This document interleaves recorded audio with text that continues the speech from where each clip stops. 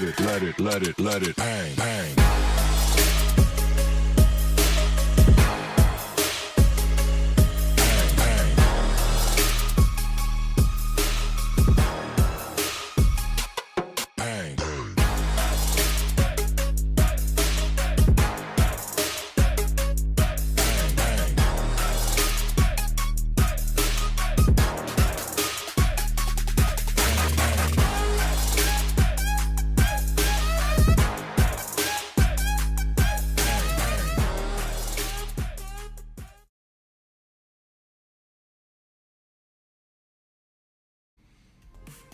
Welcome here, everyone. We are excited for the LANFest Battle for Charity Online, this time with a little bit of Call of Duty action, and I'm excited to be able to be on the mic today for this amazing tournament, top four or four teams total that'll be joining us here on the day. My name is Orbital, with me is Zep, and we'll be your casters for the upcoming matchups. And Zep, how you doing today?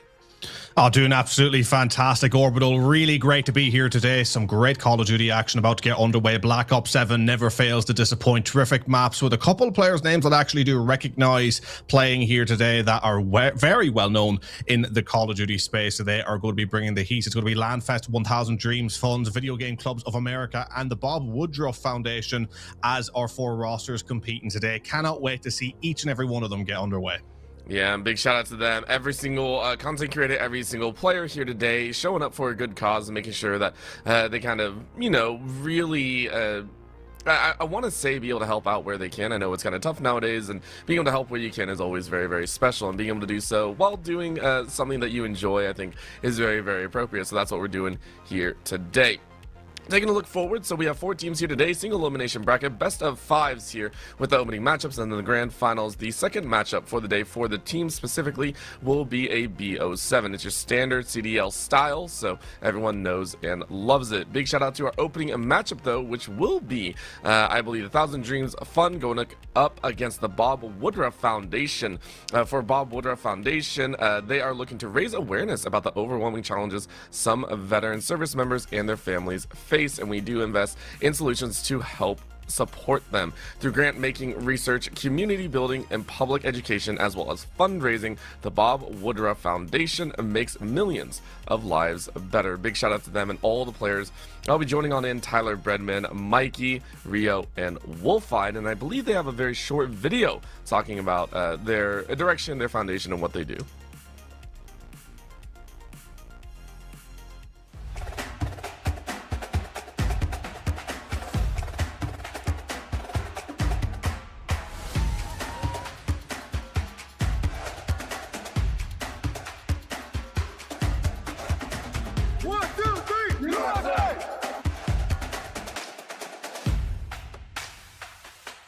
Those veterans, they still need our help. And that's really why the Bob Woodruff Foundation exists, to help make sure that veterans and military families have successful and stable futures.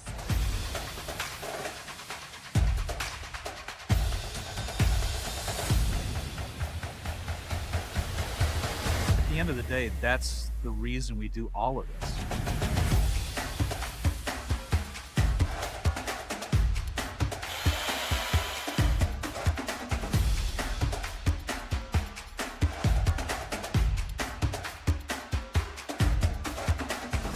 We understand that the struggle is real. We fight together. We must heal together.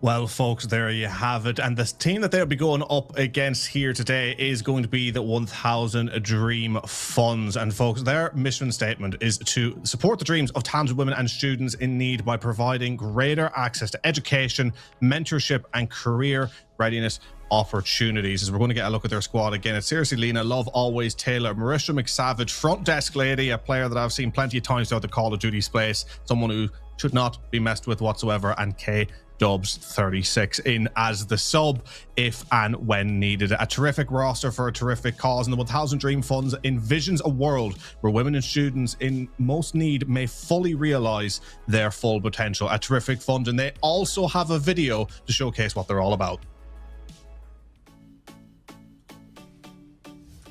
Hi, my name is Christy Garten, and I'm the founder of 1000 Dreams Fund, a national nonprofit dedicated to fueling the dreams of talented women in need. We've proven that it's not just what you do inside the classroom that counts, it's what you do outside. Those internships, study abroad programs, mentorship opportunities, and other extracurricular experiences that can truly unlock the path to one's dream. By providing a microgrant or a well-matched mentor or a hands-on experiential learning opportunity, we are empowering women in the U.S. and abroad to pursue their career goals and dreams across a variety of industries and interests, from tech to law to medicine to even women in esports and gaming. In fact, I would love to introduce you to some of the women we have served. Hello, my name is Ana Rodriguez, and my future plan is to become a business lawyer.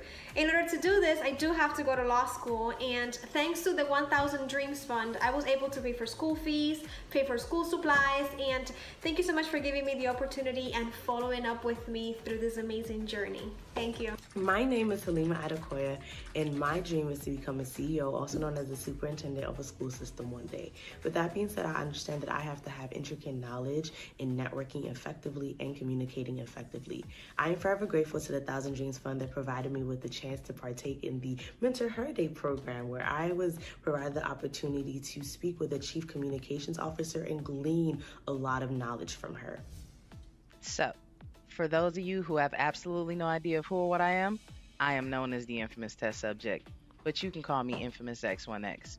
My dream is to entertain and educate through gaming, casting esports events, and maybe, Twitch partner. We'll see.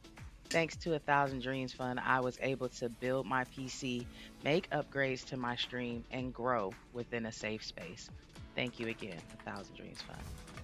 My name is Emily, and my dream is to be an orthopedic biomechanics researcher and professor. I'm currently pursuing my PhD. The 1000 Dreams Fund New Face of Tech Scholarship enabled me to purchase specimens and equipment to conduct preliminary 4-point bend tests in preparation for my dissertation.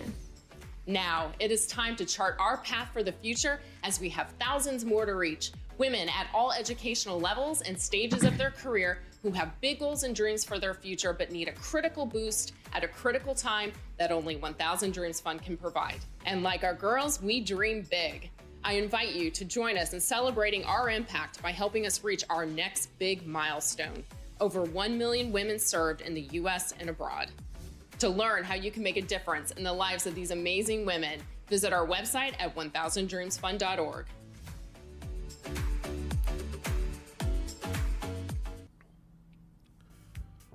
Another awesome cause here, showing support in one way or another, and an amazing job, and always fantastic to hear the stories of those that have, of course, benefited, and those to come that will also be looking forward to. I am very excited, and again, being able to see the 1000 Dreams Fund roster as well showing up here. I know you were excited a little bit for Front Desk Lady, who obviously has a storied past inside of the competitive scene here. Yeah, I mean, I've just seen her compete across a number of events, right? I mean, if there's ever sort of an area, should I say, for women's Call of Duty, you're looking towards that top end, who are the top players. She's always there, always competing, and always coming up with the key moments as well. I mean, I think I've covered some of her gameplay over the last, 2 to 3 years on and off, working across different projects. So she's always there, always being involved in the scene. And even in the behind the scenes here, as we can see in our servers, we're getting things set up for today, just on hand, making sure that everyone has what they need to get going. That sportsmanship that is so important as well, not just for amateur Call of Duty esports, but for women in esports in general as well, to have someone that they can look to as someone who's incredibly talented at the game, but is also there for the scene, for the community. It's just an incredible thing to see all together, and I'm very curious to see what she'll be bringing to the table here in the first game of the evening. Again, folks, for those of you who may not be too familiar with Call of Duty, it is a best of 5, which is the normal, with the grand final, as we said before, being a best of 7. The standard rotation for that is Hardpoint, Search and Destroy, Overload, Hardpoint, Search and Destroy. And we actually have the Call of Duty Showdown bracket here as well, so you can have a look at all the teams competing. Nothing, overly complicated, complex here, Orbital, to break down between them, only having the 4 squads. But still, for a couple of these squads today, it's a one and done. You see a lot of Call of Duty tournaments, they have a double elimination bracket system. We don't have that here. You've got your best of 5. You go big or you go home. And I think when it comes to going home, they're either here to show up or show out. And I also do believe that no matter what, even if all they get is one series, they're going to be pretty dang proud of it. Big shout out to also LANFest and VGC USA, which we'll be learning a little bit more about when we get to their matchup a little bit on later. Another awesome two foundations, obviously LANFest, the group that we're here with on the stream. So big shout out to them for providing the space for us to commentate this. Diving on in though, we do have our maps as well, starting off with Colossus, pretty standard I think. And nothing too out and insane, but still, it's a good map to kind of test our mettle with to go ahead and kick things off. Oh yeah, absolutely. I mean, Colossus is a map to begin with. It's one of the maps that has been in for the entirety of Black Ops 7 from the very beginning, and it is 100 miles an hour. It is intensive. The rotations between the points are pivotal to controlling the overall map. Those transitional kills between points are hugely important on a map that is very confined within its own lanes. Yes, you want to dominate in P1, which is always chaotic, but can you control the spawns to fall back well onto P3? And then how is your map dominance to rotate over towards the rest of the points, P3 and P4. And I actually noticed here we are loading into the Forge, which is not Colossus. Again, the Forge was one of those maps that I did think was going to be a competitive map when the game launched, but it's not a competitive map here. So we must have some sort of error where this one will have to be restarted. Albeit though, I will say, you know, maybe there's a statement being made here that I'm more than happy to see, that the Forge potentially should have been a competitive map, because, I mean, even look at the scenery here. It's a beautiful map. Truly is. You get the statue, you get all the glass software, and immediately some friends having a little bit too much fun in there. I love the immediate shots from each other, just like, all right, we know things went a little bit awry, so I appreciate it. But as you said, Colossus being a staple within the scene always sets a very nice, I want to say a base temperature for the players. Captain, my captain. One death between everyone. That is very, very bad. I'm joking. So, though, we're going to have some fun, and we're going to have some fun on Colossus. But the other maps that are coming on out will be a treat in their own. I was taking a look in, for me, it's Sake. That'll be very, very fun. Obviously, we have Raid Exposure and Den as 3 out of the 5 with Colossus. But Sake, to me, I'm very interested to see how that one goes as well. Always a map that I've enjoyed. Yeah, I mean, Sake is a map that I have certainly enjoyed from a viewing perspective. Haven't actually gotten to cover much of it. This is one of the newer maps in the Black Ops 7 rotation. But what I will say is it's a map that I cannot play to save my life. I don't know what it is, right? I load into a ranked play. I may have had a great day. I'll load up to a Colossus and maybe start to think, hey, I'm actually decent at this game. And then I get to load up onto a Sake and it brings me right back down to earth. But whether or not we even get to Sake all depends on what we see here. That's and I know true. with the squad with the likes of FDL on their side, we want to get this done within the 3 maps. They don't want this to go to map 4 or 5. They want this to be a blowout. They want this to be a dominant victory as we get ready to get into this one. We are in fact on Colossus now. We got it right the second time round, but which one of these teams on the second time round is going to be able to be the dominant force needed and to set a tone for the rest of the series? We get this one underway. Map 1 begins. And off we go, as it looks like Bravo will be playing with a player short for the moment. Someone's internet decided to take a little bit longer than they wish, but that doesn't slow them down at all. Minute on the clock, of course, diving on in. Quick shots on the left side, and that's going to ramp it up quite well. This ain't the grand finals, but it might as well be, depending on how you're playing and what bragging rights you wish to have. As 1,000 Dreams Fund go ahead and take a swipe at the opponents. More still up and running, though, as Bob Woodruff respawning here on the sites. And to begin with, it is 1,000 Dreams Fund that I have that initial time. Super back and forth to begin with. Tyler Breadman on that flank, just trying to hold out. The spawns have indeed flipped, so the push on in, but there's going to be 3 on hill. There's a lot to contend with when you are on your own, and they're not going to be able to get anywhere near this hill. 1,000 Dreams Fund are locking down the point on the overall. This has been clean for them. FDL already on the 5-3. And it's just a feed of red as they rotate over towards that P2 as well. You take a look at your minimap on the bottom left, folks. They are completely controlling the spawns. And as soon as I say that, Bob Woodruff Foundation spawns in the back. A bit of an unfortunate flip that they may be able to capitalize on, but this is a huge moment that they need to take early on, and they struggle to do so. Early warning sign, troublesome for Bob Woodruff. And I think it's only going to continue, right? We take a look at how controlling 1000 Dreams Fun currently is. Lots of nades going down just to cover the ground. As a trade back and forth, as Bob would try and create a little bit of space for themselves, but the Chaos leans into 1000 Dreams Fun instead. The util is so good on the frag outs, and then the shots ringing true as well. Bob would able to make a little bit of a statement here, but once again, it's just too tough. They can't break through the ranks, and the points continue to climb for 1000 Dreams Fun. 60 on that point scale. And it has been clean. It has been dominant. Bod Roadruff are getting a little bit of the scrap, but it's not going to matter for much, as you can once again see in your map. Look at those rotations. Bod Roadruff still pushing through old wrong side. That hill flip is perfect for 1000 Dreams, who have already made sure to rotate their way over.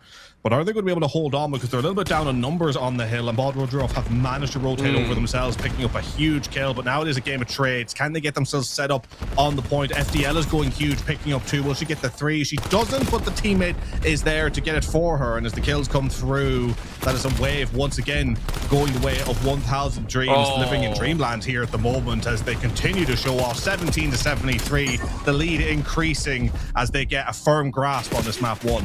I love what Captain America did right there as well. Quick slide into the cubby hole just on this outside point, and was able to cover for the rest of the team. You can see them pop on out, quick shots, ripping apart Bob Woodruff Foundation squad, and it just doesn't work in their favor. Same with Seriously, and it's just very comfortable position. Now granted, Bob Woodruff able to rotate back in, get a couple points for themselves, but we're looking at an 89, very large disparity, and it's just not in their favor. So Bob Woodruff Foundation gonna try their best to bounce back, but it is a long haul for this game.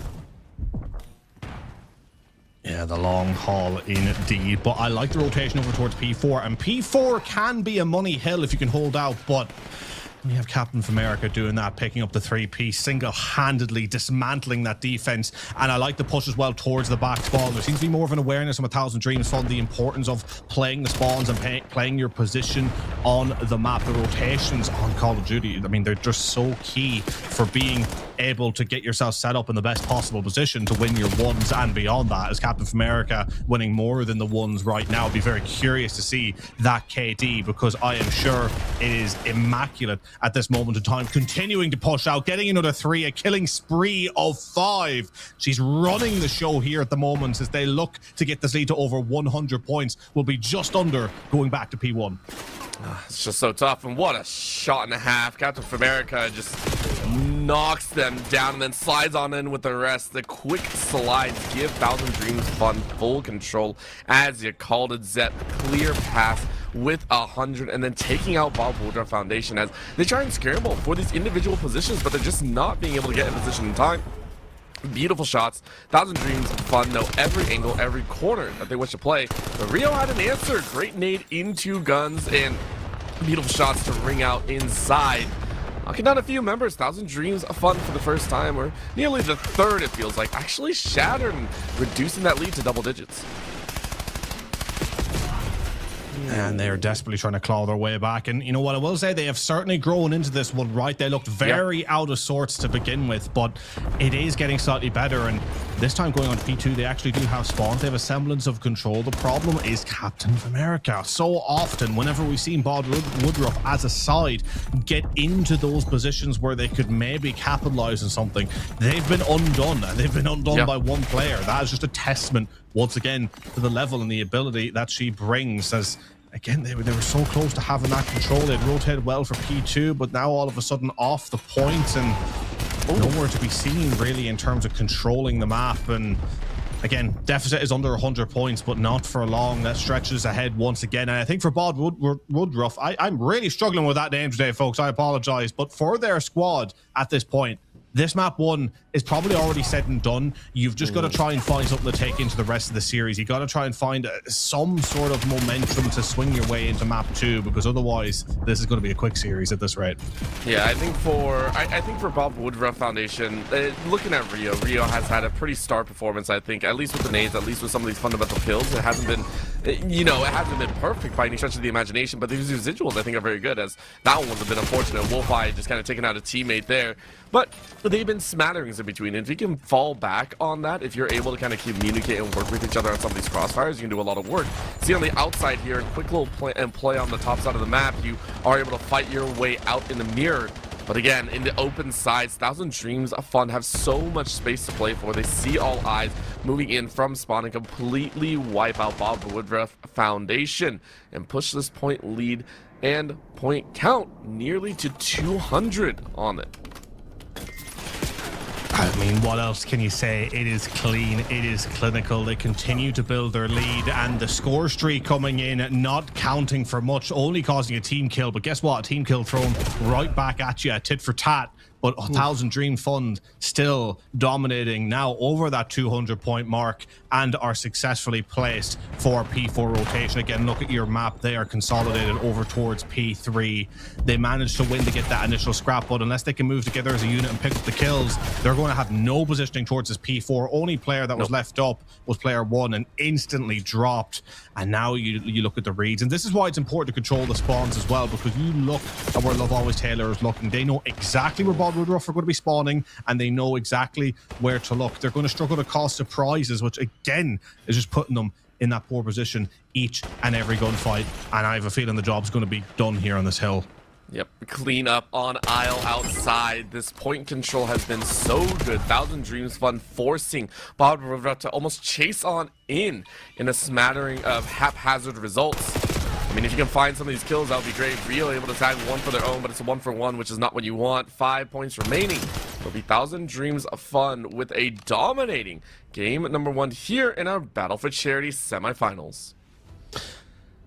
Well, I mean, look, what can you say? It was a performance that was totally next level from beginning till end. I mean, Captain America, there we go. We can see the KD 53 and 14. I mean, take a bow. What more can be said? I told you to look out for her going into this tournament, and already I think she's proving her worth as a player. 6k on the damage as well, running rings around the opposition. And you know, one thing I will take away from this is, again, you see the difference. You had Mikey B 25 and 22 on the other side, but no one really pulling close to the numbers of Captain America. But you take her out of the picture, and I do wonder how this squad then begins to shape up, right? Because you had some moments with Bob Woodruff where it was quite evenly poised, and they looked dangerous in moments, whether it was just the rotations, actually winning a couple of kills on initial hold of a hard point. It was that consistency beyond singular wave of gunfights. They just couldn't lock anything down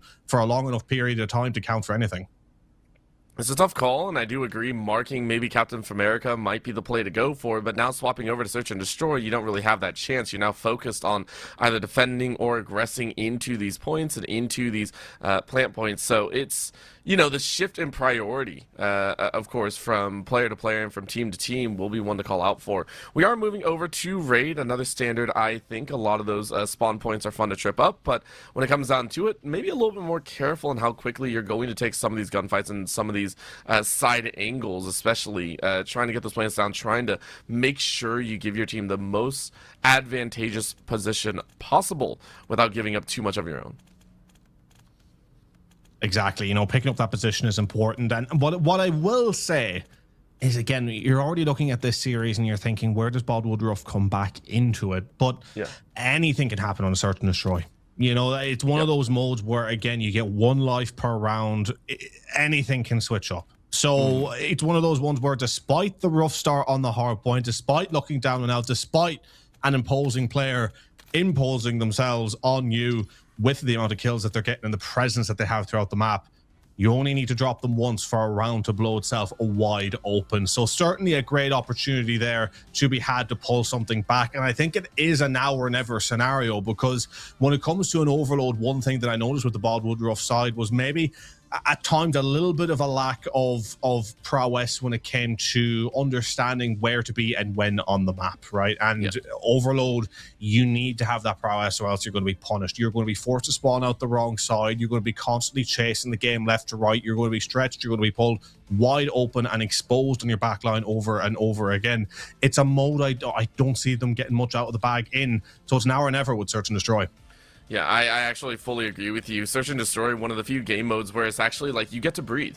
It really does feel like the action does slow down ever so slightly. And when I say ever so slightly, I mean just ever so slightly. You'll take a breath, you know, once you go down or in between when you start setting up, you get a moment to say, okay, that didn't work, let's try something else. Now, granted, your movements are still dictated and predicted, but you get a little moment to actually discuss, okay, this didn't work, maybe we can tag, maybe we read that Captain America is starting to run a little bit more point, moving into that more front-runner position, taking the 1v1 duels, or maybe looking to be the breacher. There's a lot of stuff that you can discuss in between that'll be very important, but I do agree when it comes down to the Bob Woodruff Foundation, the squad will be looking for this game mode specifically to really be able to bounce back. The other more brawler type beats where you're constantly spawning, constantly making calls as you go while getting sometimes kind of kicked down the stairs will be very important to try and take back, but you're not exactly in that lead position. This is where you're at, that 50-50.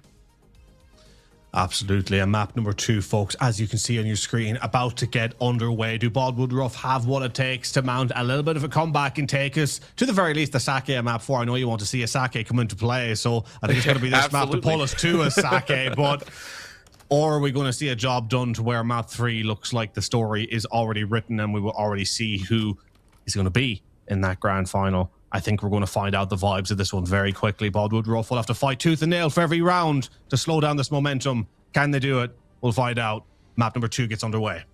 And we'll see where they decide to go first. Quick setup. Tyler a little bit slow off the start, but it looks like they are making a race over towards that A side. Now, with that slow start, it means that there's a point in the center for Bravo's side for this 1,000 Dreams of fun. But a quick spin in the middle will lead to a win for Wolfide, which is a big takeaway. Captain America went down, and Wolfide has so much space to play for. Ain't no way you're able to chase. Unfortunately, you go down at the tail end. But the shots ring for shots, taking this down to 1v1. Who gets it? It is going to be the side of Bob Woodruff to take round 1. And that's exactly what they needed to do. They had to come out quick. They had to cause the surprise, and relying on the likes of Mikey B, the player who was a little bit of a diamond in the rough in that map number 1 for the side, flying through on the first round, causing that surprise and getting something on the board to begin with. Terrific stuff from them, getting a couple of kills on the board. Wolfide also with 2, and 1,000 Dreams caught on the back foot. I do wonder if they weren't really ready for Bob Woodruff to be that fast off the mark.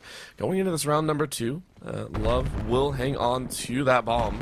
Where do they go to, though? They're trying to seek out a little bit of information. Hard spray through the center, at least for a bit in a moment. There's a spray there, and Mikey B doesn't really get much purchase except some damage on their side. Top side deciding to plant, but dang, they lose Captain America again. Captain America down for a second, and now you leave yourself wide open to an exposed site. That's number 3 coming around the corner, but Wolfide cannot find the clip. So it is going to be a 2v3 position, as it looked like Bob Woodruff Foundation got a little bit too antsy. Yeah, and Lena with the good snipes there, 3-1. Terrific start with the dome stick in hand, as I like to call it, handing out a couple of free haircuts here. Will she be able to get another for her side? Love Always Taylor with the bomb in hand, planting that one towards A. It has been a misread of the defense of the site, and now Ryo and Tyler Breadman are going to have to do a full rotation across, and Love Always Taylor is ready for it, pushing out to the backside of those spawns to get the information. I believe she got it. You can see the positions that they're set up now, covering every which way into the site. There's one, nearly getting the second, but Tyler, one shot and isolated, position given away. It's surely only a matter of time. I love what they did, though. Sacrifice 1, be able to open up space. Shot rings out, misses, but seriously, Lena has a teammate on the toe, and you can play for the time all day long. Don't need to push, don't need to go crazy. You're going to turn the corner and run straight into the arm. So everyone swings around, and it will be a win by Tyler Breadman, who's able to get a strike, but the time is unfortunately running very, very out. Well done by 1,000 Dreams of Fun. You were talking about the topside rotation, which was very, very quick. Big shout out to 1,000 Dreams Fun, where they said, okay, we took out 2, we lost 1. Do we want to go topside? No, we're going to go straight back down to the bot and be able to carry through. So the rotation is what gave them that win. Yeah, the rotation was massive, and again, it's just that game sense that you get from maybe having a little bit more playing time, the realization as to where and when to be, and look, a huge difference maker, and playing the clock really well as well. Ultimately, were in no real danger once they got that bomb down, but now trying to get something back, going straight onto this A site, trying to match with a bit more aggression here this time around once again, and it's once again Mikey B with the first blood, getting 2 while he's at it. and he has been pivotal for his side so far as they grab this A side. Wolfied with one. It's all up to M3, who's in the back in a little bit of trouble and dropped on down. These offensive rounds have been clean from Bod Woodruff as they take the lead once again. Hey, yo, where was the squad back in game number 1? What just happened here? Right? I don't know where these peeps came from, but my gosh, are they running the show? And starkly, I might point out, we talked about it between games 1 and 2, right? This idea of, okay, is there going to be a major swap? How are they going to kind of identify this? The read and clear-cut action in keeping Captain for America down, who is now 1 in 3. Beautiful work from this Bob Woodruff squad. If that's their game plan, they've done so well throughout. But now for 1,000 Dreams Fund, they're going to take it nice and slow on their own. 4 push down on the A side, on the bottom side, right around that tree side. And that circle drive is so dangerous, but a mark of 1 leads to 2 down. And 1,000 Dreams Fund have the 4v2. A great position. Mikey B making it a 3, making it a 2. Mikey B has just been everywhere, and Tyler Breadman's not been that far behind, picking up a couple of crucial kills, albeit with the timer too far gone in the last round where they needed to get the defense. Now picking up 1 again on a spree of 3. No. Lena's going to try and get 1, but to no avail. Bod Woodruff have found their form here in seeming like a team that's just more comfortable in the search and destroys, which again, a lot of teams, their bread and butter, where they're born from as a competitive side, is search and destroy modes. As you say, where was this team in game 1? They do look like a completely different squad, because I bet you their search and destroys are the modes that are just a bit more well rehearsed. Yeah, and if that's great, that's great. Do not get me wrong, I'm so happy. But it's going to come down to game 3, and we're going to be like, can you translate once more? I don't want to be saying where they go. They just came in for a vacation and immediately left. I want to see them be able to do this once again, especially for Mikey B. 8-2 right now. Chase out Bob Woodruff squad, chasing on the circle drive once more. And it always seems they just abandon that center post, and instead hard rush the opponent. They know it's always going to be a split on 1,000 Dreams Fund, but this time 1,000 Dreams Fund are fighting back. 1 for 1 so far. Mikey B still alive, ready to fight. Good pinch coming in from Captain for America. Captain for America for the first time, still alive. You get the shots, rain down damage in more ways than one. And when the captain is in town, the team wins. And that's what happens. That's what happens when you don't shut her down. FDL can't be stopped. She's in good form, and you know, again, finding the timings. And I already think we're seeing a great adjustment from 1,000 Dreams here. They're recognizing that Bod Woodruff are loving that aggression on A. Yeah. So they realize, right, we don't need to match them aggressive for aggressive. We don't need to just, you know, do what they're doing, but on a defensive end, let them take a site. Let the timings get a little bit more wild so that they can't predict the movements as well, then get around them. As we've seen from FDL, catching the planter, catching them off balance. There's a great adjustment happening here from 1,000 Dreams.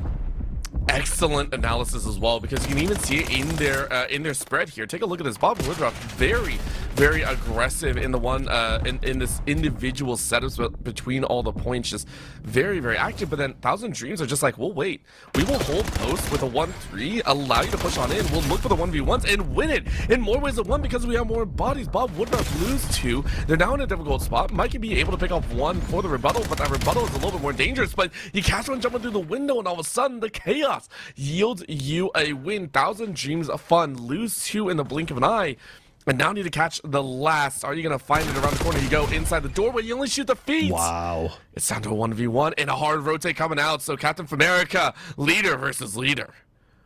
I'm very surprised that Mikey B hasn't read this sooner, but we'll have the read now going down to basketball. These times could be great. Captain of America getting to the head glitch. No, she doesn't get there in time. Mikey B, huge win coming through with the D, 13-3. This is unbelievable. And you could see Captain for America running with a little bit of a knife out, trying to get repositioned, but Mikey B took the long way around. Beautiful work right there. And for the Bob Woodruff squad, Mikey B really excelling in this current pace of play. And I respect both of these squads for it, but this is a completely different team. Zep, where do we see the break? I know we said that for 1,000 Dreams Fund, they tried to play a little bit slower. I don't know if slow is now the answer. No, I mean, look, they got their initial ones, but Mikey B has just been there, has been switched on, and has been the key player, just dismantling 1,000 Dreams. I thought the play that they played was going to work until Mikey B, you know, undid the whole thing. So for 1,000 Dreams, Now they know the player that they have to try and slow down, that they have to try and stop, and playing a little bit more passive on the defense. It is going to be FDL picking up one, Ooh. Taylor getting the second, and Bob Woodruff tried to get aggressive towards the B side, but this time around, once again, 1000 Dreams are happy to play it slow. And I tell you what, playing it slower on the defense, you know, that works a lot better than playing it slow on the offense. As the picks has left Rayo all on their own, and at 0 and 5 is going to struggle to deal with this push. Is getting absolutely surrounded. FDL is going to be there from the top rope to take that round and to pull another one back 4-3. I mean, this is far closer than I thought it would be, but I'm getting the sense from this one, from the adjustments that we have seen, and granted some of the adjustments haven't worked, it feels like 1000 Dreams are a little bit of a sleeping giant here that are slowly but surely starting to figure it out, starting to wake up. They could clutch this one towards the end still. I mean, the adjustments have to be clean as well. That one playing it much slower, as you mentioned, but on this offense, they still need a way to shut down Mikey B. Mikey B has had many attempts and many opportunities, and so far has taken most of them in controlling a battlefield and finding those wraparounds, finding those snake points. So I do wonder if 1000 Dream Sons are going to try and do the same. They're looking at this B site instead along the pool edge, with a quick back away by Tyler Breadman, who is running information scout, just trying to get an overhead and allowing Wolfite and Mikey B to, you know, make some of these rotations. Look at the song haul by Wolfite as well. Wolfite taking a round and a half and might meet up with Captain of America. That might be a stark 1v1 that we got to watch for. And there's a slide. Great read by FDL. Really, really well done.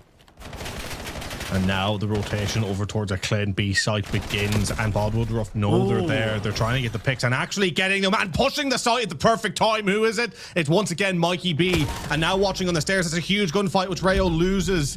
Now Famerica is going to rotate out, but that bomb is down in a precarious position. But Famerica is going to try and cause issues over at A to allow Lena to rotate in towards B, towards that bomb at B. It's whether or not Bob Woodruff as a side take the bait. And so far, it doesn't look like they are. My It's gonna God. be a big kill round the back. But Tyler could pick up this kill on bomb or at least get FDL. The timings haven't been there all round, and now Tyler's in trouble. I mean, that's a dance that you do not want. Being tugged between two dance partners is not the spot you want to be in. You're going to try and take them on both at the same time, but it's nearly impossible. 1000 Dreams Fun, well done. By the way, Captain of America and Mikey B meeting in the most unlikely of spots. Captain of America, I believe, looked at Mikey B for a good 2 seconds and wait, oh, that's not my teammate, and shot him down. But overall, tough call by 1000 Dreams Fund. And they're so far pulling it back. As you said, a bit of a sleeping giant in this game number 2. We're the awake giants in game number 1, but now pushed us to a tie game. Well, you know, they were so strong on map 1. As you said, they were the giants that were awake. They needed a nap. You know, they needed to go for a sleep. They needed to hibernate a little bit in this map 2, recharge. Now, it looks like the recharge has happened. It looks like they are waking up, and they are looking dangerous. And, you know, again, that previous gunfight, it was so close, but Mikey B just wasn't able to, or was Tyler, excuse me, wasn't able to get in the heady the way that he needed to, and that ultimately cost them. And Bob Woodruff, they've played such a great search and destroy. There is no more room for mistakes. They are trying to get to A, but this is going to cause a little bit of trouble. I'm looking at Captain of America on the stairs, and the water steps already causing damage with 1, and it's going to isolate this push. And you know what you do see from A is that sometimes it's not as much as you have in control of the site as it is you trap in the site. And as soon as I say that, Bob Woodruff could prove me completely wrong, because they get 2 phenomenal kills to push out Laundry. Now it's all up to FDL in a 2v1. Oh, well, you get some good tags, but you can't follow through, so unfortunately it's still a 1v2. Not exactly what you want to see, but if you can find that mark, that's huge. 35 seconds left to go. Plenty of time for Bob Woodruff Foundation. Slowly making their way in, but going through the mid might open up an opportunity. What a shot! Mikey B taken low. Still not the finish, though. So Bob Woodruff Foundation escaping death, not once, but twice. Really, really well done to get themselves on the point, but there's the mark that you wanted, Captain of America. Can you pull a Mikey B? Can you be that absolute late game menace here? 35 seconds, walking on by. Into the mid you go. And you're just hunting for that 1v1, but you took a little bit longer out. Mikey B coming around the side, and you run straight into them. I love that. And Mikey B is the savior to push Bob Woodruff to 5. Wow. I mean, take a bow, Mikey, because he was instantly aware of the wrap that was going to happen. FDL is playing as this star player right now, having to make these dramatic plays, and knowing the power of FDL, knew that a full flank was going to come through and timed it perfectly to wrap background basketball into kitchen and establish control there first. The timings were perfect. A little bit of a poor read on overall not to recognize the danger of that top bedroom area once that bomb had gone down. Again, a lot of people plant for there, and for very good reason, of the power that you can have from watching over it. But regardless, the readjustment was great, and it's all down to Mikey B, who's on his way to pulling out more kills than I can normally pull out in a hardpoint. This is more than usually my team can pull out in a hardpoint. I'll be quite honest. Unfortunately, this is impressive. Of course, my team is a little bit weaker on that side. They are not players that play this too regularly, and these teams are showing it off right now. Thousand Dreams Fund experience throughout measures. Same with Bob Rudruff, but a little bit tougher fight here in the mid courtyard. Not exactly where you expected to go. Not exactly where either of these teams are used to fighting either. Good wrap on the outside. Rio, someone that has been fairly quiet throughout the majority, starting to show a little bit of fire as well. Inside the court, one more to go. Shots ring out, and you lose. Bob Woodruff also loses a second, but it's only down to one M3. Can you hold on for dear life in a 1v2? Man, this is a insane scenario we find ourselves in. Bob Woodruff on the precipice of evening this series up. M3 sitting, holding, trying to play it patient, but you're the one that has to plant, and Bob Woodruff are rotating as a unit together towards the side. M3 in a tough position, and now 6 feet under. Bob Woodruff evening the series out at 1 apiece. A shock upset here in the map 2. 1000 Dreams Fund looking nailed on to take this series 3-0 after a dominant map 1. Now find themselves having to fight back after a shaky map 2, and that was not on the cards, at least for me, whatsoever. No, and especially with how it started, right? Mikey B, Wolf, and Rio, all these players kind of stepped up in the opening rounds, and then Tyler really in the middle. 6-6, a pretty good scoreline to hold on to for yourself, but they all stepped up in the early stages, got a lead for themselves. I think we saw a run of about 3 for themselves before there was any answer, and it just felt very comfortable for them. I really don't know if it was because they started to recognize, hey, if we can shut down Captain America, we're good, or if they just decided, hey, throw everything at the wall, see what sticks. Their fast-paced aggression really did catch Thousand Dreams Fund unawares. Yeah, it really did to begin with. It was great at capturing that initial couple of rounds. I think the big thing for me was their ability to adjust to the readjustments, right? With the experience that 1000 Dreams Fund have in their back pocket, I knew that the readjustments were going to come through, and I tell you what, they were close to working a lot of the times. We noticed it after those initial early rounds. 1000 Dreams started playing it slow, playing those picks, and I thought that was the perfect play to make.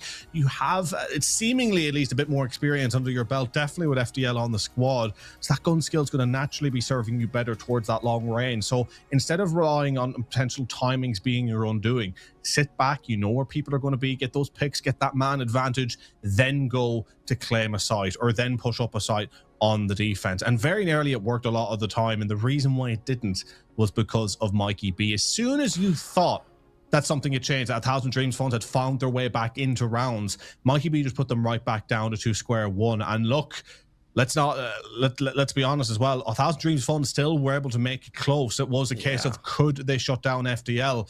It wasn't so much as shutting down FDL as that finally someone else from the other squad started to raise their game, and now there's a bit of an even match going into the rest of the series.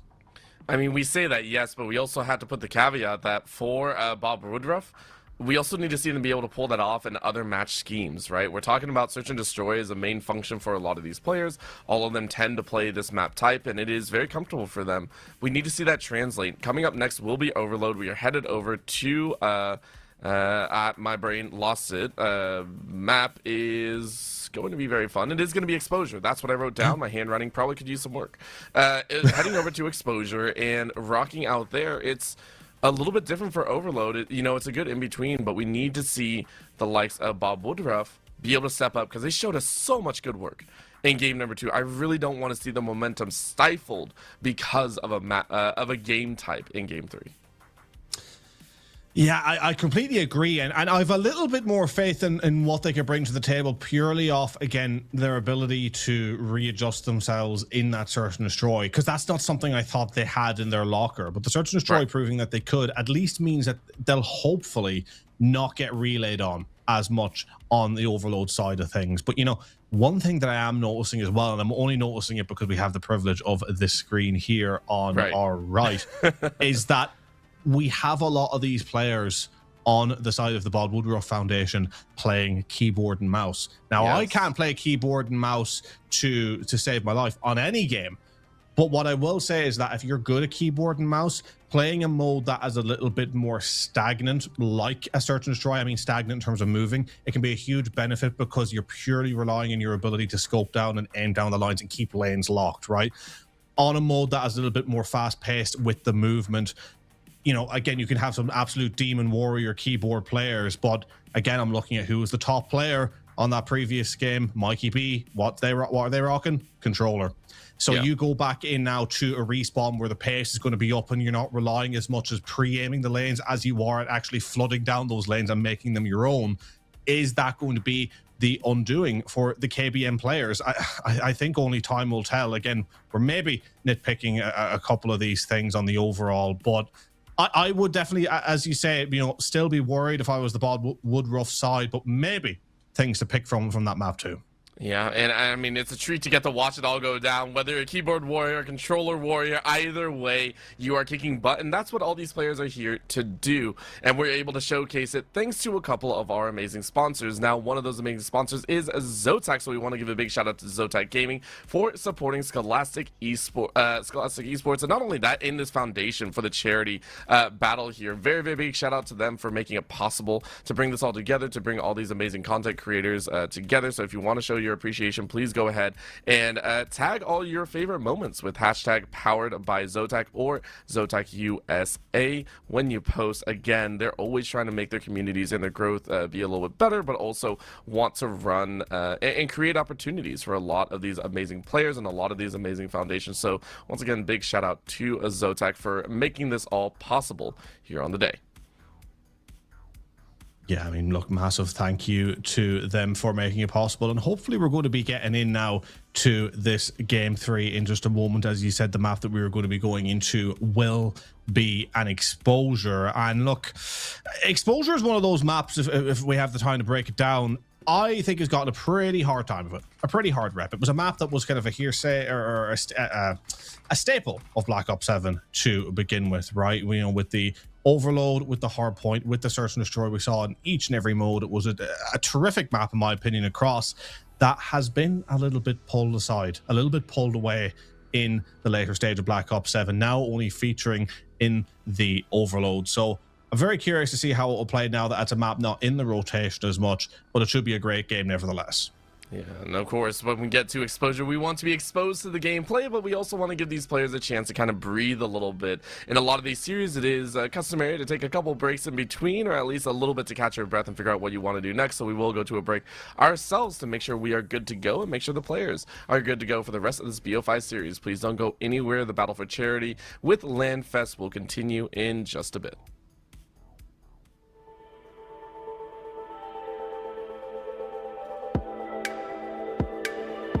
All right, and we should be clear here, Zep, as well. Oh, lovely, lovely. Yeah. Sorry about that. I forgot about the ad break. I know we talked about it, but I think...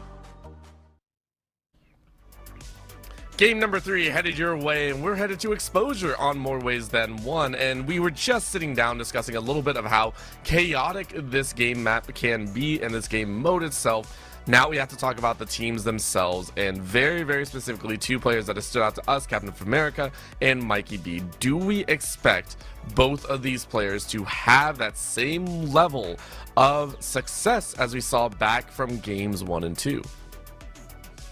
Well, I think the big question is, can we see that from Mikey, right? I mean, I know FDL can pull it out of the bag on any given mode, but Mikey, I mean, are we just seeing a bit more of an S&D warrior that will struggle on the respawn? I really don't know. Hopefully it isn't the case. Hopefully we see Mikey be able to pull something out of the bag on this respawn. I mean, Mikey did shine through a little bit on the respawn on map 1, but just not nearly enough to a level, right? And I think this is where it comes back to what is your key to victory in this map 3. And I think the number one thing is you have to shut down FDL. You were able to match FDL blow for blow on map 2, but I think you have to go a little bit beyond that on a respawn, whether it means just, you know, making sure that you're playing the trades against her, isolating her, constantly keeping tabs on the map of where each other is, right? You know, if you have a fair idea of the spawns, when you kill someone, give the call. If you're pushed out primarily on the left side of the map from based off where you're spawning, know that if you've killed FDL, they're going to be popping up on the right. Is there flank opportunities? Keep aware of your timings, your positionings. You need to make life as awkward for FDL as possible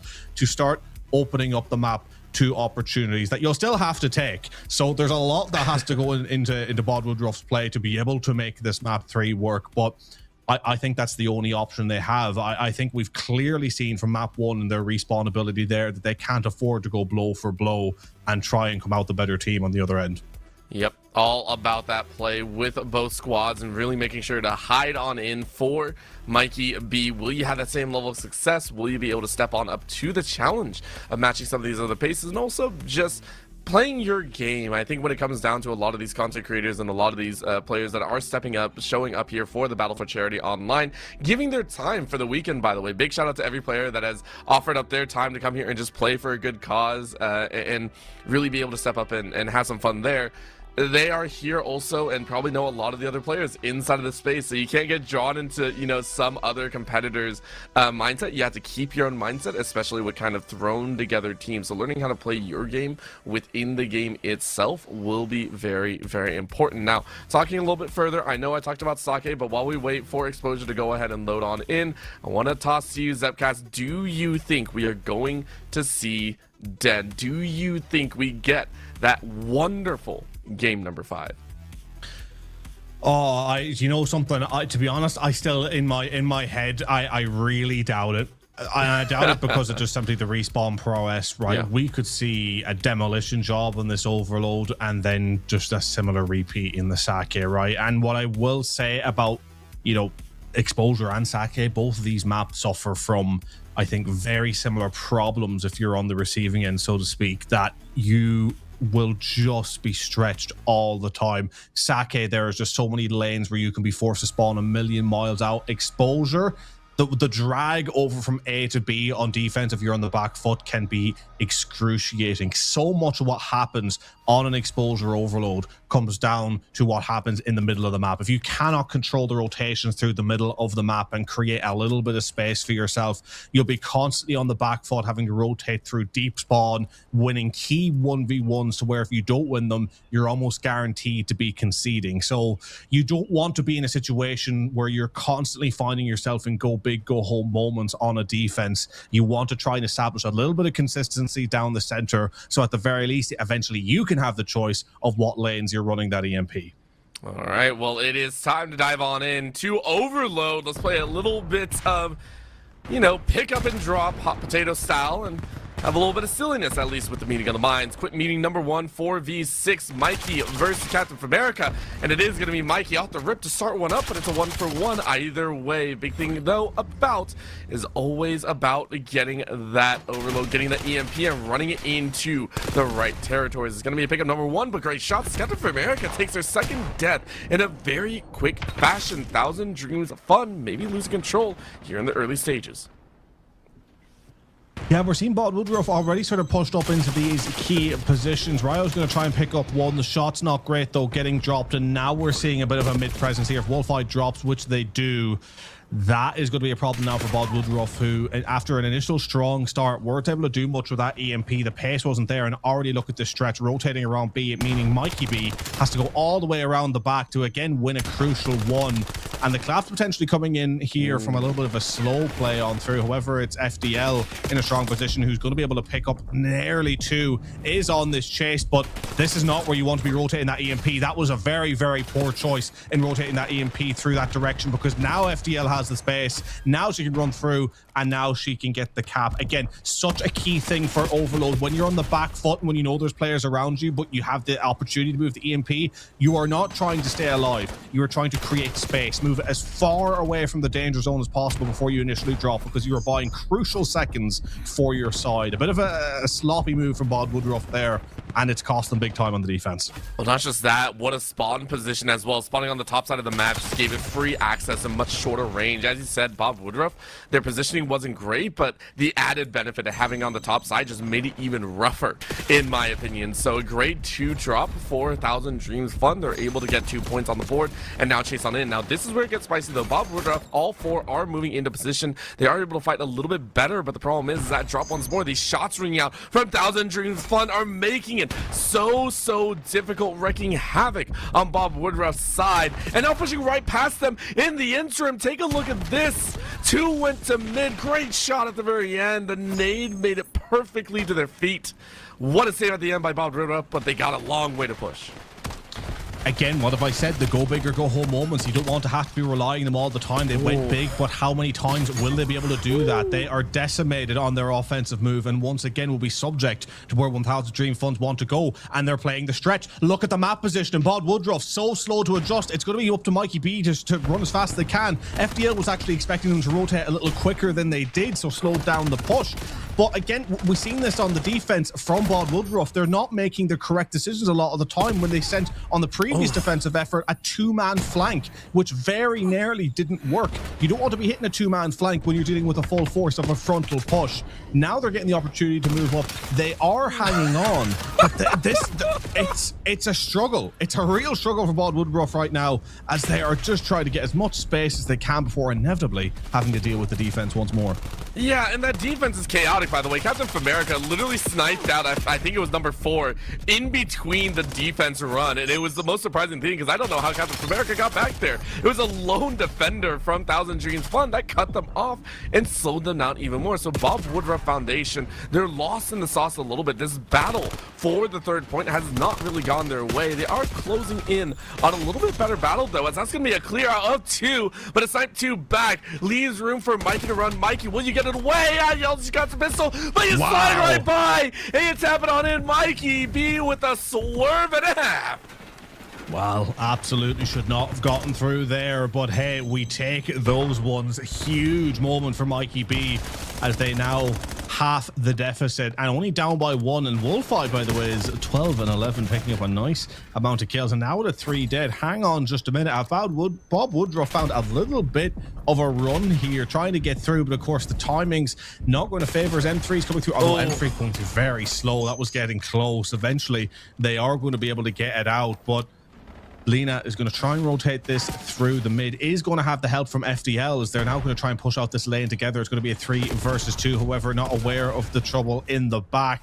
A big 2 for Mikey, who now will be able to move this up B lane. It's going to be go big or go home once again. And they have an opportunity to get through here. They've done it, and they've evened it up going into the halftime. This has been a terrific comeback. That was such a spicy run as well. 1,000 Dreams Fund had 2 revive, and then they just kind of left it. So it's a tall ask. That was Bob Woodruff really coming back at the right moment, tying things up for themselves. But 1,000 Dreams Fun, I feel in the last minute or so, really dropped the ball right there. Kind of gave over position, let 2 run, didn't really think that they were going to get snapped up instead, and got caught unaware. So well done on Bob Woodruff. Rough early game, and yet waking up here in the late. Yeah, I mean, what more could you ask for, right? I mean, I'm still not convinced by what I'm seeing from them on defense, but what I can say after watching that first half is that I'm not convinced by 1000 Dreams defense either, shockingly enough, which right. I did not think was going to be the case. Both teams are having a lot of defensive flaws here. I mean, look, for the objective, the neutral viewer, it's making a great showing for these last-ditch defensive efforts. You know, both of the offenses for both sides have been incredible to watch. It's been a very intense and fun game of Overload to watch, but it's been a little bit chaotic at times, and I still wonder who's going to come out at the other end of the chaos, the happier side. It's very tough to tell at the moment.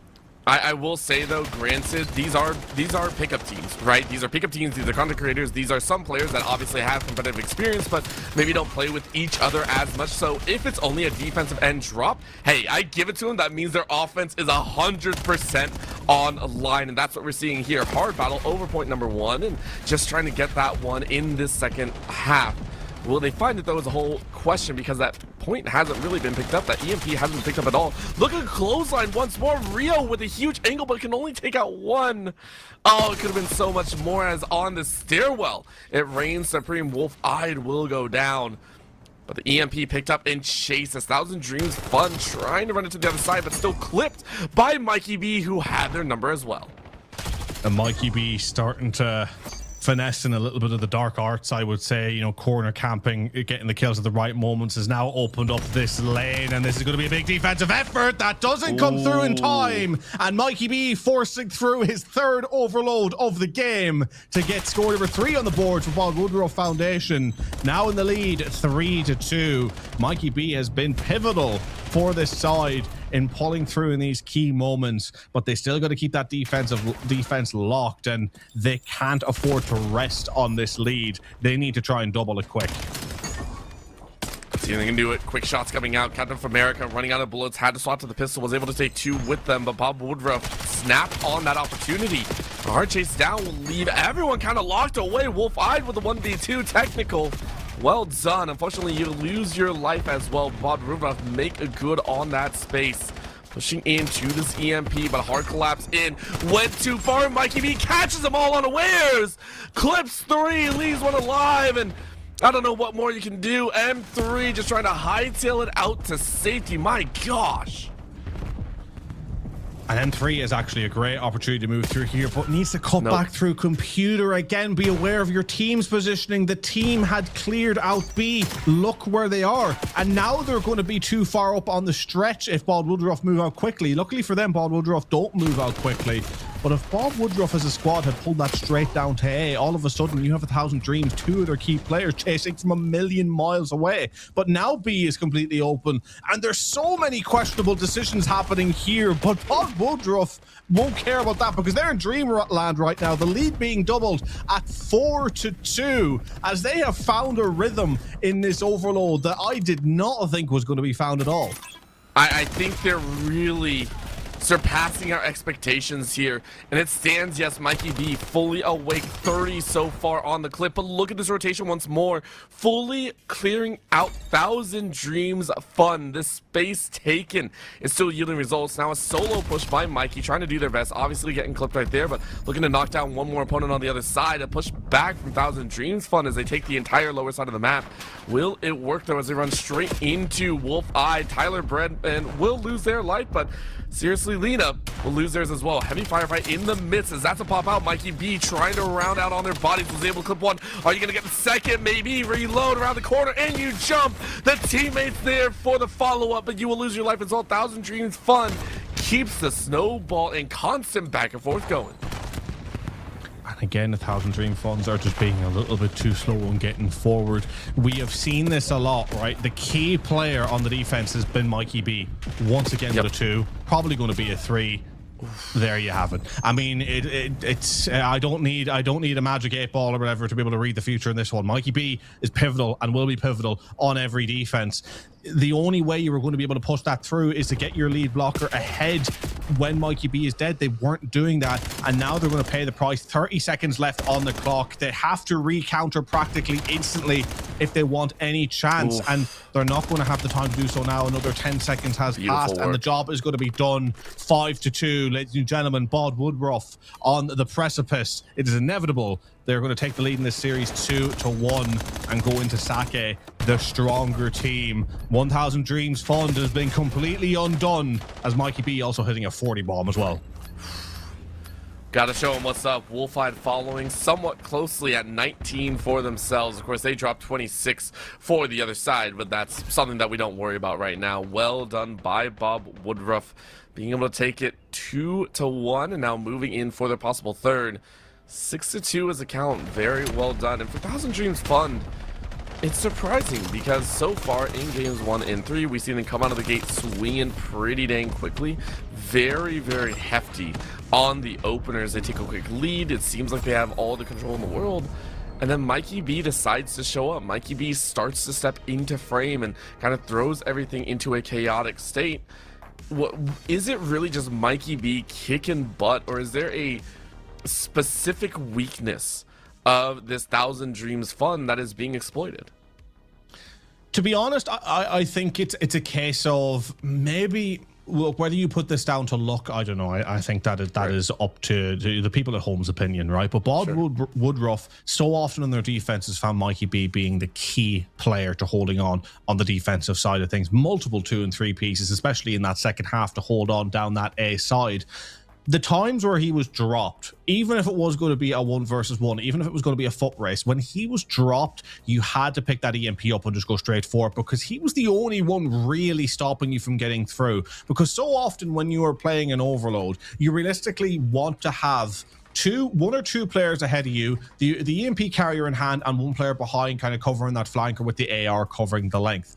Every single time we saw 1000 Dream Funds go up front, trying push forward, trying to cause the issue, trying to get that overload, the lead blocker was always getting dropped without having put next to any damage in a player. So what would happen is Mikey B would come through, kill that lead blocker, leaving the EMP carrier completely exposed. Boom, that's Mikey B's 2-piece. That's the EMP dropped, and that's the game of trades now going to start going the Bob Woodruff's Foundation's way. Or it would be 2 in front, and still the 2 couldn't take him down, and then the EMP carrier was dropped, and that was Mikey B's 3-piece. Every single offensive effort fell at the first hurdle, and that you wonder at times if Mikey B was going to be the only hurdle. The KDs would suggest that was the case. So as soon as that hurdle was eliminated, even if you were only 1 or 2 left, even if it isn't the normal smart decision to do, surely if you're on the back foot, you try and make that space, you try and make that last dart, that rush, because we've seen it multiple times. Gunfights happening, players just whizzing on by each other because the accuracy isn't there. They're able to get by and able to get that EMP on the overload before the kill actually comes through. We didn't see enough of those chances taken from 1000 Dreams, and off the backside of that, then when Bod Woodruff just started to go up on the offense, they were just clinical at stretching, playing the counter on that 2-3 dead. They recognized that there was probably a close spawn, so they just sent it up diagonally the other way, played the stretch in a way that I thought they would be subject to from 1000 Dreams, but instead they implemented the stretch, they caused them running, and they were able to pick up the victory. It was a great display, and I apologize, it's been a long rant, but it's been a great display from Bod Woodruff as a side at, playing to your strengths. They found a strength, they found what was working, stuck to it, and guess what? It worked to a treat. 1000 Dreams struggled to adjust. You know what? I'll take a 1,000-year-long rant over a 30-second snippet of they just shot better, because I fully do not believe that you can just shoot better unless you're in my pugs, and at that point, I don't know why you're even in a competitive at that point.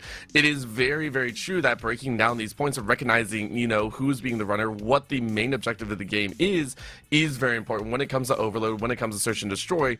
The problem being is now we're hopping back into the home world of 1000 Dreams Fun. That is going to be a hard point. That is going to be, there is no EMP, there is no bomb that you have to worry about, there's no external factor. Take out your opponent, get to the point, hold the point, and win those points. That is what we're looking at as Thousand Dreams Fund are going to bounce back in this semifinals and push us to a game number 5. Bob Woodruff Foundation, though, after a treat of a game 2 and 3, are looking to close it out in 4 to move on to the grand finals. Well, best of luck to Bob Woodruff here. The underdog team after map 1 has risen from the ashes to look dominant, to look in control. But as you say, now back into the territory of 1000 Dreams Fund. But we saw FDL drop a 50 bomb, last time around. They can't be expecting her to continue to drop those for the victories. Granted, it was a dominant victory, but if she can't keep up the pace, who is going to be able to step in? Of course, that's a big rhetorical. If FDL can't keep up the pace, there's rarely a time she isn't keeping up a pace, as she so far starts off strong. 4 in the bag already. Taylor with 2, and Dream Fund with 13 seconds and rising on the hill. Complete control of the middle of the map. And to be honest, from seeing their playstyle, I think this map will suit them to a T. Bob Woodruff already in trouble. I really do feel like we're seeing this expose or this kind of tutorial of how to play just gun running, right? Like this is Thousand Dreams right back in the driver's seat. If you only watch games 1 and 4, you'd say, what are you talking about? You know, Bob Woodruff being good? No, this is different. Thousand Dreams Fun, but it's because I think Thousand Dreams Funds are allowed to just kind of go ham, take those shots. Captain of America doesn't have to kind of follow any set course, doesn't have to follow any major rotations. If you wish to skedaddle, if you wish to kind of play the other points, you can and get away with it as long as you're routing back to the team eventually. That's what we're seeing here. Bob Woodruff losing multiple members, even a team wipe very closely, as the point count is looking close to 40-point difference. Yeah, it's been a strong performance from 1000 Dreams to begin with, because they are also holding the spawns as well the way that they want to. They have overall map control, but I tell you what, the rotations have been a little bit slow over towards P3, and this is something where we could see Bob Woodruff capitalize on. You see Mikey B on your minimap in the bottom left already rotating back. He is holding deep. It is going to be Lena rotating through the left and FDL on the right here, trying to catch 2 players unawares, getting 1, trying to chase for the second, but it's going to be all up to her now to try and break through. This is a big opportunity for Bob Woodruff to pull back some of that initial time lost. Yeah, and being able to pull back, and not only that, fully primed on top of the site. This is doable. Of course, Wolfide is hiding in this corner, which is really well read, but great catches outside the point as well. Bob Woodruff able to start scoring some points for themselves, and the rest of the squad that are really making it chaotic. Mikey B with the drop down through windows said, shut that down, you are not staying in our points, and for the first time, it feels like they are fighting back. Another 2 following in. Great 1-for-1 through the body. Love always Taylor trying to do their best and holding and clawing back the points right back up to that 40 to 50 point difference. Wolfide, though, making it difficult and constantly contesting as Mikey B comes through with the cleanup. I tell you what, Mikey B has rescued it, but I did not like his initial play off the back of that hill, pushing too far out, contributing to the spawn potentially flipping, and also having to rush back to sort of play hero on the defense then after pushing too far out, which allowed 1000 Dream Funds to spawn slightly closer on the bottom left-hand side of the map. That was dangerous, and that is where slaying out can start causing issues, because if Captain America, if FDL is also going to slay out like she does, she's going to do so in a bit more of a clever fashion on the point, you know, racking up that time or just keeping those spawns in check. So you still got to keep it disciplined. Granted, though, sometimes we all like to slay out from time to time if it's working in your favor, but what's working in 1000 Dream Fund's favor right now is a P4 dominance. It is a hard hill to hold, but if you can lock down the lane with those ARs, it can quickly turn into a dominant hill if you can just get those few positional plays correct, and so far it seems to be working for them. A little bit of trouble now, though, on the hill. Ryo going huge, now just trying to hold on from the front. FDL actually spawning out, I believe. Huge gunfight on the next hill where Mikey B wins out. Again, a key gunfight between those two. Those are the 2 players to be watching in this series. And now it's a scattered rotation over, but one where I fancy 1000 Dream Funds a bit more on it, unless Tyler can go huge, but he drops and they get pushed out of this hill. 1000 Dreams rotate well. Yeah, they did really well to pinch down on that weaker side, but still a great clear coming in from Mikey B as they got some of the residuals and were able to fight it out, give space for the rest of the team as well. And Bob Woodruff make it even more difficult to claim at that point. Instead, they're flipping the point back and forth with 30 seconds left. Thousand Dreams Fund are the final victors in that back and forth, and now it's Bob Woodruff who recollect themselves in the 1-for-1 between the two. It's a back and forth angle, two down on either end. Love always Taylor alive with Captain of America. Can they do work? No, they cannot. Bob Woodruff trying to cap it out, but it's still close to nearly 60 to 70 points in Thousand Dreams' favor.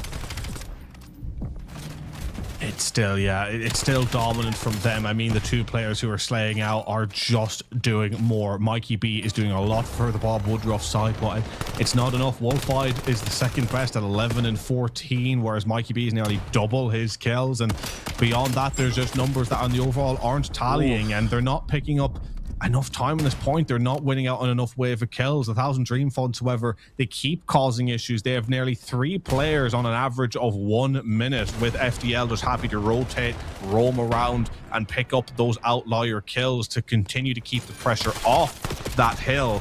And any moment that we see, I mean, we've so often seen it between these two sides already.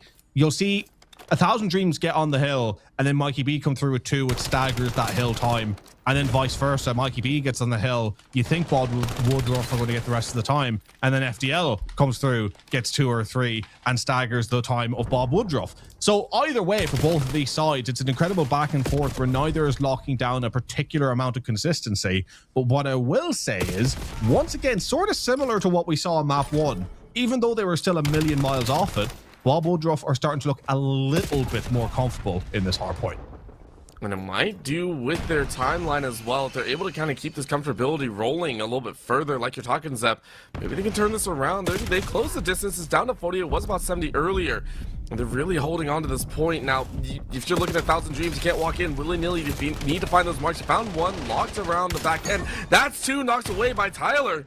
Lena doing their best, though, as they turn right back in favor for themselves. Quick nade out to hold the door, but Lena is unfortunately lost in the sauce. Body slide in the door, now hopping out from the door. Wolfide able to make a 1-for-1, dropping on in as Wolfide for a follow-through, and they make it happen. Wow. Beautiful clear by Bob Woodruff to make it spicy. And now I'm looking at, once again, P3. You've had Bob Woodruff keep it close, and P3 was arguably their best point last time around with just, a couple of mistakes here and there. If it's even just a little cleaner on this P3 this time around, they're right back in this game. 50 points down, but 60 seconds to be capped in this hill. Mikey B with a great initial one. That trade needs to come in, though, and it doesn't. And that is going to be a complete spawn flip now, which Captain of America decided, hey, I'm actually going to get 3. Will I make it 4? Of course I will. Coming on through on the 4 spree, just single-handedly. Now, with Love Always Taylor on the backside with her, finally pushing through for that break, and what was such a pivotal hill for this Bob Woodruff side has been completely undone instantaneously by the brilliance of FDL.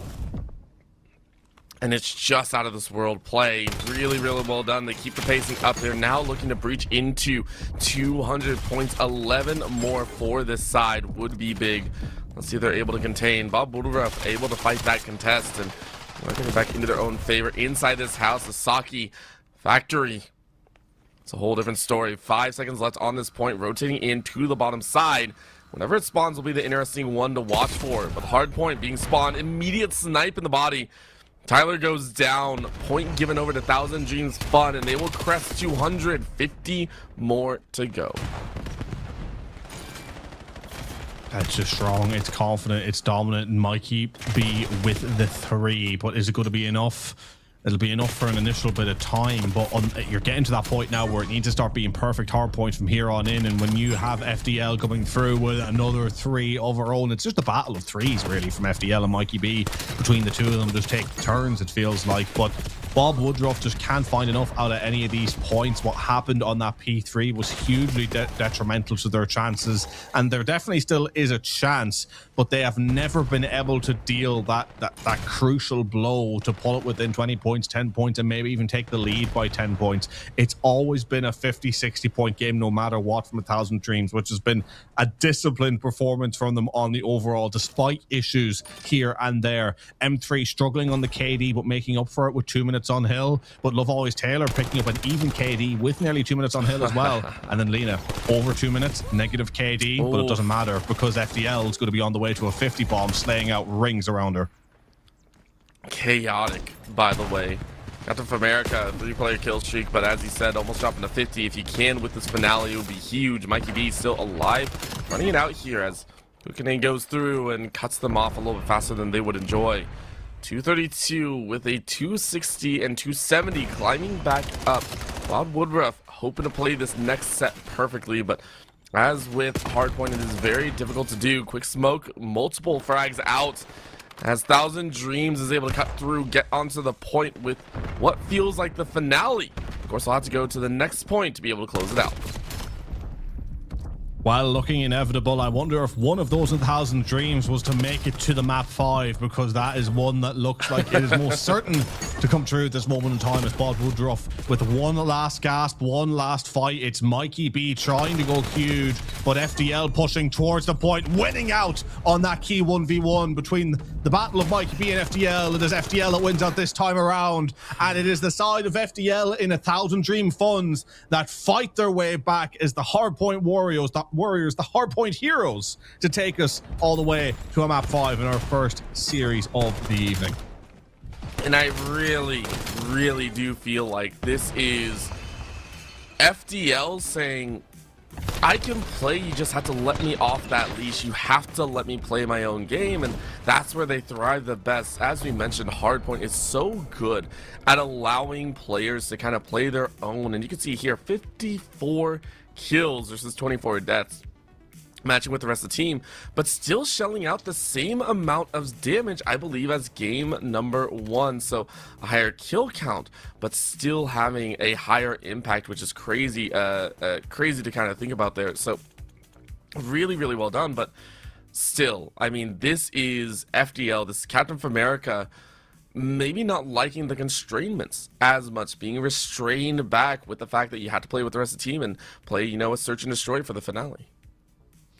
Yeah, like a little bit of an issue, I think, in just, how would you describe it? Yeah, I mean, sort of team issues here and there, right? You don't have the ability of working together as a team as much because they're pickup teams. There might be a little bit more of a skill disparity there, right, in regards to the ability to do what. So that means that, you know, when FDL is kind of able to free roam on Hardpoint can be a little bit more forgiving in that free roam format. Yep. But when you go into something more structured, like a search and destroy, like an overload, when you drop on those free roaming positions, it is ultimately going to cost you more. But again, I don't want to pin it all on that. What I will say as well is that I think from the Bob Woodruff side, they are just have shown themselves to be really good in these other modes. I mean, Mikey B has always been pretty decent, but even the great numbers he's dropping in Hardpoint, they don't touch the phenomenal numbers he's been pulling across the overload and the search and destroy. He's been going just that little bit more above and beyond even the numbers he has already in those other modes, which has been a difference maker for their side. But FDL just happy to play her game in Hardpoint and have it work. But,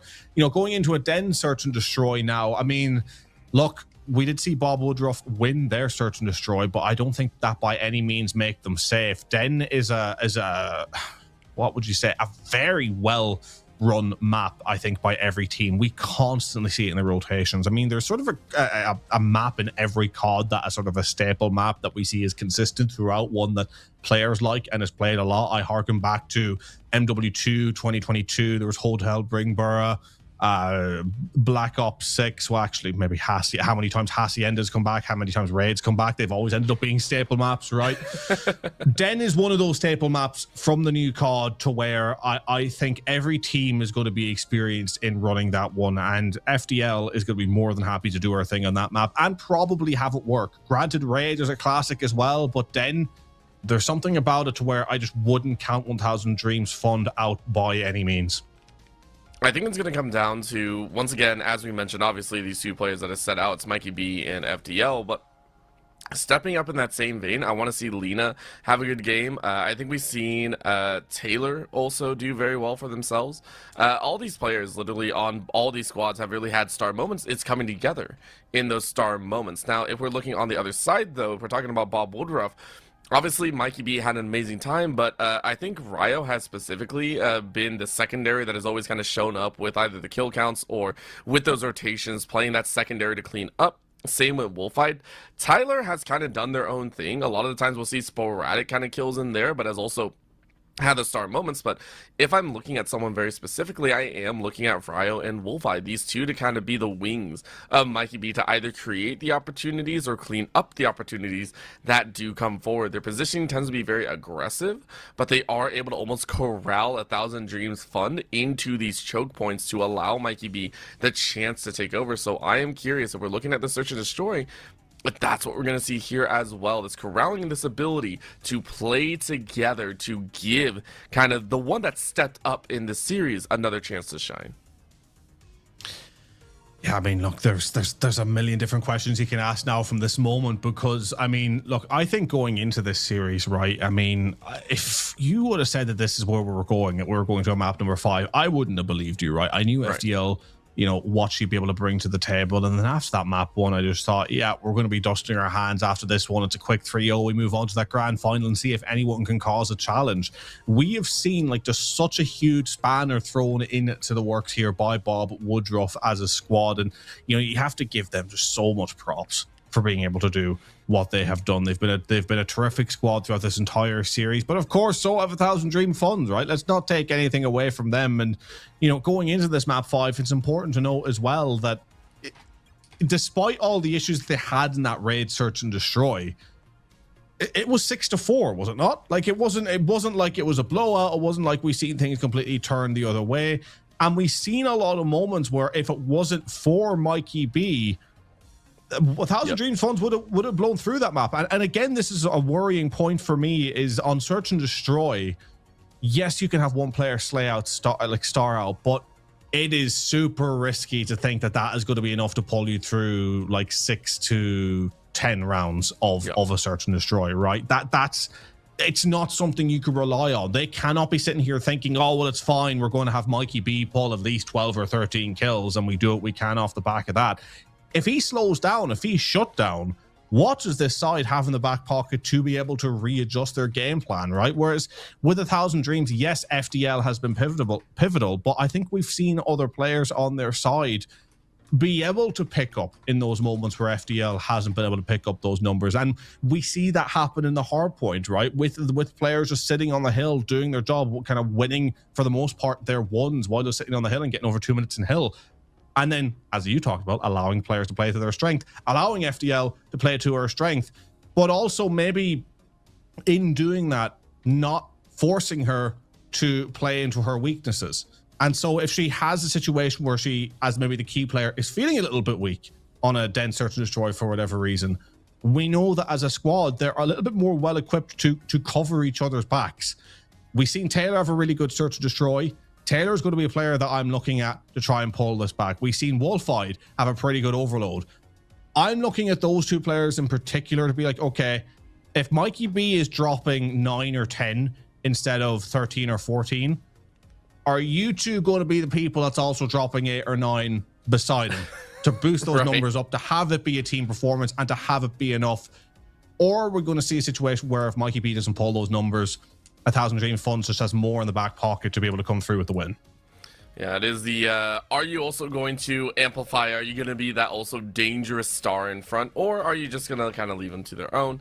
And it is a big question that has to be asked of every player that steps on in here, because keep in mind, Zep, this is just match number 1. This is semifinals number 1. We got a whole series after this between VGC USA as well as LANFest that'll be kicking off here very, very soon, and that to me is going to be a treat of its own. Big shout out to both these teams for actually waiting off on the wings and kind of waiting for the series, because I believe they'll also be running a BO5, and for them it's a lot of information gathering at the same time. If I'm looking at this and I'm, you know, really watching, I'm trying to take notes. Hey, if it's Mikey B teams win, okay, search and destroy and overload, these are the sides that we have to be really, really worried about. Mikey B is really good at finding those right opportunities and being able to push in as well.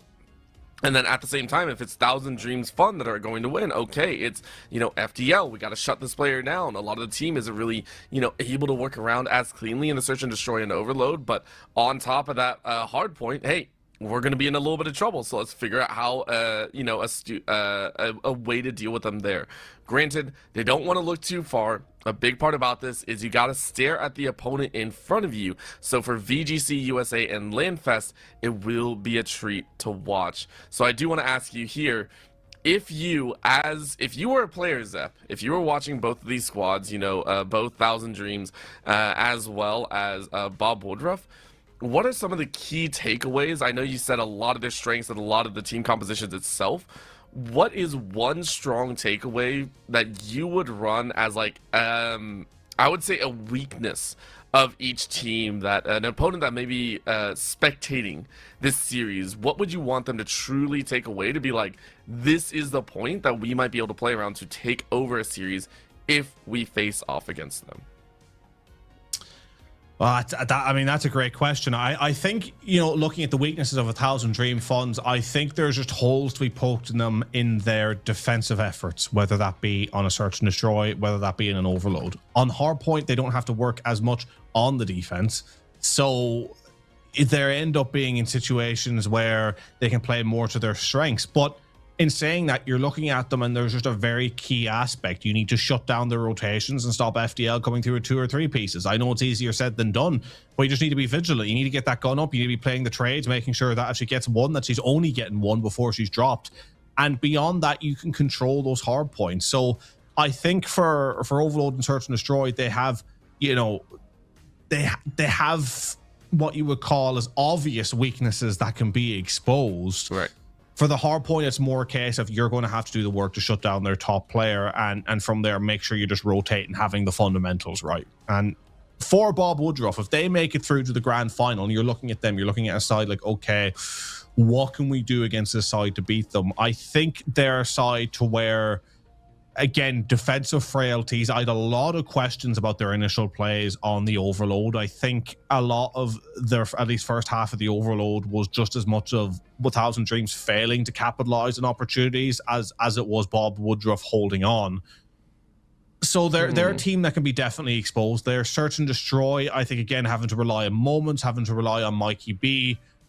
You are not going to have a player pull out 15 kills in every Search and Destroy. So if you're just able to take them down, slow down their game, then they're there to be had. And then hardpoint, there's frailties. The rotations aren't always there. They're the fundamentals of their hardpoint, just at least in terms of consistency, they're not they're not great in my opinion. So as long as you're just consistent and disciplined in your hardpoint, then you can make those adjustments. You can go through and you can probably get that victory. So I think kind of how we've seen this series go to a map 5, and then we've seen the dominance from 1,000 Dreams and hardpoint. That's where you're going to have the most fear if you face up against them. But I think for both of these sides, we have seen throughout the course of the series their clear strengths and weaknesses, of which can, you know, both be exposed by any team they go up against, should one of them, or for whichever team here makes it to the grand final. But finally, we're getting underway with the final map of this series, map 5, Den Search and Destroy, getting underway. The thing is we might have a seriously different match on our hands as well for 1,000 Dreams Fund. I want you to take a look at that number 6. It's not who we think. It's not FDL. It's not Captain Famerica. It's Dila, a sub stepping in, I believe, at the last moment here. Big shout out to them for stepping into some shoes that we need for 1,000 Dreams Fund. But this does shake up game number 5. Can Dila be able to show up here in this matchup, or will Bob Woodruff run away with it clean? That is a question that we're going to be asking here, as the bomb will be rotated into the B site instead, as M3 loses life very quickly. Dila is able to answer one back. Hard shots, though, lean to Bob Woodruff, as this is 2 for 2 overall. Yeah, great trade there. Mikey with 2, but making sure to shut him down. Now that bomb has been picked up, is it going to go back down to B? No, it looks like it's going to be rotated out. Actually, looking like the good decision. Love Always Taylor is in a position to keep this B guarded. I just want to see how long it takes him to realize that this is a transition over towards A. I'm looking at Lena now to be the player who will go for this check. The timings, they're either going to be immaculate or very poor. The check's coming through in computer. Big gunfight. Lena picking it up. The hip fire coming through. The plant, it's not being stuck. Rio's holding, but now has moved off the head glitch. These timings could not go. Oh, this is really close. This is a weird back and forth, but with 10 seconds left, you have to commit to the plant soon. 1,000 Dreams, they've played disciplined, and we're getting ready to attack from 2 sides at once. And it was a shaky round, but 1,000 Dreams get the job done. Extremely shaky, as again, they're also setting up with a new player, but they made it work at the end of the day. So Well done to their own. Looking on the flip side, it's Mikey B. Will Mikey B be able to step up and create a little bit of a chaotic round? But again, 1-0, there's a long road ahead in the search and destroy side of things where we can have a lot of space to play with. So you can do so as looking at this next will be a chase, A or B. Take your pick. 1,000 Dreams Fun spacing into the B side to start with a clean 4. They're gonna rush it, meeting on the mine, 6 and 4, meeting on the lower end, and Heart Spray inside this lower room. A little bit of a nade out, trying to bounce up, take shots on the wings, and now a slide on in during the reload. What a well-timed shot by Mikey B, waiting that out so patiently. And the 1,000 Dreams just cannot get aggressive as they could before, eventually getting the win. Mikey, though, having a little bit of a swanton bomb off the side of the map there. We see that so often on Den. Players just losing their footing on the outer and dropping out. And, you know, potentially pivotal, taking Mikey off streaks, which, you know, could definitely come into play with the way Mikey does play. Although I do wonder, did Mikey die before or after the round called, actually? Because I don't... Was his the last kill? So, no, he's still on a streak. Okay, I thought for a second that he dropped and he had lost a streak. But no, he still has a 3-streak in hand. Streak still on the table. But Bob Woodruff with FDL rotated out now all of a sudden in terms of key players look like, you know, by far the stronger team. So 1,000 Dreams are going to have to adjust their game plan here, and they're going to need to keep these sites guarded. It is a heavy B hit for this Bob Woodruff side. Will they get the bomb down quick, though, is the big question. N3 in a lot of trouble. Hard shots ringing out. 1,000 Dreams able to lock away 3, and now hunting for that last. Seems that the magic is back in their hands here as Right, able to snipe away 1, down to a 1v1, but you can't look every which way, so instead it will be 1,000 Dreams to move up to 2 and 1. Slow and steady wins the race, and everyone's a little bit left off to the wings. The winds are blowing in a way that maybe 1,000 Dreams are real happy about. Yeah, so far so good from them. I mean, these have been shaky rounds. I mean, a lot of their players have found themselves in shaky moments, but they've been able to hold on. They've been able to get it down to sort of 2v1s, 1v1s, and make these rounds close, which I think for both of these sides kind of has to be the goal, right? Especially, you know, if you're looking at Mikey B, you realize that you're not going to be able to kill quite everyone, so these rounds are going to end up being quite tight. So I think for both of these sides, they won't be too unhappy with how things have gone so far. Maybe Bob Woodruff feeling a little bit hard done by, but 1,000 Dreams in the lead and needing to see if they can lock down an offense as they pick up 1 kill, trying to rotate around to B. But look at Mikey B on the flank. If he goes top broken, they're in for a world of hurt. Mikey B able to lock away 1, starting things off strong, and the rest of 1,000 Dreams have to scatter. They still have to get closer to one of those points, one of those plant spots. They're going to chase into A, but they're going to get routed 2-1 pinch. This is dangerous here. I don't know if Taylor really likes this. That is going to be the backside shot. Mikey B exposes and knows one's more is coming. Good shots ringing, but you lost the bomb, and that means you are pretty much left wanting. Bob Woodruff with a beautiful pincer and clear keeps it tied. And it's tit for tat at the moment between these two, but I mean, already only 4 rounds deep. It's Mikey B with 10 kills. I mean, you do the math on that. If we go to round 11, he could be sat with probably 24 kills, which would just be absolutely phenomenal. But terrific performance from him. He's continuing to pull the numbers. But again, I call that question. I know he's done it for all the last Search and Destroy. He's done it so far for this one.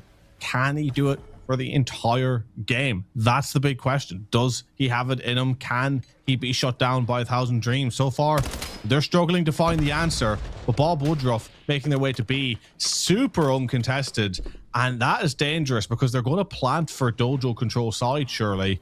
Or are they actually thinking of rotating back? No, they eventually decide to double back onto the bomb. Oh my gosh. Even though they drop 1 in the mid, actually, in saying, as I've been saying all of this and formulating what might happen, the hesitancy around getting that bomb down has been very detrimental to Bob Woodruff now, who it's all up to Wolfide. The slowness has cost them now in a 1v3. No dice whatsoever. Well done by 1,000 Dreams Fund as they take their 3rd point, and quite happy about that round. Bob Woodruff faltering here as Mikey B has definitely stepped up 10 and 3 so far, but the rest of the team taking a little bit by surprise. 1,000 Dreams Fund have been playing a little bit more middle of the race attack. Not exactly that slow angle that they had last time, but it's been more than enough to kind of throw the rest of Bob Woodruff off their game. Let's see if it changes moving into this 6th point, and we'll see if anything gets chaotically better or worse. And I mean, for Bob Woodruff, I'm concerned about the hesitancy they showed of locking down that B site. I mean, maybe just were so taken aback by the fact they had complete control of it, not really knowing what to do, but they should have stuck together as a 4, got that bomb down, and maybe played for dojo control, assert themselves a bit more in these points, and they could be getting these rounds done with, over and done with, a little bit quicker. But for 1,000 Dreams, they are now targeting A, trying to get in, but again being dealt with, and now there's a chance for the rotation over. Huge snipes coming through. Lena with the double. All of a sudden, Wolfide left in a 1 versus 4 and is not going to catch a timing. The flank watched, and that is a dismantling of the highest order. That was sneaky of all levels, as we get to watch just hey yo happen. I don't know any other words. Yes, we watched Taylor here with the clothesline around the door, but my gosh, what a moment right there, as it feels like 1,000 Dreams are right back in the driver's seat. Bob Woodruff taken and shaken. I don't think they liked it at all. Now they're the ones here with a little bit of that bomb, and they're going to try and plant it, but Mikey B is going to run it, and so 1,000 Dreams once more set up with a very deep defense, and maybe a little bit closer than they would like. Hard jump. Are you going to get it? Yes, you do. 1 for 1. Dila able to take out Tyler Breadman. And they have a chance to get this bomb down, but Lena has just found a rhythm with this snipe. 2 versus 2. Mikey B is just trying to force this out now, catch the sniper on these tight angles. The bomb's still in hand, so still an opportunity to get moved out, but Lena just has that A bomb watched. You need to pick your shot, though, if you're going up against Mikey B. If you miss your snipe, Mikey will tear you to pieces, but gonna wrap around the side. The timing, though, not working out. Free kill for Wolfide, and Bob Woodruff pull a nice round back. And that was, again, like you said, really closing off Lena's access points with the sniper. Made sure to play closer to the walls and played within their own range. And you just had a good angle on that jump back. Really, really well done by Mikey B, who kind of got stalled out in the earlier 2 rounds. So finding a little bit of, I want to say a little bit more of that balance for themselves. Again, for 1,000 Dreams Fund, a lot of their kills that come spread out over the entirety of the team. M3 is the only one with 2, but Taylor, Dila, and Lena, all 3 of these players have really stepped up big for the team. Let's see if they can do it again. All they need are 2 more rounds. 2 rounds away from a map 5 victory to get into the grand finals. It seems so close, but with Mikey B at 11 and 4, it could be so far.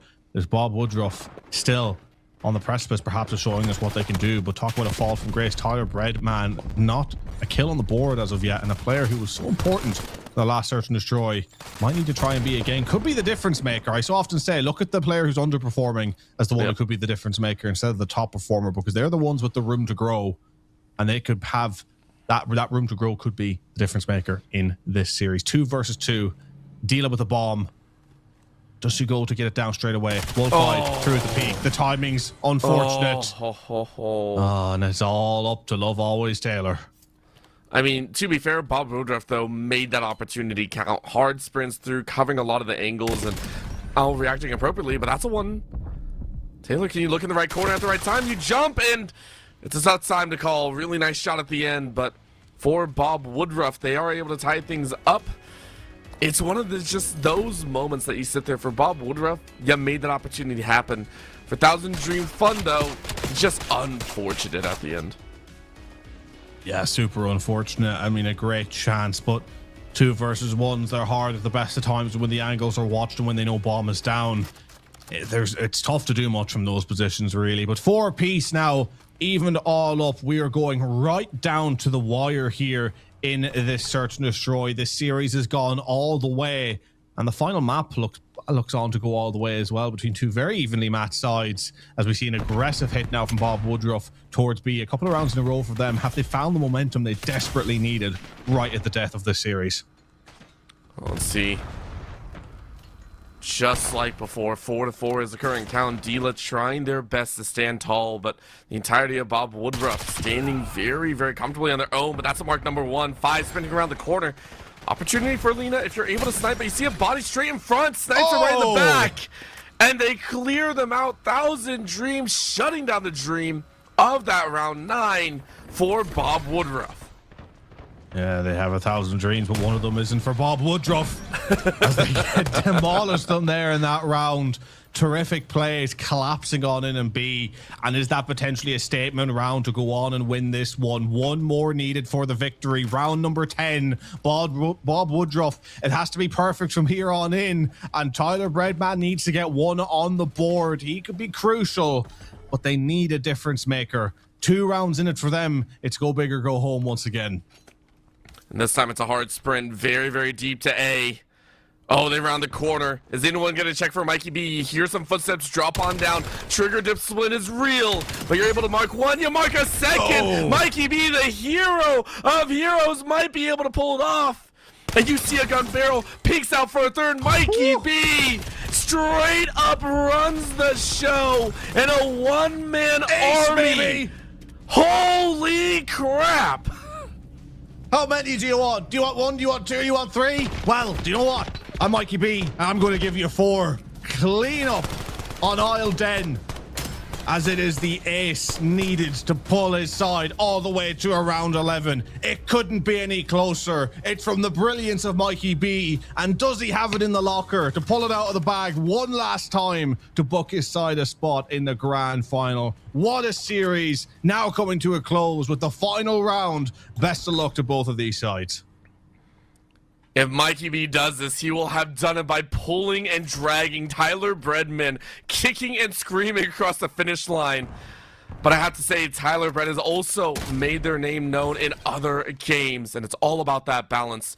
And 1,000 Dreams Fun, they already lost Taylor. What an opening shot. Mikey B with the bomb once more, taking a sprint towards B, forcing 1,000 Dreams Fun to make a move. And I don't think they like this, but they caught the backside. What is shot number 1? Tyler Breadman is down. But still 2 for 1. Rio goes down as well. Wolfine and Mikey left alone. Oh and my god. To stay alive. Oh, what a dip. Oh, you couldn't get it, but it's straight back. It's down to 1v1. Mikey B versus Tila. Tila the sub. Ain't no way. Who comes around the corner? Tila. Tila crawling. Tila looking. But the bomb is down, and Mikey B trying to sprint away, trying to buy time. Are you going to buy enough time? And you did it! Timing. Mikey B closes it up, and Bob Woodruff Foundation move on to the grand finals. Congratulations to Bob Woodruff and huge commiserations to 1,000 Dreams. The timings could not have been worse. Mikey B gambled rotating off the site, rotated back on, but the timings worked out perfectly. 18 kills in the end up being enough, but Dila was the last left alive with 11 kills. No one, you know, a player you wouldn't want to mess with, to say the least, and a player who ultimately gave it all for their side, coming in as the sub in this final map of the series. But it ultimately was not to be. Could not have been closer. Map number 5, round number 11, 1 versus 1. But the brilliance of Mikey B and a little bit of fortune on the timing, as I'm even sure he would admit there at the end, but being enough to get his side over the line into the grand final. Game 1 of our broadcast here this evening, and it couldn't have been closer. What a series from start to finish. I loved every single moment of it, quite honestly, and that's what the grand finals is going to give us, even better, right? We still have 2 more teams to go. We still have a phenomenal choice and a half, but before we do kind of close things out and go to a short break, I want to give a big shout out once again to 1,000 Dreams Fund, always looking to support dreams of talented women and students in need by providing greater access to education, mentorship, and career readiness opportunities. Zepcast, you mentioned before, obviously knowing FDL and knowing some of these amazing content creators, but if you get the chance, or all those at home watching in, please go ahead follow these amazing content creators on socials. Go ahead, take a look at these amazing players, as well as they have set aside their time and their energy to play in this battle for charity. So I want to give a big shout out to all the competitors that have unfortunately fallen in this single elimination. Zep, any final words before we send it to a break? Well, yeah, just you know, again, massive commiserations to the side and massive love. I mean, you put it perfectly about 1,000 Dream Funds, and you know, they're actually an organization that I recognize going into this one as well. A streamer that I absolutely love to watch. She did a fundraiser years ago for 1,000 Dream Funds. So, you know, again, with the greatest respect to all the organizations, what they're doing is amazing. 1,000 Dream Funds were the only one that, you know, being based over in Ireland, was the only ones that I'd actually heard of going into today. So I was already a little bit more briefed on what they do, and it's an amazing cause. And I'm super thankful to have had the opportunity to come on here and get to cover their game today and you know, commentate over people watching them play here today and the people here just showing support for the organization. So once again, massive love to them, and massive love, of course, to all the other organizations here, all the other charities. Yes. Again, you know, they all deserve their praise. But as 1,000 Dreams Fund bow out, I just wanted to say a particular shout out and love to them as well, having known them before. They're a great organization, and I hope everyone who's watching the broadcast as well, whether you're watching live, whether you watch it back on VOD after the fact, make sure to go reach out and support each and every one of them.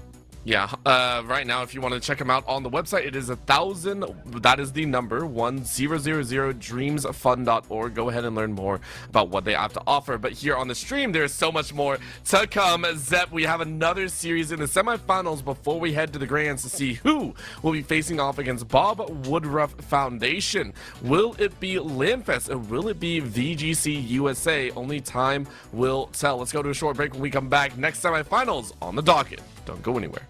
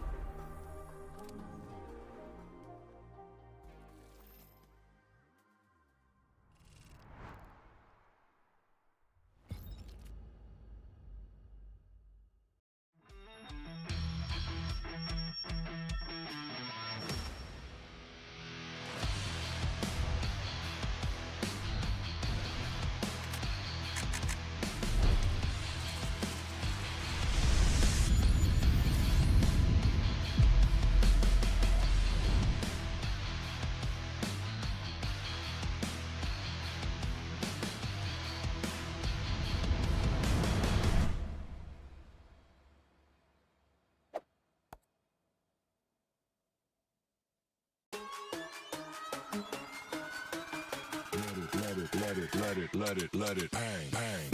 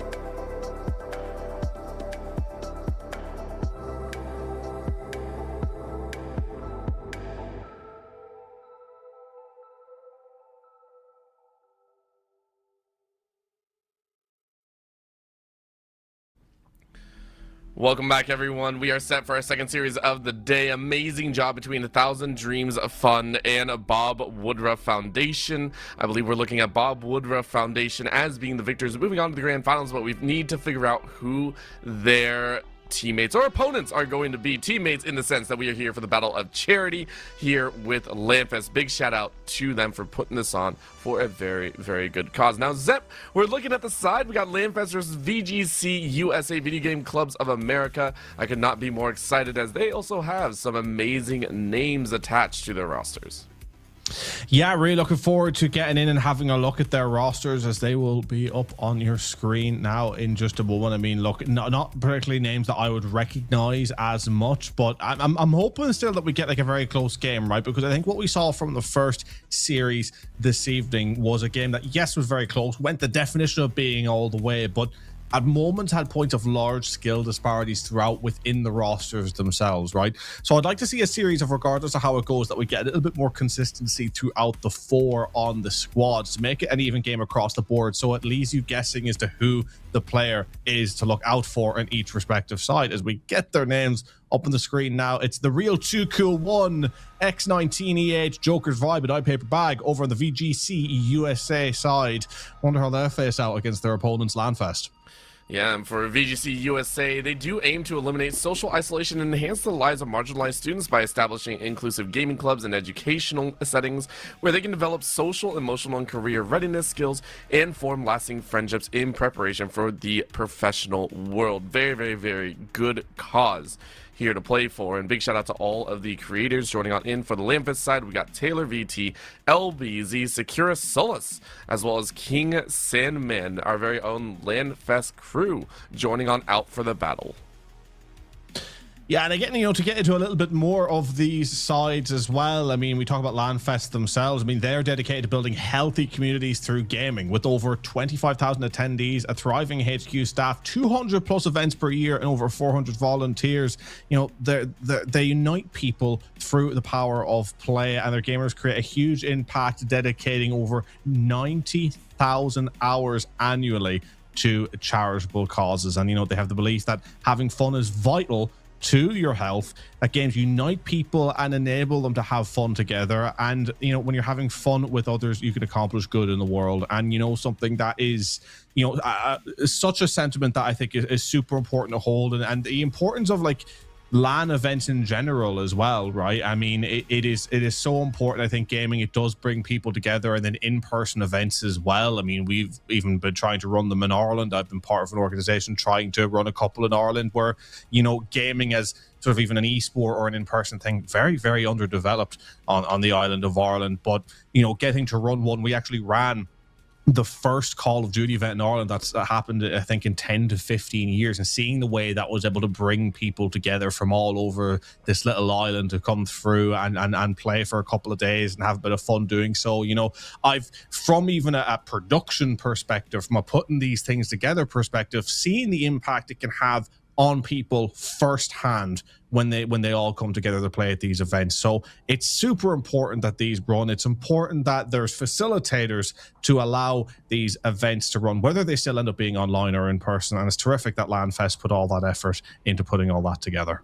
And not just that, also bringing everyone, you know, up to speed on what can be done with esports in general, showing the strength, as you mentioned, having that availability. But that is enough there. We are going to be talking about the actual match itself. Now, I am going to be saying we're not going to Forge, I promise. No worries about Forge. We have gotten the map updates. On Hardpoint, it is going to be Hacienda to start things off. Next map will be Den, and then apparently Den again, and then Scar and Fringe. So a little bit different, but a little bit more of the same here on the day for the semifinals matchup. Yeah, Hacienda is a map that we've been seeing popping up in a number of Call of Duty titles now. It was in Black Ops 4, Black Ops 6, and now Black Ops 7. Again, one of those maps that I wasn't even sure was going to come back in Black Ops 7, but I feel like people were crying out for it in the map pool, and they'd already just made it for Black Ops 6, so just kind of threw it in as it was made back into Black Ops 7. And it's a map that is still, once again, very fun to play. I mean, again, to talk about this map, it is quite fast paced. A lot of your dominance, sort of similarly to a Colossus, relies on what you can do throughout that middle of the map. on your rotational kills right across P1. You have those top walkway areas around P1. It's very difficult to hold a lot of time in that P1. The rotation for spawns to P2, super important, as P2 is sort of an early money hill, so to speak. And then how do you control the map? How do you push out? How do you play the timings in your rotation all the way diagonally across the map over towards P3? It is quite far away, and if you can time spawns to flip at the right time, you hold an initial 30, 35, start to push out in the kills, cause a flip, and still be able to hold the scrap from the front while rotating deep back towards P3, then you set yourself up to pull a lot of time together. P3 can be a little bit more mixy, but then once again back to a money hill on P4.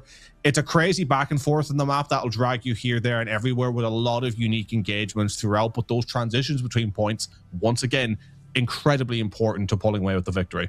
And recognizing where it's going to go. As you said, these transitions will be very important, as we saw in our previous matchup. The ability, when we are watching the likes of Thousand Dreams, where they're able to get onto the point very quickly, obviously not on Hacienda, but being able to rotate and keep up with where these spawns are going to be, where these hard points are obviously going to show, is a very important mechanic of the game. And game number 1 will, of course, be the mainstay opportunity for us to identify, as you said, who is ready for the matchup and who is maybe a little bit slower off the starting block. Now, of course, when we looked at Bob Woodruff, they were very slow off the start, especially with their hardpoint, but then they kind of, you know, were able to gather wind under their sails and really push forward. Will that happen here is the big question. We had a lot more elongated games, a lot more back and forths. So a prediction, or a guess maybe, because obviously, Zep, we've had, you know, both sides of the coin. Do you think this is going to go 3-0, or do you think we're going to go the full distance in the 3-2?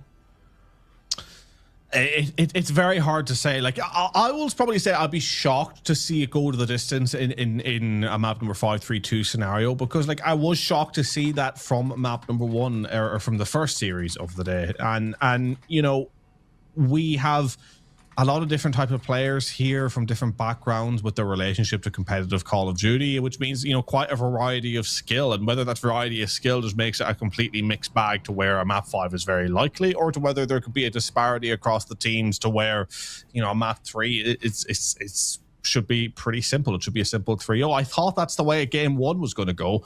I was proven wrong, so I kind of don't want to hedge my bets on that again, but there's still something in my head that's saying, like, listen, with the greatest respect to both of these teams, surely there has to be an outlier squad here in the semifinals that gets a little bit undone. We didn't see it in game 1. Will we see it in game 2?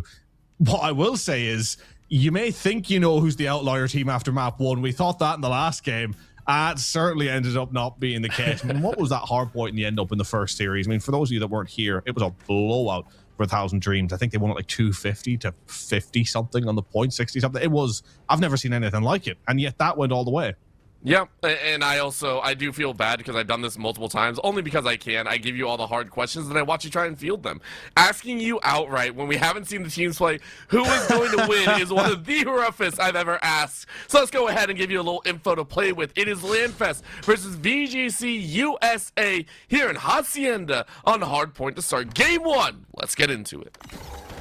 But sure, an easy question is an easy man's game. I like a challenge in life as these two teams challenge their way to a grand final. Initial kill coming through from Sakura up on top of the balcony there. As again, that walkway around, you can already see, folks, for those of you who may not be as familiar with Call of Duty, how hard it is to hold that P1. You just have windows of viewpoints from literally all angles to where you can be undone unless you can hide yourself perfectly around that fountain. But the only way to hide perfectly around that fountain is to have a complete read of the spawns and positions of the players, which is far easier said than done. But with a wave of red in the feed, it is VGC USA who get on the point, try and claw back a little bit of time. 18 to 17, super close on P1, with the rotations over to P2 now being pivotal. Norman on the chase. I'm surprised he's not actually going for the spawns here. He's going to pick up 1. If he doesn't pick up 2, his side's a little bit of trouble. He gets the 2, and now the collapse should come through the side door. But the problem is, VGC USA were very quick to chase the initial 1s,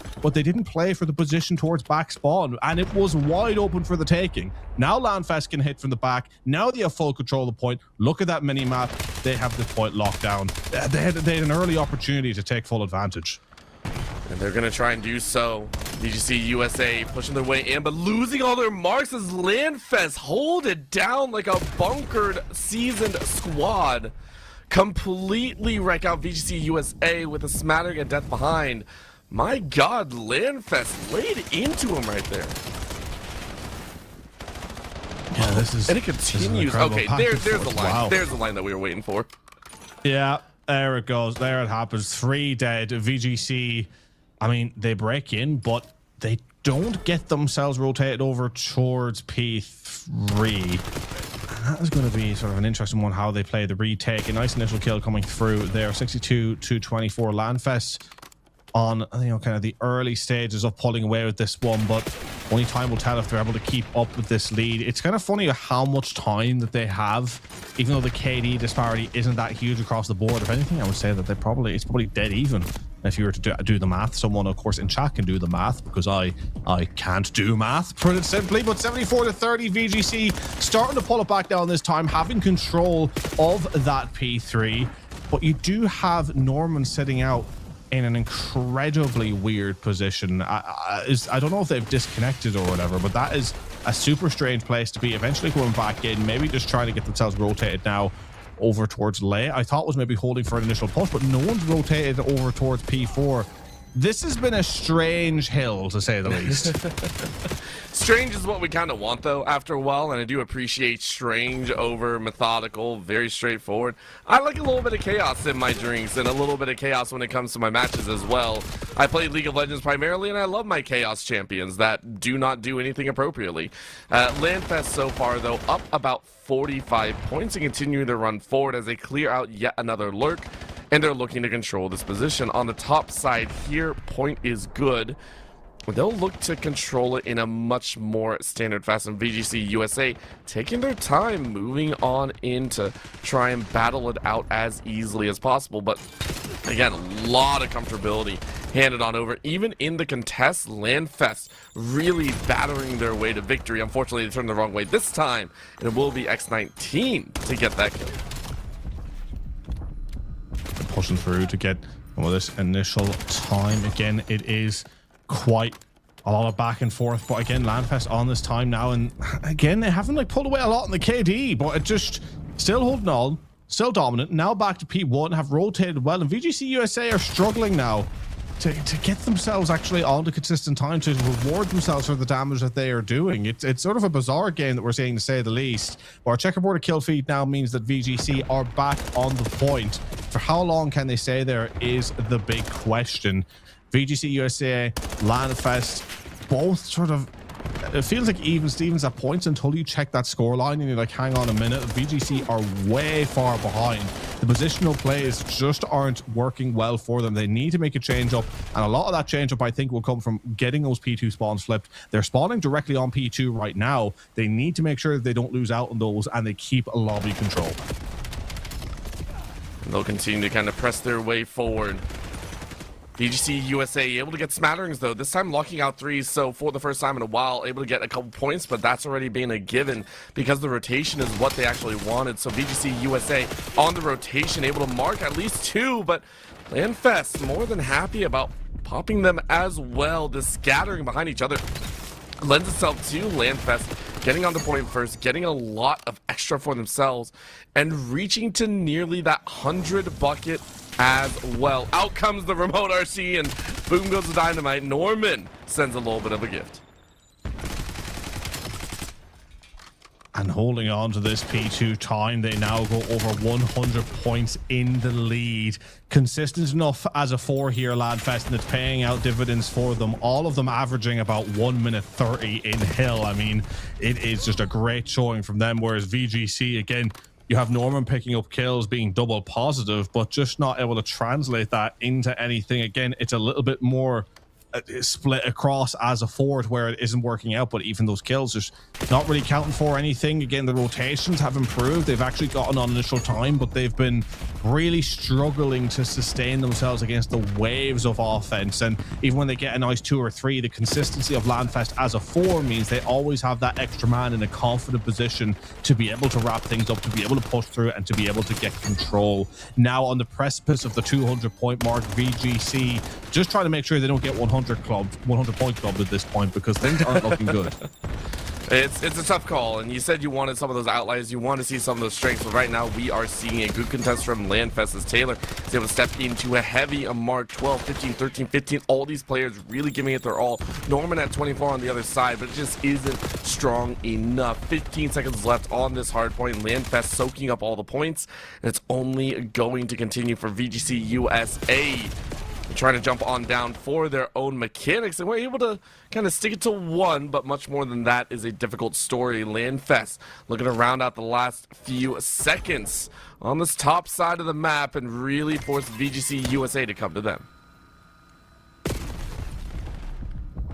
And again, this P4 is such a crucial point, and it's a hard one to break. So if you're LANFest, you're thinking you could get the job done here and now. It's going to be 2:32:85, the finish line in sight. A multi-kill of 3 coming through as well for Polo G, who now has that killing spree and has 2 minutes 25 and rising in hill with Sandman a little bit ahead of that, 2 minutes and 31. It's kind of a battle for who's going to get more between these two, as only 9 seconds left to contend for. VGC USA have one last chance to try and stop themselves from getting 100-point clubs, fighting tooth and nail for something to take into the rest of this series. It hasn't been good for them as they look to try and improve, but they're not going to be able to get enough. They need to chal out this time. The last player who can chal can't get near it. Ooh. And that is map 1 done. LANFest dominating their opposition with a key clutch victory. 250 to I think it was 87 in the end. An absolute blowout.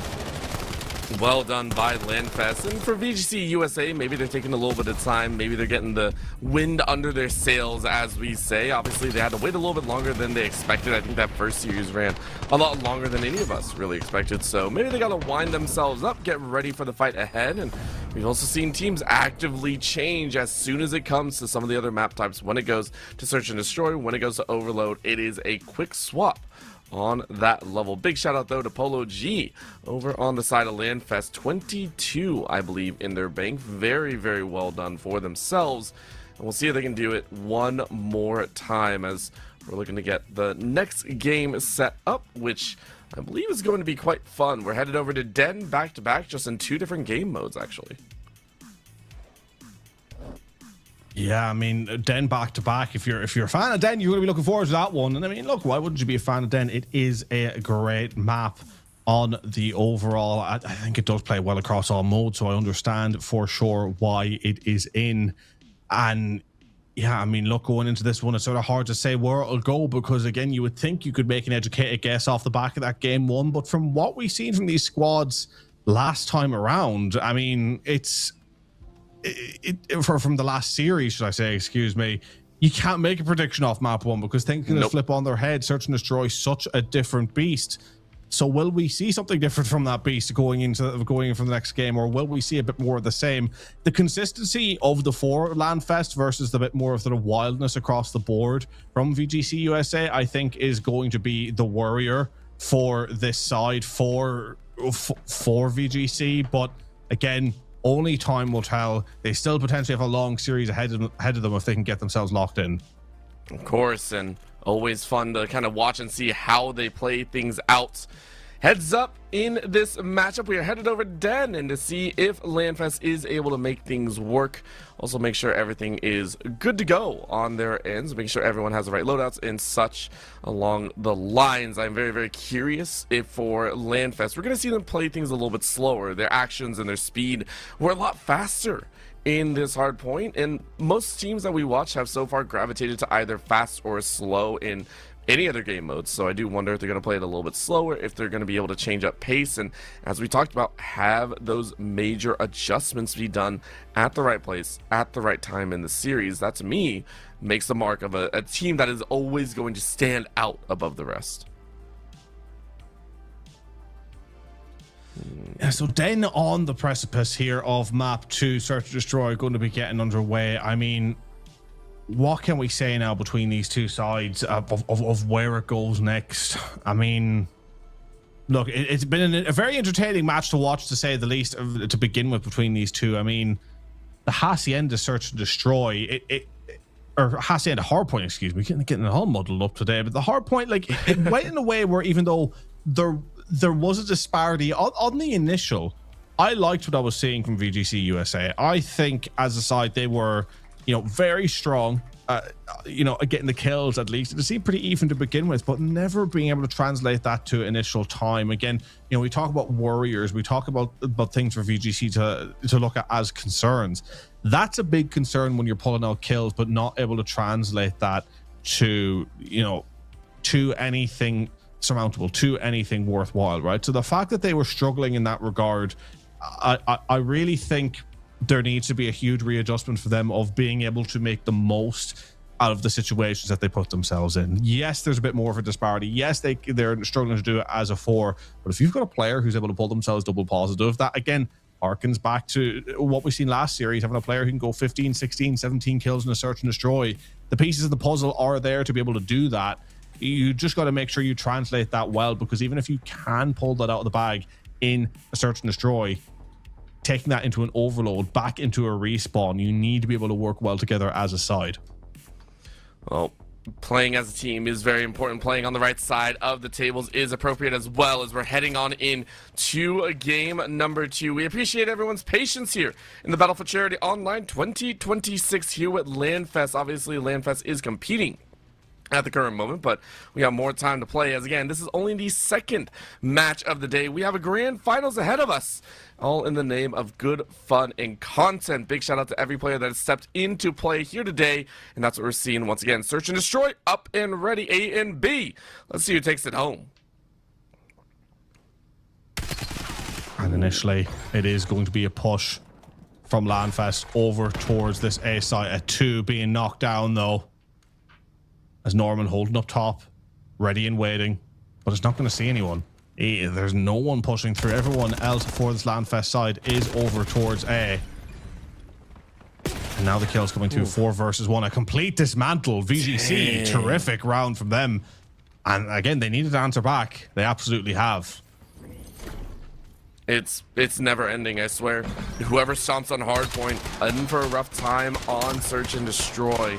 Final shot by Joker's really clean strafe right there. It just makes a lot of comfortable sense. But for LANFest, starting things off on a little bit rougher side. Let's see if the defense will treat them any better. Sandman going with a bit of a recon, sending things strong with a sniper. If you can post up, maybe in center, play through court, and maybe make your magic happen there. But instead, it's a hard split, top to bottom, A and B. But for VGC USA, they are just sprinting over to that long line of defense. Sandman ready with the shot number 1, rips apart VGC USA's opener. Norman is down. Paper Bag still alive and can make some magic happen. But look at the rotate. Huge pincer coming in from Secura Solace. If they can make it work and they reach it, hard spray number 1. Welcome to the pain train. For VGC USA, you got to make a move one way or another. Unfortunately, there's only so much you can do. And that'll be LANFest to even it up. And answering back exactly how they needed to, 1 apiece. Again, it was a nice play from them, just kind of collapsing on in, rotating around the back at the right time to get them trapped in on the site. Stuck in 10, nowhere to go. The kill comes through. And just like that, we are seeing trouble ahead for the opposition side. I mean, if you're going to... I think for the offenses, right, you need to be able to pull something out of the bag at some stage. But for LANFest, they're back on the offense now themselves, taking a nice round last time around. Want to get another. Pushing it straight to B, going quick. It's going to be a 3-1 split. They push straight on in. Sandman picks up 1 with a nice snipe. And now we're seeing just 1 player defending that B. They could get overwhelmed, but the cut in through mid after that initial kill in the 3v3 means that that B push is going to be very much stifled. Could Norman come through with a key flank here? It is 3 versus 2. No one is watching it. This could be huge. Oof. And Norman with a shot in the ring. Beautiful work right there. But for LANFest, it's trouble in paradise type of moments. Rough ending to the round right there, as Norman just got perfect angle on him. Yeah, Norman just coming through on cleanup, getting that 3. No one thinking of running through the back. And watching the back, should I say, watching for that run through the back. I mean, it's surprising you don't watch that after a certain amount of time, but again, you can just get lost in the moment. It does happen. But for LANFest, they won't be happy that they didn't lock in on the back end like they should have. Now going to try and deal with the defense themselves. A 2-2 split, it seems, as VGC are going to get aggressive as a 4 towards the front. Or are they looking for that initial pick onto the site? Trying to get themselves through. First blood here will be crucial, and it goes to Polo G. The defense holding strong. And now player 1 on the flank could go huge himself. And Polo G tried right there. Taylor able to answer back, but this is a tough one. VGC USA still faltering at the back end, but a good trade out. Paper bag still up and available, but on the bomb site, it's all VGC USA as they're closing on in, and with Sandman only on a sniper, there's only so much you can do here. Zep, this time, it felt like VGC USA took a lot more of those individual plays. Like, will they be able to hang on? What a shot, though! Bringing on the body, and now you peek on out! I don't know if that's the right call! So close to Doom. Just bring him on close. No reason to fight the long range. And bring out the pistol. Sandman gonna go the long haul route, and I don't know if there's a whole lot of time left. You're waiting. What a shot, Sandman! Sprinkles some dust and puts them to sleep. LANFest, take the round. Yeah, great round in the end up. Nice snipes from Sandman. Again, the plays at times questionable, right? Coming through that snipe in the end up, I mean, wasn't particularly confident after the first shot, but kept the angle. But then rotating through, had the perfect opportunity to go to the kill with the pistol, then decided, no, I'm going to try the snipe, which again, risky choice, but coming through with it and hopping on that defuse. Big round once again here for LANFest to even this one up. Really, really well done. Now moving into this fifth. So far, we've seen very close in terms of the search and destroy and more. The other sides have always been a little bit forthcoming in the overloads and in that hard point. So with this search and destroy, I do wonder if we're going to go the distance once more. All the teams generally playing at a pretty good pace, and I really, really like it. Polo G, though, with that bomb, looking to get a little bit closer. Let's see if VGC USA have a response. What a nade! Polo G plants it right in front of the face of X19, and they have no response to that play. LANFest with a body up are not going to take that chance to break on in. Close range for Polo G. You run straight in, slide and tackle him. Joker is gone as well. 2 eliminated, only LANFest losing a few on the back end. Hold up, I might have talked a little bit too soon. Great mark coming in from Norman once more, but Norman taking a lot of damage. 11 HP. I don't know how you lived that. You were just granted an ability to survive. But now you got to chase on in for a little bit further. You got to break on in, and what a shot coming in from Paper Bag. Last one alive is Sandman. Sandman, can you pull it off one more time? I do not know. What a chop! Beautiful work, though, as VGC USA claim control. That last 30 seconds was a hazardous play. Yeah, I mean, look, VGC hanging on there at the end, the snipe coming through, but when you have 2 players there, unless you set yourself in a position to rotate out quickly, you're going to be in trouble. You're going to get traded out. Exactly what happens there. VGC, another great round for them again, keeping this lead. Their defense is holding strong. They just need to get something to click on the offense. I think they can. I mean, both teams do and have shown a large penchant for being aggressive and finding those moments, with Norman quickly cementing themselves as somewhat of a standout player, either being in that front lines or always being willing to trade their body for a play. We talked about runners and we talked about blockers and all that ability. Norman either has a flanker or is being forced into the rush position, so I like it. For LANFest, obviously, Sandman on the sniper, you love to make the magic happen, but the magic isn't always there, so you have to play a little bit smarter. A little wrap, one more. Look at Joker's able to find Polo. And again, the hard rotates, but huge opportunity for Sakura, but you can only get one. Oh, that could have been the magic play, but Sandman comes in with a revival, snaps onto the head, drops it to a 2v2. Are you kidding me? Is this where we're really at? Sandman looking, catches the body once more, and puts it to a 2v1. Taylor inside close range, looking to flush them out. Is Paper Bag able to survive? No, they are not, as LANFest take the tie. And as soon as you think LANFest are in like a bit of trouble, they just manage to hang on. We're seeing Sandman be such a clutch, crucial player. The pistol in hand, normally the sniper getting those kills, but making the switch there and then is enough to get their side over the line. And now going into round number 7. what are we going to see from these two sides? Because we're seeing a lot of back and forth. We're seeing entertaining rounds, but we're seeing a lot of the same in the way it's going. And someone needs to change the rhythm. Someone needs to change the momentum for things to switch up here.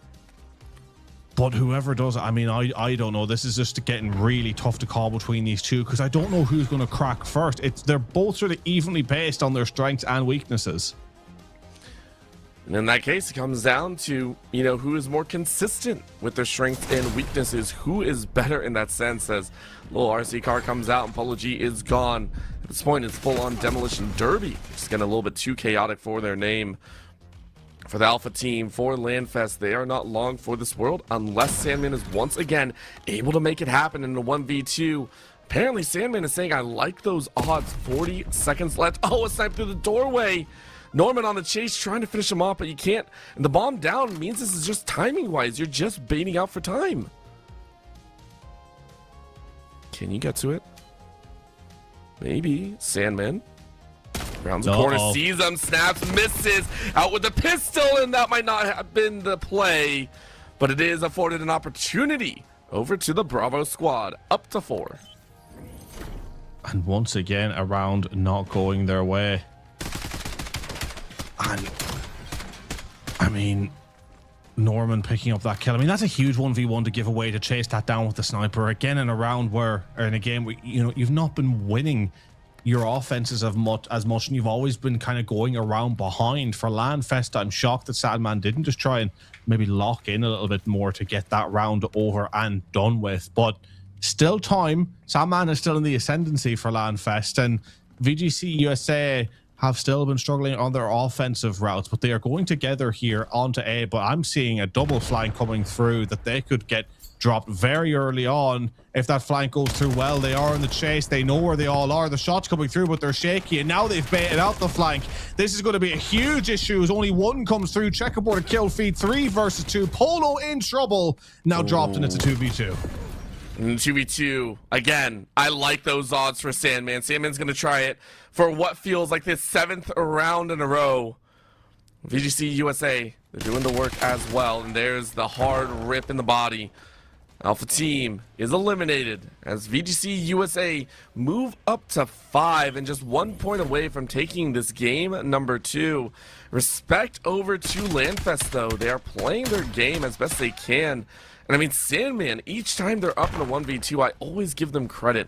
I always sit there and say, you're doing pretty dang well, and you're always going to keep me guessing on whether a 1v2 is the standard for you or not. So huge respect to LANFest, who are going to try and pull it back and bring us to this 2-0 series setting.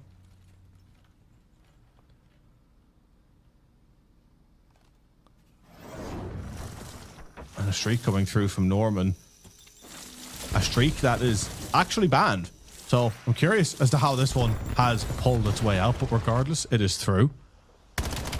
Trying to find something for a side, whether or not it'll come through, we do not know, but the smoke out will hurt the aim assist, and that was ropey. But the kill coming through now. 2 versus 4. LANFest once again find themselves in a bit of trouble, and that trouble will follow them all the way through. Dang, dude.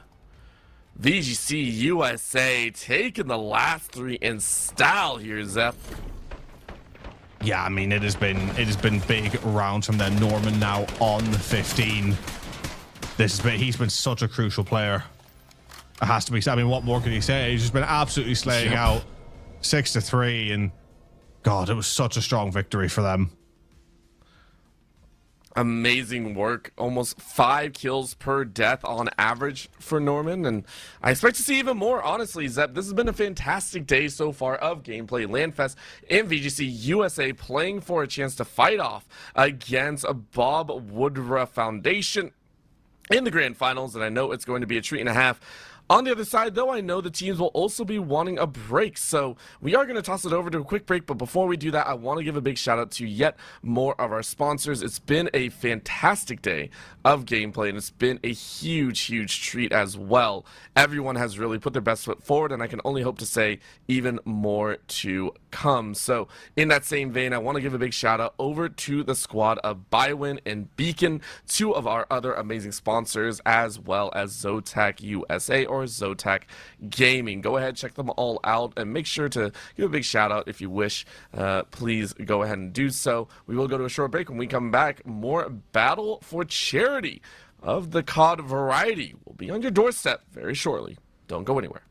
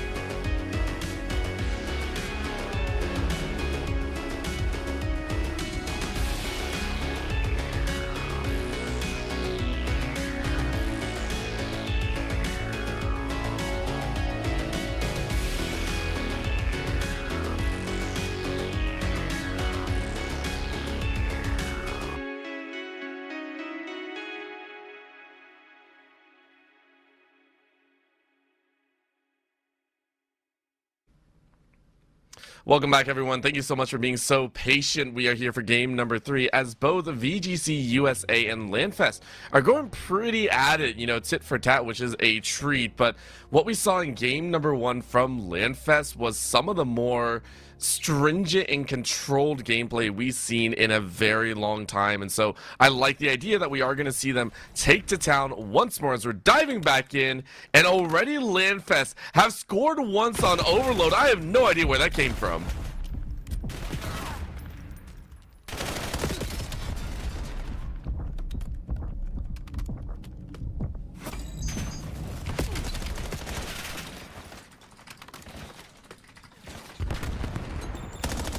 Uh-oh. I believe Zepcast is unfortunately, did we forget to unmute? Oh, no. Oh, my God. Oh, no, we didn't. Zepcast was flabbergasted by the action. The amateur hour, once again, here on show. Folks, I apologize. I'll reiterate the hype that Orbital and no one else could hear in his ear is that LANFest are bringing the action straight back into the fold here. Sandman up 7-5 on the 3 spree, trying to help his teammate through for the second overload of the game. They get it through, and LANFest in the ascendancy early on. Great performance from terrific performance from LANFest on the overall, and I have been told by production that I have to pay a fine for my horrendous error. Getting the PayPal out as we speak. Orbital, keep him busy. Yes, I will. We are cruising on in as that's the third score here. LANFest off to the races and more in this first half, and it feels like they are just not stopping. This is a complete takeover. It feels like from LANFest's side, they are cruising here in a comfortable position. It really does come down to the fact that they shut down Paperback and Norman. You can see the controlled spread from LANFest of the kill count, and they're not really worried about it overall, because why should they be? It's all about running that EMP. It's all about getting around one of those 1v1s, and they're chasing it again because they wreck like that. Secura Solace says, you only gave me 1. Well, it doesn't matter. That's all I need. Great tap to make it to 4, and LANFest, huge lead right now in a 4-0 stance in this overload game. Yeah, hitting the halftime in style, baby. Up 4-0 in the driver's seat. Paperbag doing what they can, but only papering over the cracks of the crumbling foundations of the defense right now as LANFest are dominating in this map 3. A team that played a terrific map 1, were a little slow out of the gate in map 2, but have come roaring back in form here for map 3, looking to pick up where they left off in that hacienda. And it's so far so good. VGC on the overall struggling to get into the game, whereas LANFest are in the ascendancy. Sakura and Taylor, 2 overloads apiece, will be looking to add to their tally in round 2. And I really have to respect LANFest. This is, again, one of those positions of we know exactly what we have to do. We're not diverting away from this position because, by all rights, they're losing most of these gun duels. The gun duels that they do win, though, are over the EMP itself. They're very much controlled around these points. You can see here, look at this step on up with the rest of the team, really well controlled, and they book it straight to that point. And look at that, just closing in on the rings. Now, granted, this time didn't work out as cleanly, but for LANFest, it doesn't feel like their kills are coming for kills' sake. It's always for that right opportunity. Push up the EMP, get the opponent off kilter, and take control that way. Yeah, you're completely right, because again, look where they're getting the kills and look at their position in the map. They are just trying to dominate this B lane and choke them out of this B lane. It's now the position of Jokers, who is managing to force LANFest to spawn a little bit further wide, which will give VGC USA the opportunity to rotate this one out and do what they want to do. But I don't like this play. They're struggling on the defense and they're rotating deep. If LANFest can catch them here in the P2 position, then they're going to be in a lot of trouble. The Polos decide to rotate deep back, or Sandman with 2. Here's the clap that comes through, and that's going to leave A completely free, and that's going to be the freest cap you can ever get. If you are going to do a rotation like that, you do not do it through deep spawn. You try and pull it through couch and hope that your teammates are there, because to pull it deep spawn gives LANFest so much time to get pushed high up to where one wave of kills becomes lethal. A big risk. It didn't pay off, and that's surely the nail in the coffin for VGC USA for this map 3. Crazy work right there. Really well done overall. We give credit where credit is due, and for LANFest, they are shelling out here saying, hey, game number 2 was close, but we could have won it. We're going to prove it right here, right now. step into the tune of the gunplay. Sakura goes down, but the rest of the team is there to haul butt back. And there's a hard rip as Taylor's going to lose a life. Sandman does the same, so VGC USA coming alive a little bit more here. Norman and Paper Bag falling just as quickly, though. Rounded on back. VGC USA going to try and score their first if they can. Do they make it through? Oh, they dropped it. No, he dropped it at the doorway. Oh, there's the cap. The finale is done. 1 point to VGC USA. Yeah, getting something on the board. The clean sheet not going to come through for LANFest, and VGC have been picking up the kills, pushing out the right lanes for the relay, and have gotten a second one back. Now, they don't have control of the mid, so they could get relayed themselves on the counter, but look at where they're picking up the kills. They're doing it in such a way which is freeing out pathways to progress the CMP. You talk about picking up the right kills in the right areas at the right time. They're now going to try and push out towards Dojo together, but he needs to get his teammates with them, and his teammates are spawning wide. He needs to rewrap this EMP back deep, maybe through mid, cause the stretch, but I like the collapse potentially coming on here from the two players who have found their way into the spawn. That's two dead. Sandman with two, with the collapse around the back could get the next two to open up that space for the cap. Huge kill picked up by Sakura to hold on to this EMP, but now it's Calamity at the back. Joker's the last alive. He eventually falls, and I tell you what, LANFest were super close to conceding a third. To play a little slow from both sides in the end up, allowing LANFest to hold on, and surely there's enough time left, or not enough time left for VGC, I should say, to pull this one back, but that got closer than it should have. Yeah, that's a little bit of a, oh, gotta lean forward in my gaming chair. Okay, gonna lean back in my gaming chair. Oh, gonna lean forward in my gaming chair type of beat for LANFest, though. They got it under control. A little bit of a sideways fight right there, a little bit more out in the open than they probably enjoyed, but with that EMP on the bottom side of the map, that's what they're chasing for. Good read in on the out, but for VGC USA, they're gonna try and plow on through, just hard, break their head. But no, LANFest say no. Dice, you had to have a little bit more finesse than that. And with that 50 seconds remaining, it's all about keeping control of this EMP, just keeping it out of the hands.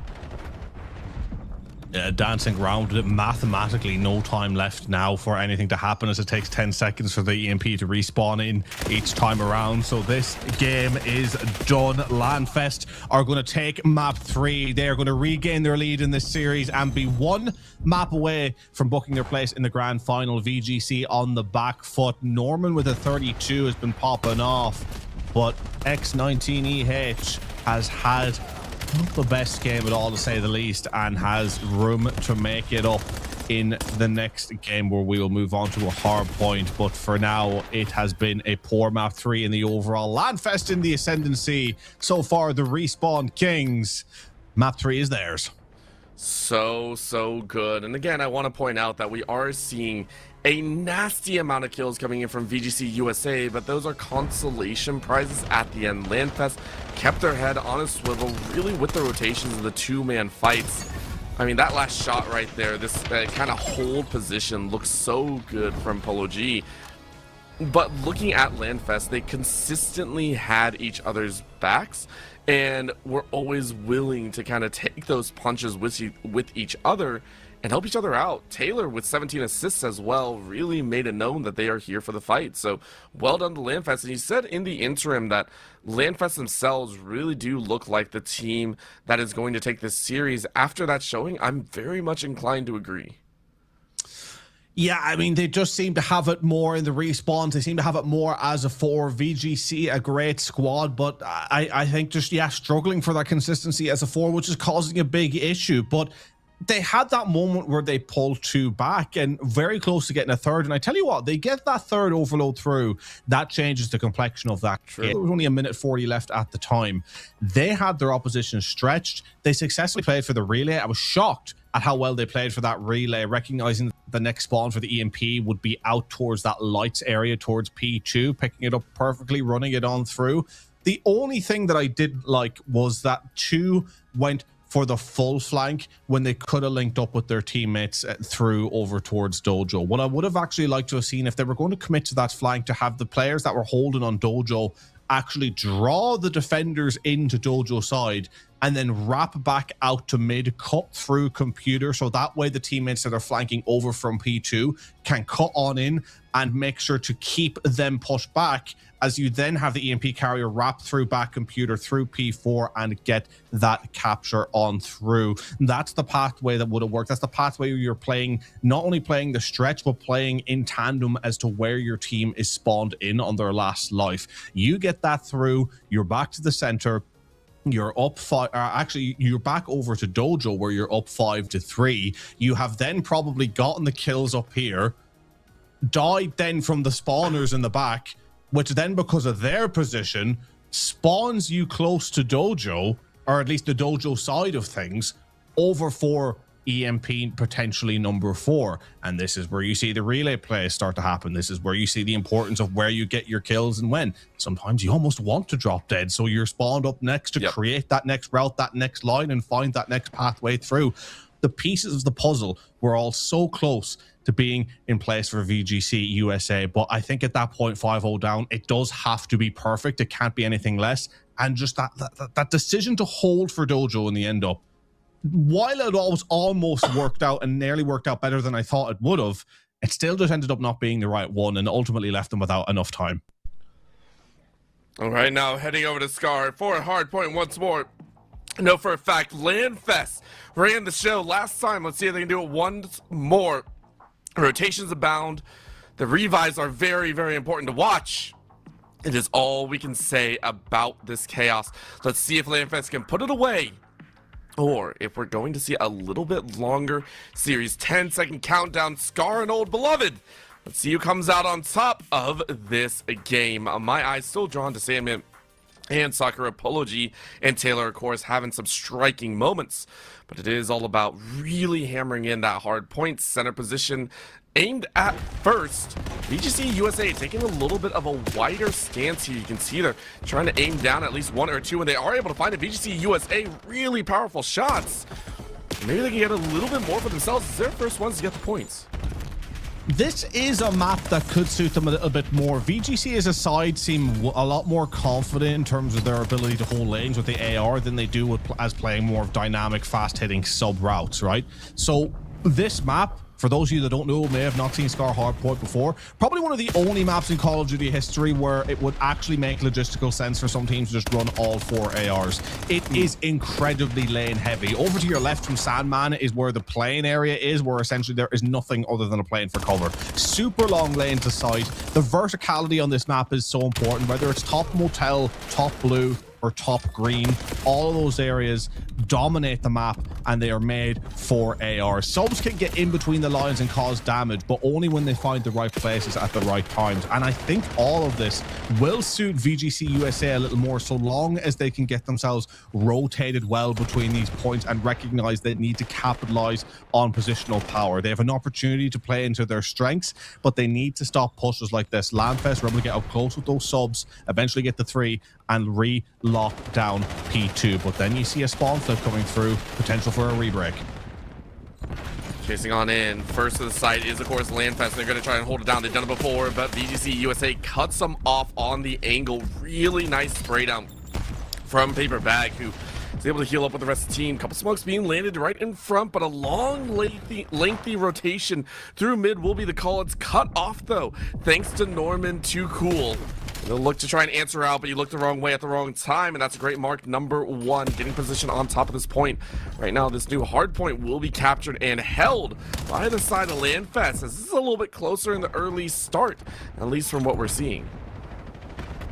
Yeah, I mean, it's such a back and forth between these two sides, and I think we're seeing these sides in terms of how the map plays and how it feeds into each other's strengths and weaknesses. We're starting to see a little bit of an even match. You know, LANFest feel a bit more of a team, feel stronger as a 4 on the overall, meaning that it feels like they'll have more in terms of being able to get clean breaks on hard points, but in terms of how the map works for the team, it feels like that suits VGC a little bit more. If they can get rotated well, hang on to these points, well, they're going to be able to stop a lot of LANFest pushes. So they have an opportunity, but This is what happens on this map when you don't rotate well, when you don't have an anchor of these points, and when you realize where these spawns are going.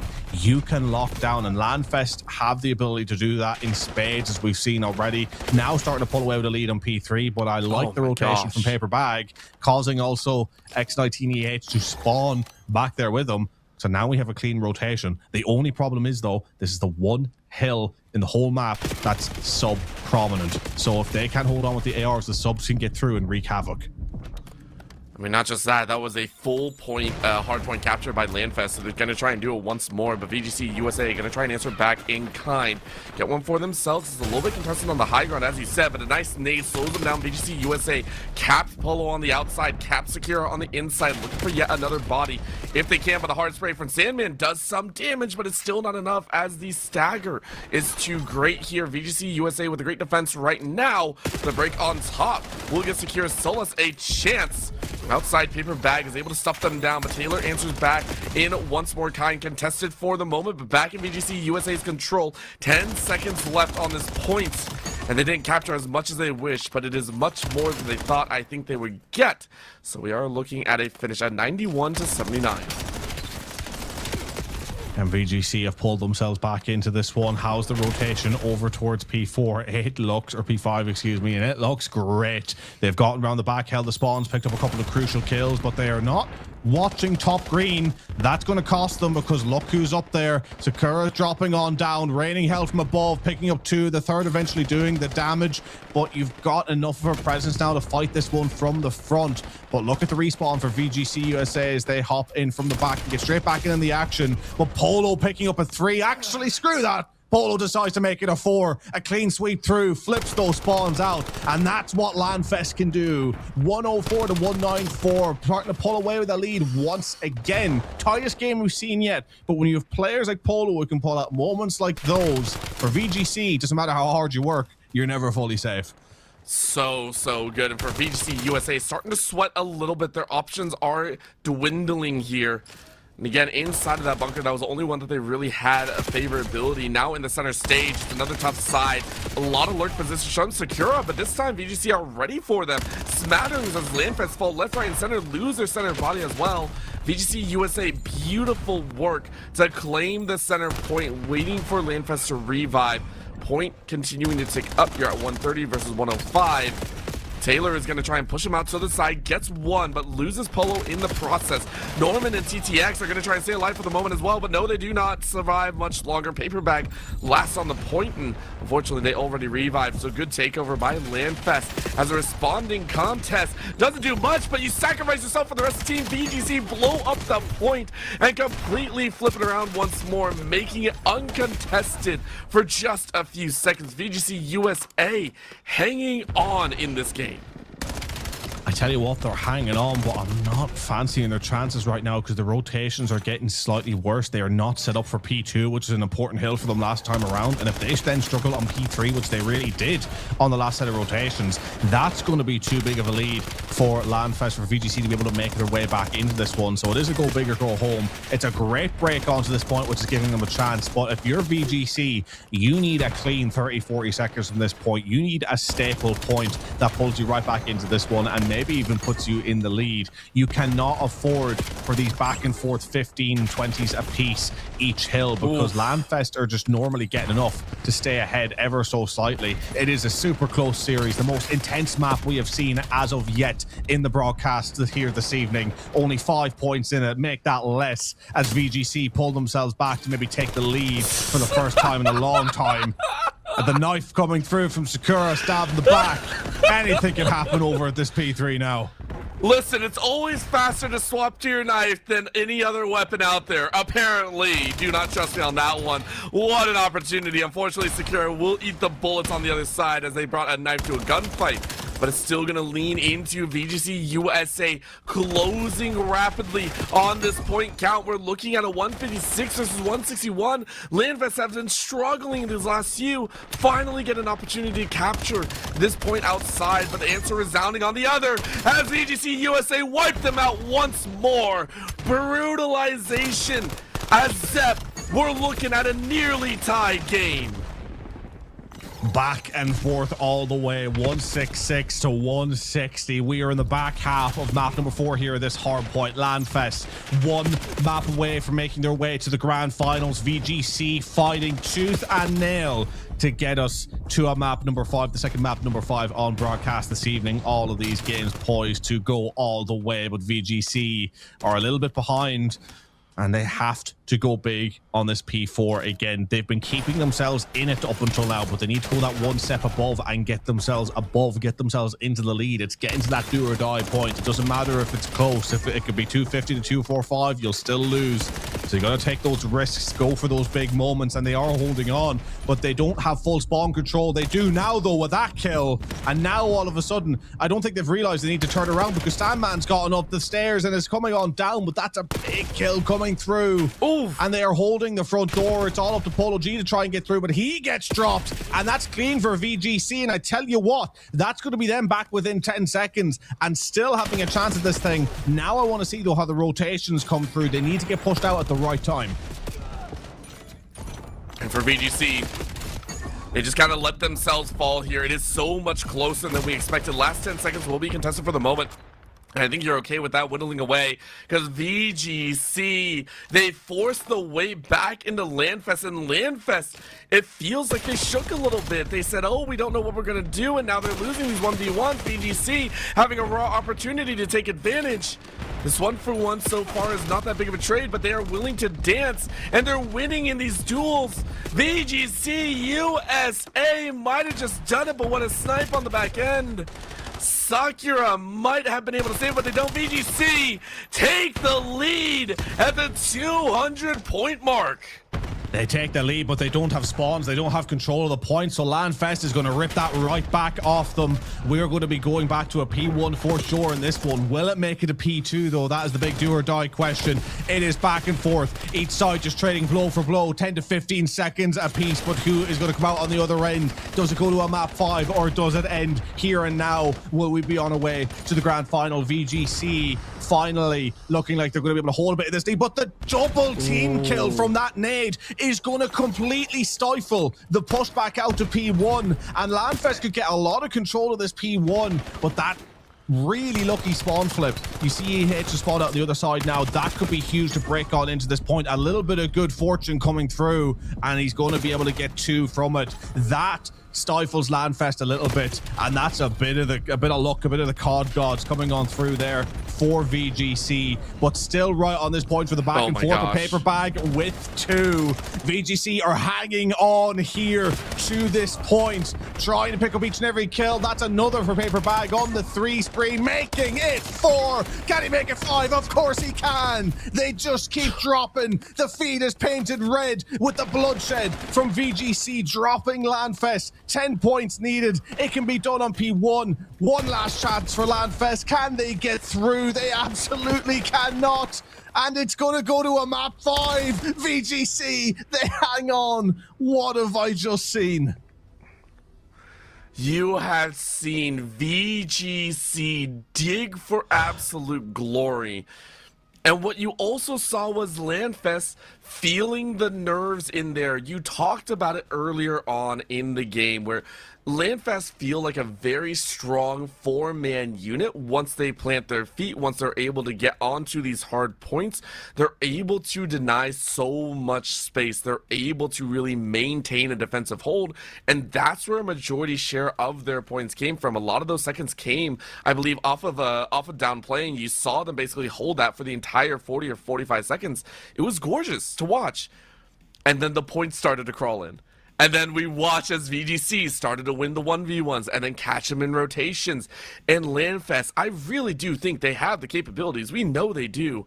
But it's that mental game that started to wear away on them, where they started to feel, oh, we're losing ground. Oh, we're losing these fights. Oh, we've lost the lead, and these things just snowballed into them starting to stagger in to these points, stagger into the doom and gloom, to the point where they never had a very strong rebound. So, Zep, yeah, I feel like you called it way earlier on, and I just got to watch the tail end of it. It was LANFest kind of eating their own at the time, and VGC kind of pouncing on it at the end. Yeah, I mean, What I will say, though, is that VGC just... we were waiting for the whole game for one of these teams to have that moment. I said we need a moment where this team locks it down. And they did that on P1. But they did that on P1 off the back of, yes, doing a great job of keeping it tight on P5, but losing spawns on P5, which is crucial, not having initially rotated well towards P5 because they were desperate to hold P4 to finally pull themselves back into the lead. And then a double team nade off the rip at the end of P5, which should have completely stifled the push back to P1. However, an incredibly fortunate spawn out for EH allows them to come around the back. LANFest had a perfect setup on P1. The only thing they maybe could have done is anchored the back to make sure those spawns don't flip. But you wouldn't think they would flip there because you've seen VGC just flip the spawns towards P5. But that spawn out allows for a double kill on the back from those initial P1 holders, which causes a look both, whoever's left having to look both ways, which then allows the players to come through and mark it and flip round into the center. And then what we couldn't have predicted, after all the back and forths that we saw, is just a feed of red. It just stayed red. We were seeing checkerboarded kill feed after checkerboarded kill feed for 3 or 4 points up until that point. But for them just to switch it on and just lock in point after kill after kill after kill on P1, reading the spawns, picking it up, we hadn't seen that all game. And what a time to pull it out of the bag. Because I was calming there at the end like it was a 5-point game. They won it by 30, 40 points in the end up. But they did that just because of that last 20 seconds. They locked in like no team has locked in this entire broadcast today. It was just, it was incredible. They locked in like it was 5 points all day long, and we respect that all day long as well. We're heading into the final map, though, of the semifinals. It is yet again Search and Destroy that VGC won in game number 2, and yet LANFest gave them a run for their money. So let's see if it changes at any point for LANFest. It's all about kind of reclaiming your glory from before. Inside and outside the barn will be big, but for X19, early shot with a nade on Sup. The icing on the cake is brutal, but Sucker Solace rips it right on back. Norman answers in tow. And then a 2v1, it will lead to VGC USA to take round number 1. And a nice round there from VGC. And it's nice to see them playing on a Fringe as well. Fringe brings back a lot of happy memories for me as a player, because Fringe originally a map that came out in Call of Duty Black Ops 3, and Black Ops 3 was the game that got me into CoD competitively, summer of 2016, making me feel a little bit old here. Granted, I still have a couple of years of youth left, but when I hear that my favorite game is 11 years old, it starts to make you feel a little bit unk. You know, it gets there a little bit. But a pleasure to see this map back, and it's a pleasure to see for myself that I can play it about as well as I did back then, which was pretty woefully. So maybe I'm going to pick up a pointer or two off these guys here in this map 5. I love it. Hey, listen, we give them their due rewards, and honestly, I never saw the competitive field myself because I'm terrible at this game. So I do enjoy watching some of the best of the content creation world, or even in the professional world, play here for a good cause, for the Battle for Charity Online 2026 CoD event, especially with LANFest here. So far, though, it is Norman with a 4-1 status, and now LANFest answering back in a 2v2. Will they be able to find the extra marks? Yes, you will, but you land straight in front of the gun barrel. LANFest take that kill and say thank you very much. It's now a 2v1 fight. Quick dash for safety, a final knock on the back. As Joker tries to stay alive and is dancing inside of the hallway. Maybe you can see it. A nade might not be the right choice, as that'll be a sprint and a half. Joker looking. Sakura was going for the knife, but it ain't gonna work, so the gun will have to do. Taking the round back. Are we going to see another tit for tat? I mean, we've seen a map 5 already. We've seen a map 5 that went to a round 11, that went to a 1v1.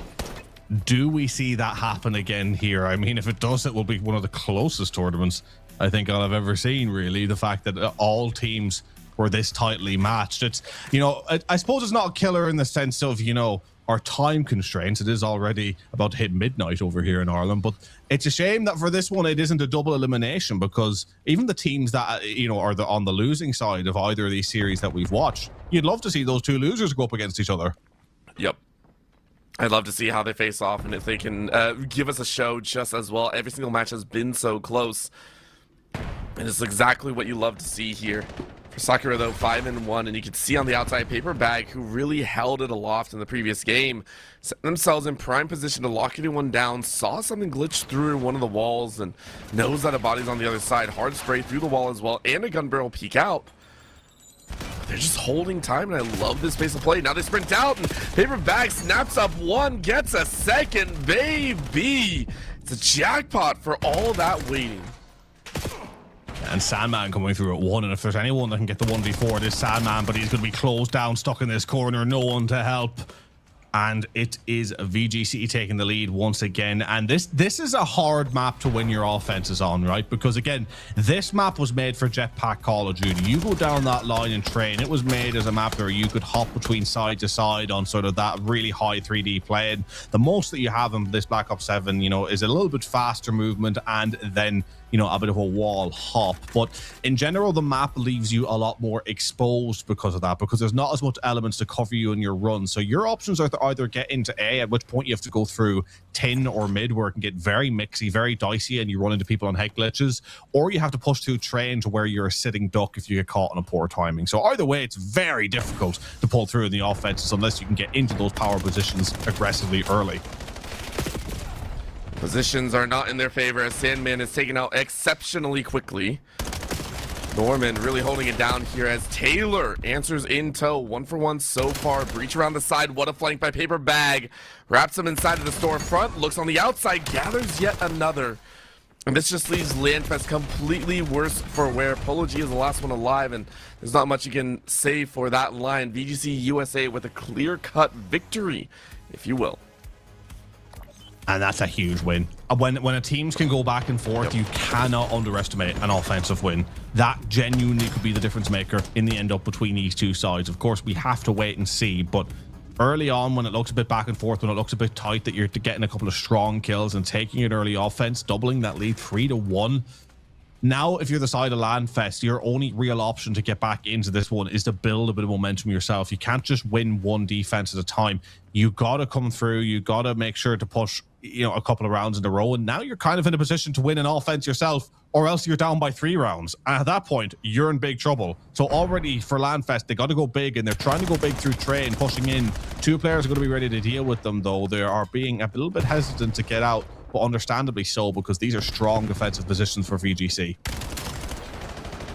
We'll play it as best they can. VGC really locking it down here. Losing Norman, though, on a straight line push. Really working in favor, but Paper Bag still alive for the moment, but they fell just as quickly. Losing track of who's alive, but it's down to 1v1, and the final shot rings true for LANFest, as that's a clip that they will so desperately need. 3-2, current score on the scoreboard. And Sandman might not be a sniper, but it's close enough. And LANFest with a crucial offensive round there, but I will say they were a little lucky. There was a hesitancy to get pushed through that train, and they eventually got flanked and almost trapped into that train lane. But luckily for enough, they were able to just play trades off each other in a crucial 1v1 in the end. But I was shaky going towards B, to say the least. They need to try and get aside a little bit more confidently. But for now, an offensive round that they needed. Now, if they can just match it with a defense, they'll be back all square and have mitigated that early mistake of letting a defensive round go early. Well, here comes that minute. Couple nades outside to slow them down. Paper Bag catches Sandman lurking. That's not a good opener if you're the LANFest squad. For VGC, though, locking away Sandman, locks away maybe some of these late game opportunities. Another catch on the rotation as VGC, they are just flooding onside this A side. And it feels like it is all there. Sakura Solace, last one alive, but is able to get 2. Are you kidding me? Barely skedaddles out of there. And Norman just waiting on the outside wing. I can't believe Sakura Solace was able to survive. And now the large round as they spot out the opponent. Reload coming in. And you jump just in time. LANFest look to tie it up. That was very poor in the end for VGC. You isolate that player, you see where they are. Maybe you didn't realize they had a sub, but you cannot just sit on a heady and allow a sub player to close the distance. If you need to hit a reload with that AR, guess what? You just get the hell out of there. or you pull out the pistol or whatever, playing for that reload, thinking that that player is going to stay in tin. You need to be keeping tabs on them, watching for that hop out. I mean, again, great play from Sakura. I won't take it away from Sakura to pull through with that third kill. What a massive moment. But for VGC, I'd expect a little bit better there in that 1v1. They might listen to your advice here. We're at 3-3. First half done. Looking for a second as you're concussed out on the back end. Another frag to land right in front of your feet. Sandman retreating as their team falls around them. And Norman on the cleanup catches one in the back. I think they heard you, Zep. I think they heard you and were like, okay, we'll step on up to the table. Yeah, giving them a little the kick up the backside, perhaps that was needed. As Norman, 12-4, by the way, a player who's been, you know, a really clutch for a side throughout this series, but has kind of gone a little bit under the radar in the sense that we haven't instantly been jumping and saying, look how great Norman's doing, in the same way that we were saying about FDL. But Norman dropped, I believe, 15 or 16 in the previous Search and Destroy, pulled out, I think, near a 40 bomb in that last hard point. I mean, has been a really solid top tier player for VGC, carrying them on through and is doing the job once again, but needing to pull away with this one now. Going up 5-3 would be huge. There is in the CoD space a little old 5-3 curse where a lot of teams that are up 5-3 end up losing, but it normally only ends up being a curse when the casters don't talk about it per se. So I've mitigated that just a little bit there. Always got to say it outright. As we are looking at LANFest, you say, screw the 5-3, we'll make it a 5-5 status as it closed in to tie yet again. And Sakura Solace, who has done so well in some of these individuals and yet at the same time been one to falter. It's always kind of an iffy position on who is going to take it away. But we are looking at the last few rounds here. Zep, we are just near 2 steps away. 3 will be the maximum before we crown our last grand finalist. And the privilege has been that both series that we have had the privilege of broadcasting here this evening are both grand final quality levels of games in terms of the distance that they have gone. It's a testament to each and every side competing for their charities here today. And again, massive shout out to all of those. They are why we are here. LANFest, Video Game Clubs of America, both competing for a slot in the grand final to meet the Bob Woodruff Foundation. Only one of them is going to be able to make it there. And who is going to try and get the upper hand to get that series point? As LANFest try and push in the offense. The first blood going to Paper Bag, going to VGC. Now 3v3, Sandman picking up the kill against Norman. Norman is a huge player to lose. And that's a rough one. But Taylor and Sandman both step up in turn. They say it's ours. We're down to just 1-1. That's our second 1-1, I think, as well, between Sandman and EH. And Sandman won it last time. Don't tell me that. Don't tell me that. We're going to see it this time. X19 trying to make it right, but misses the second half of the clip. But again, with that bomb down, it's one or the other. You got to go for it. You're going to sprint your way, and Sandman's going to look for it. Ain't no way you get away with this. All right, you pick it up. You're going to try and hard sprint. There's only so much time left. Oh, my. It's a no. Did you get it? Did you get it? EH thought he already had the bomb and took it out. Oh my He didn't realize that that bomb was down in track. If he knew that bomb was down in track, he could have ran that clock down. Again, understanding of bomb positioning so important as well. But potentially it's not going to matter. He's getting around the back. Oh, is he going to pick up the kill? He gets it. And he's going to come through with the defuse. That is a huge, huge round. Such a tight round as well, and I really, really respect it on both ends. VGC USA one step away from staying into the grand finals for LANFest. They're going to try their best to fight, but if I know anything about the series, I can only imagine we're going to keep going. Right? I can only imagine we're going to go to a 5-5 standard and have to fight for the 6th and final point. Let's see if LANFest can do it. Go big or go home.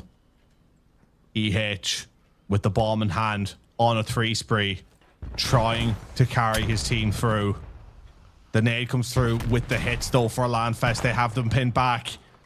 Sakura's getting round the side as well. He's going to be able to pick up 2. No. The timings are immaculate. VGC are floundering here, stuck in 10, but Paper Bag gets 1. The trade is there. Now all up to Joker's Vibe. Trying to rotate out, but a round 11 looks inevitable.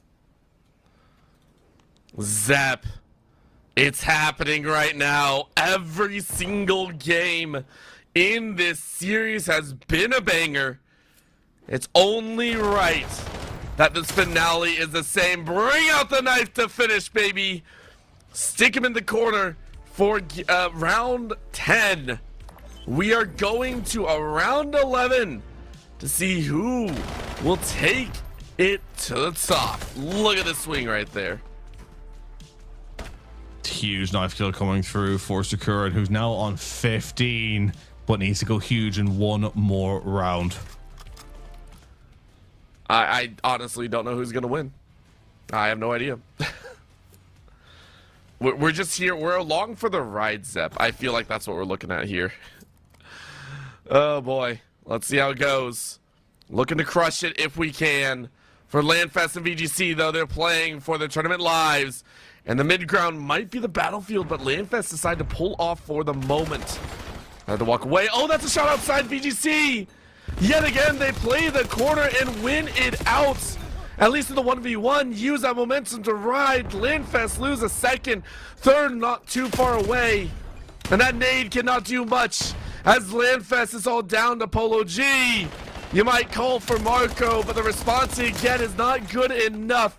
VGC are headed to the grand finals.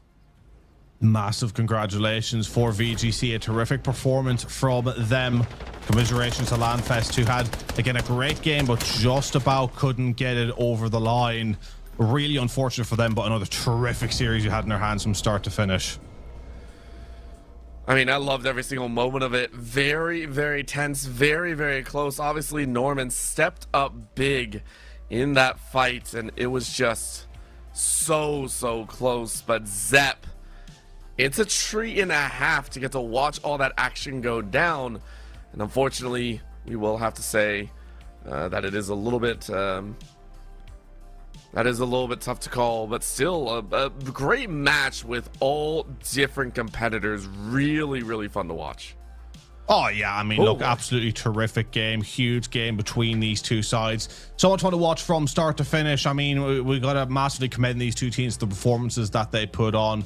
Really enjoyed what we've seen from them. Could have gone either way, almost similarly to the last series did, to be honest. It was a really strong performance from both. And it's one of those ones where I always love a great game when you're able to say that if you place these same players in like an entirely different map set that you might have had an entirely different result. That is just, again, just the testament to how close these two sides can keep it. Yep.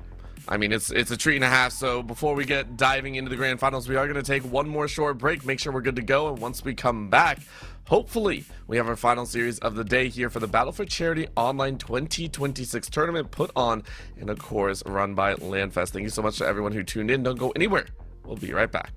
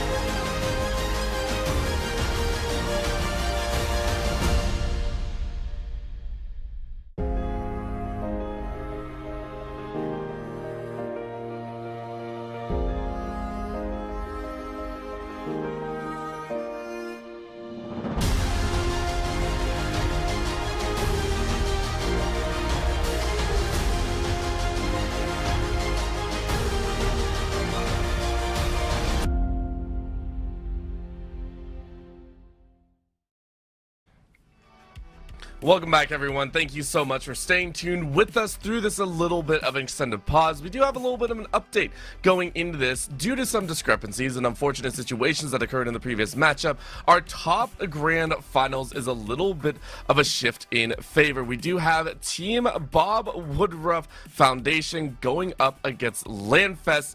Either way, it's going to be a treat because both semifinals went to Game 5, went to banger status. I don't care. I'm excited. Oh, yeah. I mean, it's going to be a great grand final. I mean, like, two terrific teams, and commiserations to the team that unfortunately got eliminated in the end up as well. A terrific series that they put on, nevertheless, regardless of circumstances. I think towards the end, especially the back half of the series, probably the most entertaining last couple of maps that we've had out of the entire day. So massive respect to them for the performance and representing their charities well, the Video Game Clubs of America. Massive shout out to them, and we're going to be giving our shout out to the grand finalists as well. But before we do that, again, the teams that competed today, not only was Video Game Clubs of America, but one of the teams that went out in their first series in a map 5, round 11, 1v1, was the 1000 Dream Funds. So make it known as well about them is what I'm doing here, and a massive shout out to them, as you do see them on the bracket here as well. You see the names and who has reached the grand final. Bob Woodruff Foundation versus LANFest, and we talked about it already, but for those of you who don't know, let's remind you, LANFest are dedicated to building healthy communities through gaming, with over 25,000 attendees and a thriving HQ staff, 200 plus events per year, and over 400 volunteers. They unite people through the power of play, and their gamers create a big impact, dedicating over 90,000 hours annually to charitable causes. That's almost as much time as I've put in to Black Ops 7 because I don't go outside. And yeah, I mean, look, they're a terrific organization. They've made it to the grand final by the skin of their teeth, and I'm looking forward to see if they have what it takes to go all the way and one step above as we load into the best of 7.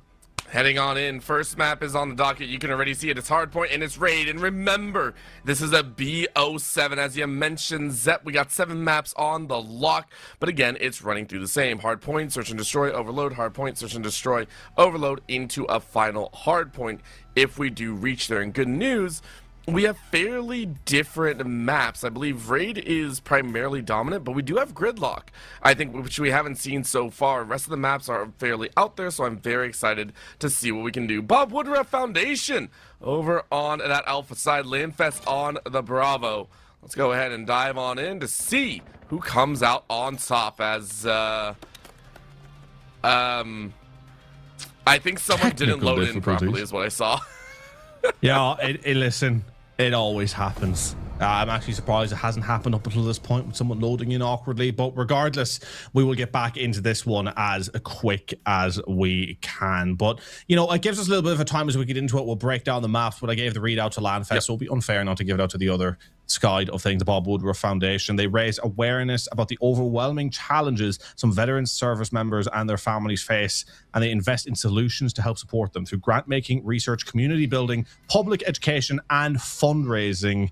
They make millions of lives better. And folks, as far as I'm aware, I believe a couple of hours ago now, that the whole overall donation, the funding, is, you can see the QR code in your screen to scan to donate, was very, very close to the goal. Not actually sure if that's been surpassed at this stage. I'm sure we will be let know, but even if it has surpassed, there's no problem with a little more. All right, you know, raise the bar, raise the expectations. If you want to donate, folks, if you've enjoyed what you have seen throughout the day and are excited for the grand final, make sure to donate as well at a split between all these wonderful causes who will benefit massively from your help and who do such amazing work across their respective fields. And, you know, bringing it back to the game at hand, the series at hand, as we've talked about the best of 7, 4 players on each side now are going to have to do amazing work for their squads if they want to be crowned the victors. As you said, we've got a Raid, we've got a Gridlock, we have a Scar, Hacienda, Fringe, Gridlock, and Scar.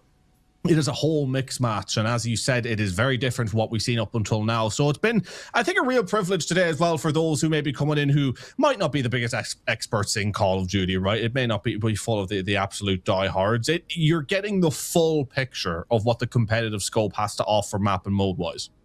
Yeah, I mean, these are quite fun. I mean, if you're looking at Hardpoint, it's very much king of the hill, making sure to stay on top of the map and everything like that. We've seen teams actively fight back and forth. I think the closest that we've seen is a 250 to 230 or so, and the farthest that we've seen is 250 to about 100 to 150. So it's been very near and far between in both these matchups. If you're looking at the Search and Destroy, It's very much your standard plant the bomb, get the bomb, defuse the bomb, and all that fun stuff. It's a round-based setup up to 6, so that's a lot of fun. And then finally, overload is, I want to almost say capture the flag. That's the easiest way that I think, except reverse. So you put the flag in someone else's point, and you're happy there. But, you know, a little fun here and there, and it's going to be a lot of fun either way. We just cycle through there, and it's a done deal. I say a done deal, and I know for a fact it's not going to be so easy, as both teams have both said that they are very excited to compete here in the grand finals, and they're very, very excited to kind of run it as fast as we can. So I am excited as well. Also, since we do have the time, Zep, you did so fantastic with some of those ad reads, and I want to go ahead and do the same on the other VGC USA, the other squad in the semifinals. If you want to go ahead and check out what they do, they are really helping to eliminate social isolation and enhance the lives of marginalized students. Saw them earlier, talked to them a little bit, but if you want to visit their website, it's www.vgcusa.org. Please go ahead and check it out, even if you can't donate. Every click matters, and being able to kind of check them out. Also, our other team that we saw way earlier on in the day is 1,000 Dreams Fund. I mentioned them before, but their dream, of course, envisions a world where women and students in most need may fully realize their full potential, helping out those in a diversity with diversity and opportunity, clearing a pathway to success, and building leaders for our future generations. Please go ahead and check them out at 1000dreamsfund.org. That is 1000. That is 1000dreamsfund.org.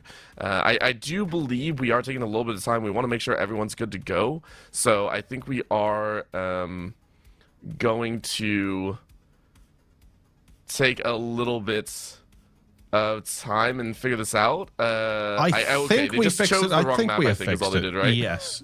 Yes, Okay. exactly. So we were wondering a little bit what was happening there, where there was a bit of a technical difficulty, folks, and we thought we were on the precipice of maybe thrown to a break. But what has happened is, because the eyes have glazed over a little bit on our end, none of us caught the fact that we were loading into a raid. And it was like, hang on a minute, raid isn't a hardpoint map, and it's hardpoint first. For the love of God, lock in, all of us. My goodness, look, it's been a long day. I mean, it's 1 a.m. over here in Ireland, so I have an excuse. All of you on the other side of the pond. I mean, come on, guys. But we finally course corrected, and it was no one's fault. The players didn't even know what map it was. There was a permanent just eye glazing moment from the entire lobby, but we sorted it out. We've chosen Den, we've loaded in, and we're ready to kick off the action here in the grand final.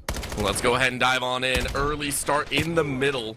Hardpoint open and captured here by Bob Woodruff. And remember, LANFest is much more a stylization. Now that we see them for a series, LANFest need to get to the point first. They need to get to the hardpoint first to capture, to set up, and then work their way from there. Bob Woodruff maybe a little bit rougher around the edges, a little bit more free form.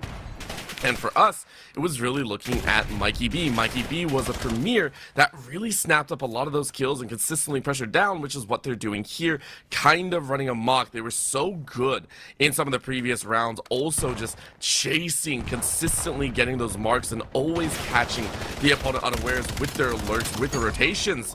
And it feels like we might get that here as well. But for LANFest, good setup on the last to at least get a couple points for themselves. Yeah, it's been a great start for Bob Woodruff here, 31-9, and have rotated spectacularly over towards P2. You do have Sakura Solace coming around the back, though. Can they get on through? Doesn't quite happen. And now we see Bob Woodruff with the spawns completely locked down. They have control of the rotations, and this is a great hold through for them. Sakura Solace, though, picking up one now. We're potentially seeing a break coming on through.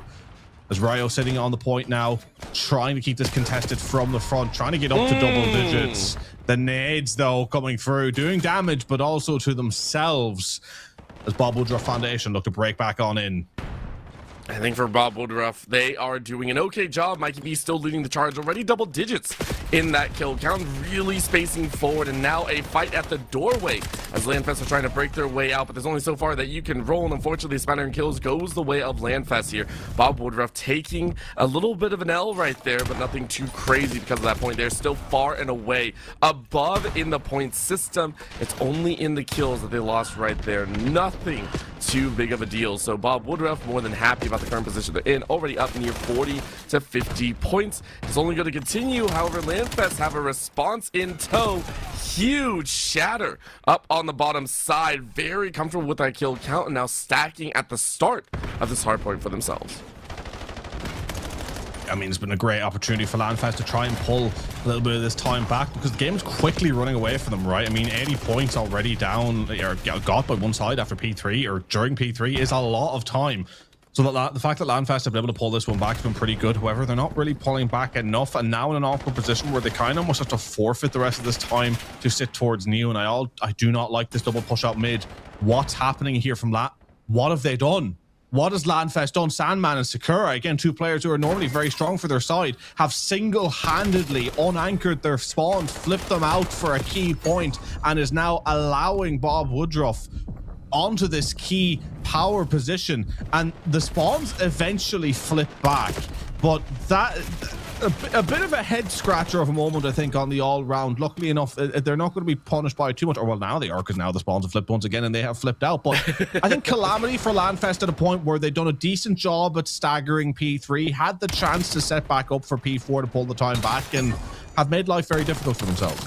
Yep, very, very controlling overall, and I think for Bob Woodruff, hey, it's a little hiccup in the stream of things. They'll continue to walk their way forward and challenge their way into the middle of the match. Let's see if they can do it. Wolfeye losing their life, but Mike B with a quick rebuttal. Taking two for the names, but Taylor answers back. Tyler to close it on out. And you know what? They'll take it in tow. Still control over the LANFest for the last few, or I should say Bob Woodruff. Last few ticks go their way. They're sitting well away, over 100 in their favor. Point back to middle. Let's go ahead and do the whole song and dance again. One thing we need to point out as well, I want to do a little bit of a count to KDs here. LANFest, you know, it's pretty even. 9, 7, 6, and 6. That's pretty nice. We go over to Bob Woodruff. 4, 6, 4, 28. Mikey, what are you doing? Running the show. I think you have more kills than at least 4 to 5 players combined. There's a level above, and then there's Mikey B.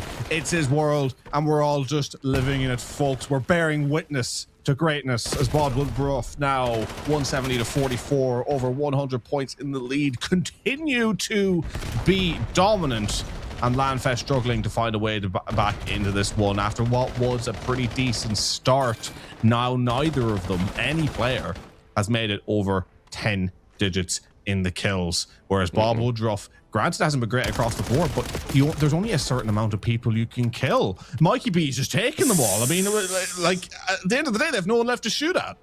Nope, it is just cleaning houses, Mikey B, and it's only going to continue here. Full point under the control, no dice on the reaggress. Anyone in the center, Tyler Brett trying to do his best to defend. You can see Sucker Solus dancing on top and actually clears out 3. Both the surprise factor back for LANFest. As Sucker Solus able to get a 3K. Looking for yet another. However, the nade comes in for Mike B to help soften them all up. Hard spray out, and it is Bob Woodruff right back in control as they crest through on the hard point contest to 200 points, just 50 more. On their way to the finish line, one of the most dominant victories we have seen here today. Do LANFest have what it takes to be able to pull it back, not just in this map, but in this series? Again, best of 7 here, so a marathon, not a sprint. Plenty of time to pull it back, but it's hard to run a marathon when you've been winded by a sucker punch to the gut. And that's how LANFest probably feel at this moment in time. They are thinking they have a whole marathon left to run, and they're still trying to catch their breath at the start line. That can be a huge moral dampener.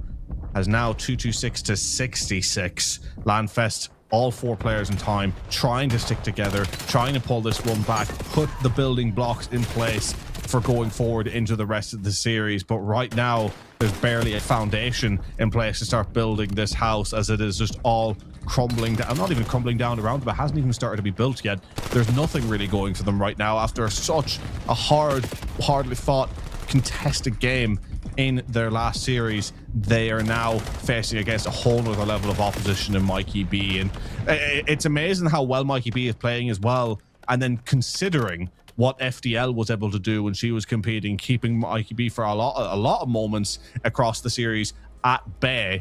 it just shows again the level above that some of the players have been throughout the course of the day. But now that Mikey B is getting to operate a little bit more uncontested, we're seeing how he can really shine. Yep, beautiful work here. Great step to start, and big shout out again to Bob Woodruff Foundation, this squad, these 4 content creators coming together for a good cause, and again showing up their own style. 39 and 11, by the way, crazy by Mikey. And heading into the next will be a lot of fun as well. I'll be interested to see, you know, if this style continues as we talked about. So far, we've seen every single match kind of bounce back and forth, and so I am curious to see if it's going to be the same, or this is the one time where you and I actually get to sit down and be like, okay, it is a team that is just kind of dominating straight out of the gates. At the same time, we could sit there and say the exact same thing of, do they have an answer to Mikey and they just weren't fully ready for it? Because we've seen Search and Destroy completely negate a singular player's value, but we also know, and again, I'm dancing behind back and forth between the 3 points that I have juggling in my brain, that if we're looking at Mikey, Mikey excels on that Search and Destroy as well.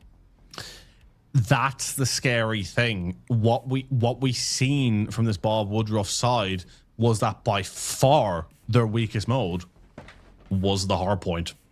Now we're going into the situations where they're able to turn things on their head. Now we're going into the modes that won them their previous series in the semi-finals, the Search and Destroys, the Overloads. There's more hard points to play, but I don't think they'll be worried about their hard points if they're able to play them like that. So I think alarm bells have to be ringing all over now for this LANFest side, because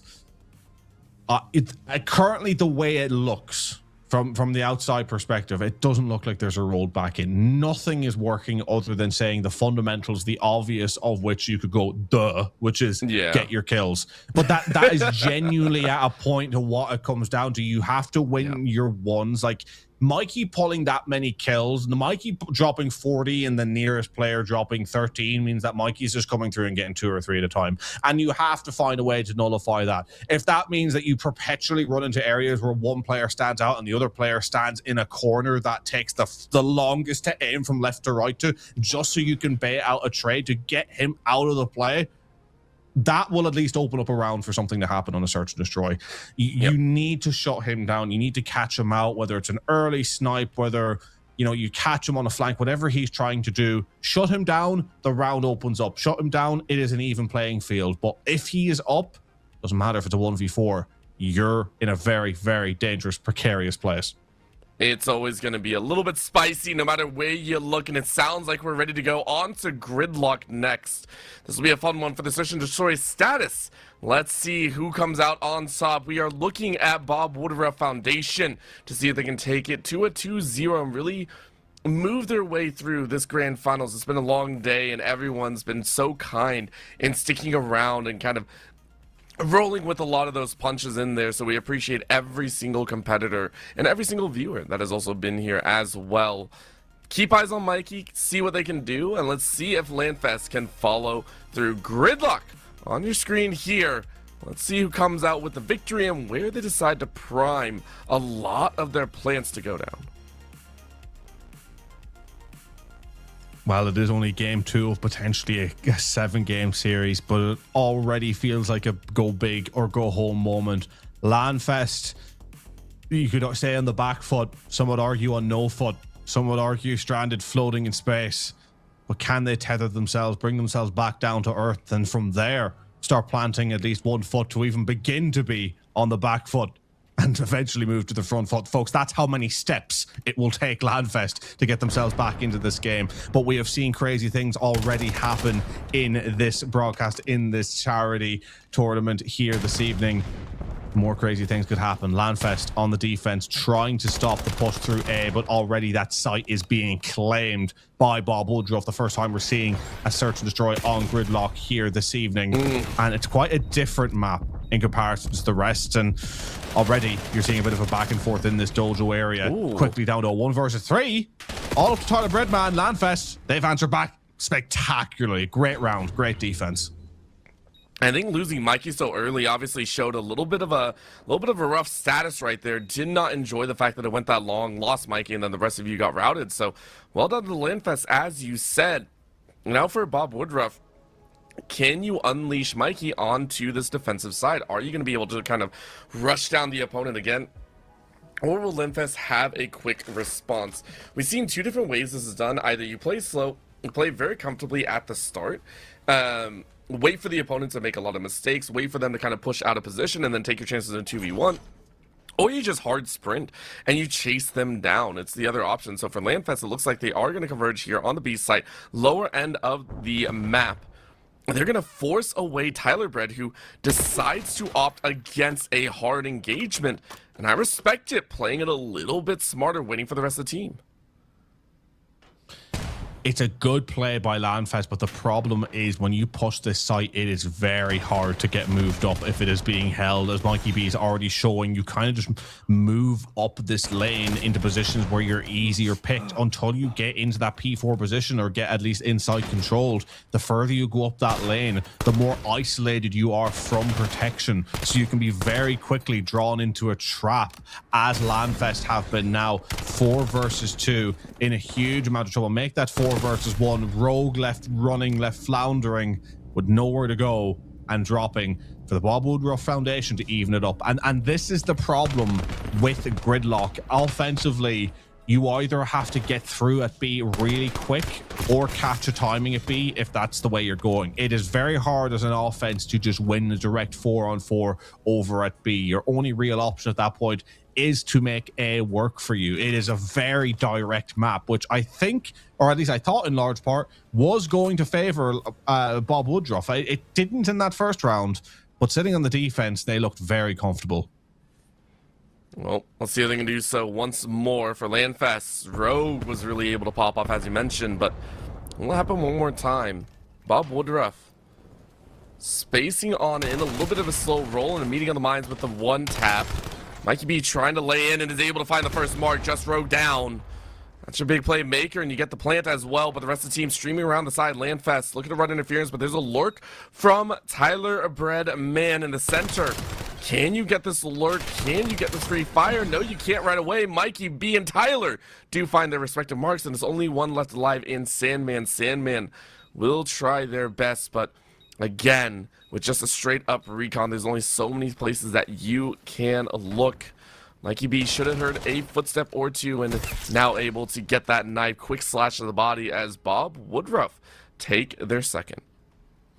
And this is the problem. You see, Bob Woodruff are a team that they know what they're doing. They're very strong in adjusting. And, you know, as you can actually see, folks, as I want to mention, you see it down on the bar below, $495 raised out of a total of $500. Now, because I had my mic muted earlier, actually have a $5 fine I still need to pay into the charity. So I could technically be the one to hit that $500 goal. Will someone beat me to it who's watching is the big question, folks. If you want to support, make sure to donate. It means a lot to each and every one of these organizations. But as I was saying, Bob Woodruff Foundation have been adjusting. You know, they're a team that adjusts really well. They struggled on the offense in the first push towards Dojo. Next time around, they made the adjustments. They made it work. But LANFest are now making it work for themselves. 2 versus 4. Mikey B already in the pits, and the Woodruff Foundation in trouble. Well, I mean, they pulled themselves out of thick and thin before, but LANFest said no dice. This time you will lose. And again, when it comes down to just a player advantage, you called it out earlier, Zep. You got to just hit your shots, right? There's no other option. You just got to hit the shots. You got to get those wins, and that's what we saw right there. Really, really clean job coming in for LANFest, and will they be able to make it happen again is the question so far. I want to say the defense for most ends or offense, either way, both players, both teams have actively been very comfortable on this back and forth, and it won't get spicy until later when one team kind of breaks out of their consistent factors. So for Bob Woodruff, you're back on the offensive. Let's see if you can plant it, and let's see if you can win. And trying again to at least make noise at A, but this time the bomb has made its way over towards B. I like this from Mikey B, making enough noise towards A to wrap around, but the problem is you don't have enough kills to establish dominance on the site. So do you go for the plant? No. Mikey's going to try and get the one, but it's now going to have to be an ace. It's 3 versus 1, and Mikey B is rotating out. And this is great for him because if he catches a timing, Rogue is going to be caught out. That timing was insane. And Rogue, I think, got the spot as well. Rogue, I cannot believe Rogue got the spot, but Mikey didn't. Now they're collapsing in on A. Mikey's going to be in trouble. He gets one, but can he move out of the site in time? Does he know the damage? The danger is behind him. He turns to 1. Does he get the 2? So close, yet so far. Nearly an ace. Nearly a 1 versus 3. But LANFest hang on. It's closer than we really initially thought, and you know what? You'll take that. You made it spicy at the end. You keep them guessing on the back foot, and I respect it. Very well done. Hey! Zep! I think you just called it. We just got a donation. We have now crossed over the $500 threshold. Thank you so much to everyone that has donated here today. And you know what's funny about that is that I am literally casting while inputting my card details to get that $5 in. So I did say that someone had to beat me, and they've absolutely beat me. I mean, does this mean I don't have to donate $5 anymore? Does my fine get waived now? No, it actually doubles now. You're in trouble. Oh, it doubles. Okay, right. Well, okay. Oh dear, I need to get some paid casting gigs after this one. I'll tell you that much. Oh god, life is late. It's tough. It's tough out here, guys. Taking a look, of course, we are looking at a little bit of a bloody battle here. 3-2 is the call. LANFest down to 2 members. Bob Woodruff looking to run the show with just 1 more kill, and all they need to find is 1 more kill. Poor Sandman about to put himself to sleep. If he does not pull away with a 1v3, he's on a 1v2 pretty comfortably. But will he be able to do a 1v3 at the current moment? It just doesn't really seem to be in the cards. It's only so many avenues that you can actually chase in, and you can see the entirety of Bob Woodruff posted up perfectly. All eyes are spotted. You can only look so many different ways. Bob Woodruff tying things up once more. And very tit for tat between everyone here. Once again, it's so weird that the search and destroys, regardless of what we've seen in the respawns, end up being such a back and forth. It's amazing how search and destroy brings us back down to earth a little bit on how these games have been going. You think you know which way it's going to go, and then we go to that non-respawn. Then the stakes are raised, and the pressure is on with each and every gunfight. And all of a sudden, the confidence that you see from teams, or the shaky shots that you see from teams, it all just seems to reset in such a way where you never really know what kind of way it's going to go. But of course, you know, that's 6 rounds deep. Mikey B, 13 kills. Again, continuing these unbelievable numbers. And you're just putting up the kill score and a half. However, this time you might be locked away for what you do not want. 13-3, and you have to back away. You have to run back to the rest of your squad. There's a plant, though. You can work with this. Mikey B, do you have some magic in you?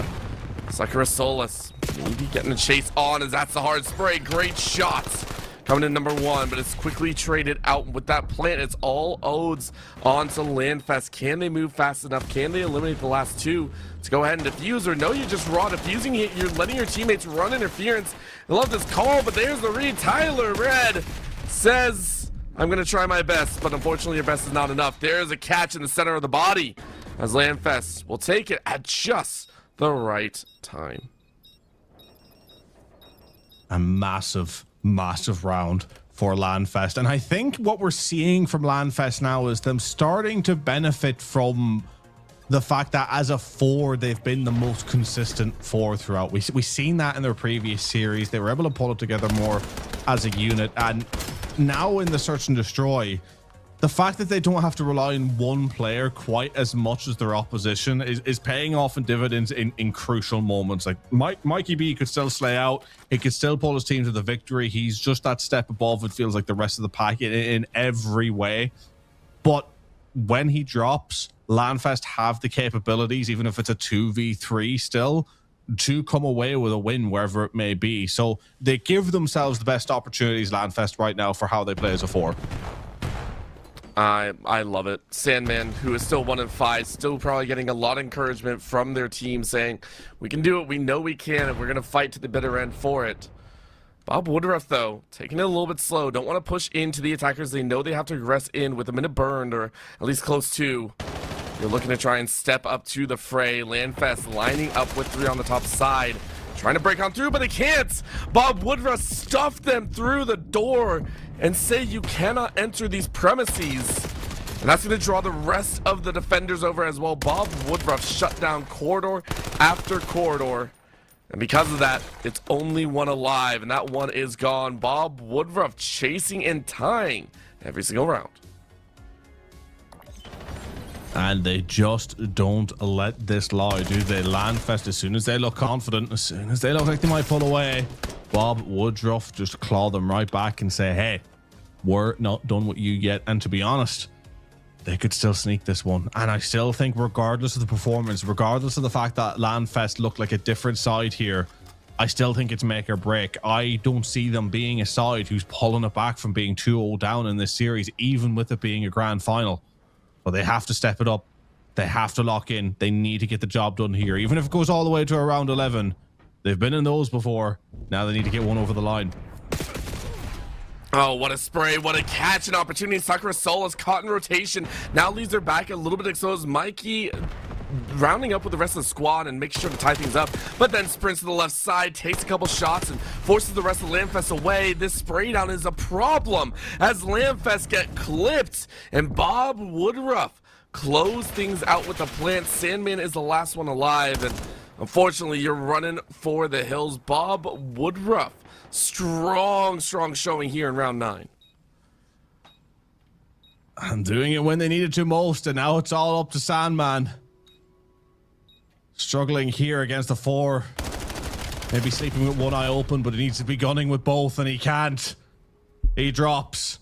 And now Bob Woodruff, 1 round away from taking this series up to 2-0, and that's a very, very long way back. It's nearly impossible to come back in a normal sense. We've seen it happen. It's tough.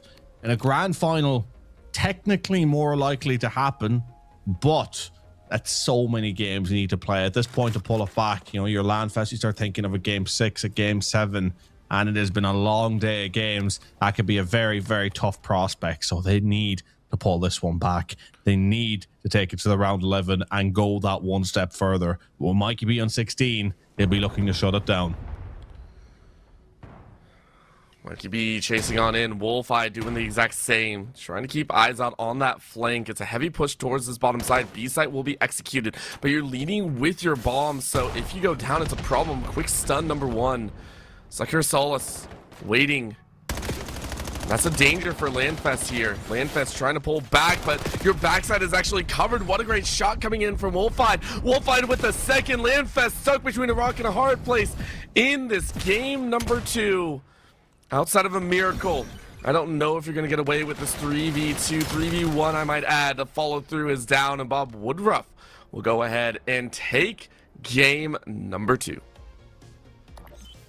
And just like that, LANFest are in trouble. They fought long and hard in that search and destroy. They looked far better than the team we saw in that map number 1.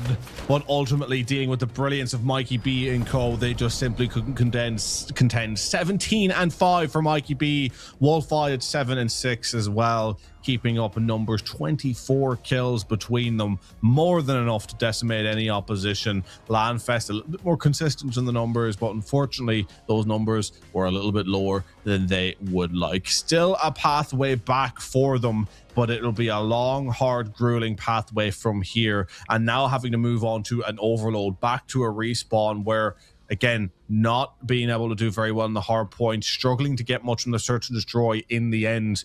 You do wonder if there's been a bit of a nail in the coffin now to where Bob Woodruff Foundation will be just happy to go, hey, listen, we played super well in this map before against opposition who we may think at this stage, they might be thinking, and again, with the greatest respect to all teams, might be thinking, hey, who we faced off in the semi-finals, it gave us more of a challenge. And we're now going into a map where, you know we can get a job done, and they might just go ahead and get it done. I mean, and if they go 3-0 up, I mean, you would think it's good night to the series, wouldn't you? With what we've seen out of Mikey B and the rest of the squad, I would also sit back with it. However, at the same time, I know LANFest have the ability to step on up at the right times, and they measured up as well, but I do agree it's a little bit tough to say if they're going to be able to pull it off. It feels rough. You know, search and destroy might have been your best opportunity, but you kind of ate that one on the chin, and now you got to go into that overload, as you said. The fast pace, I expect Mikey to be flying around this map, to be absolutely skating rings around these opponents, and that's what I hope to see, of course, at the finale. Will it happen, though, is a whole different story. You know, looking at Mikey B, there is an opportunity where, for LANFest, just go, okay, we have a good idea of the rotations. We can take care of everyone else. Let's just get Mikey B. Let's push to 2 on him every single time and just try something different. You could do that, but again, that is a rare strategy that just almost never works when it comes to CoD. You have to play the entire battlefield. You have to play everyone when you see them. So taking a look here, I believe we are going to Scar. It's another map that everyone is fairly familiar with. Nothing out of the ordinary here with Overload. Yeah, I mean, look, the only thing with Scar Overload is that with the longer lanes of sight, it might be a little bit harder for Mikey B to get into those key scenarios. And I know we're talking a lot about Mikey B here, but there's a reason. He is just an unbelievable player. So you gotta just angle a lot of your conversations about this side into how you contend with Mikey B. And I think with Mikey B, stopping him from flanking and getting pushed up tight on the lanes is going to be a huge benefit for this LANFest side. And on Scar, it is possible. You can keep your opposition at a distance. They just need to make sure to get that EMP moved up. I spoke about it before when they played the Overload, and what the opposition was struggling with is that when Mikey B was dropped, you know, the opposition weren't, 1,000 Dreams funds weren't pushing through quick enough once Mikey B was dropped, because so often, no matter how the attack shaped up, Mikey B was always the one getting 2 pieces and 3 pieces to shut down the pushes. He can be killed in those pushes, even if it's only the last player left. He can be shut down, but you need to capitalize when you shut him down. You can't slow up. You can't always rely on waiting on your team. If you get rid of the problem, you need to capitalize on getting rid of the problem as quickly as you possibly can. Let's see if they recognize that. Moving on into Overload. Big Mech go boom, but that's obviously not what you're using here. Quick out onto the battlefields. We are rushing. We are going to turn a corner here on this center point. Is it going to be enough for the Overload to pick up that EMP? But so far, it's Mikey B that still holds them to an absolute truce team wipe against LANFest, as they're all knocked against the wall. And at least for Bob Woodruff, they're chilling with their eyes on the prize. Quick rush ahead once more as Taylor goes down. Sakura and Sandman fall like dominoes as a second team fight win nearly goes in their favor, but just Rogue is able to bite back, but it's only for a moment and a half, as that will be the knockback and a quick point over to Bob Woodruff. And already trouble afoot. They are loving life here, controlling these lanes. They look to get themselves pushed back on out. And we're seeing Tyler Breadman pick up 1 LANFest or around the CMP, but they need to make it count with a couple of kills, get themselves pushed on out. And trying their best here to control this EMP and control the lane, but it feels like it's only just moments before it's going again.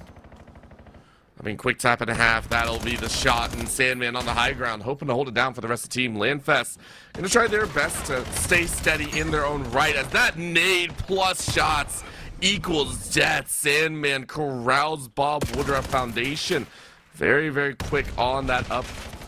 And now Bob Woodruff Foundation had a little bit of a loss. They're starting to lose members a little bit here and there, and they don't like the respawn pattern that they're currently being put into for LANFest. You can go ahead and see a quick pickup on the far end. And clipped immediately. Taylor denied. Same on the far end. Multiple deaths as Bob Woodruff shut down the 2 aggressors.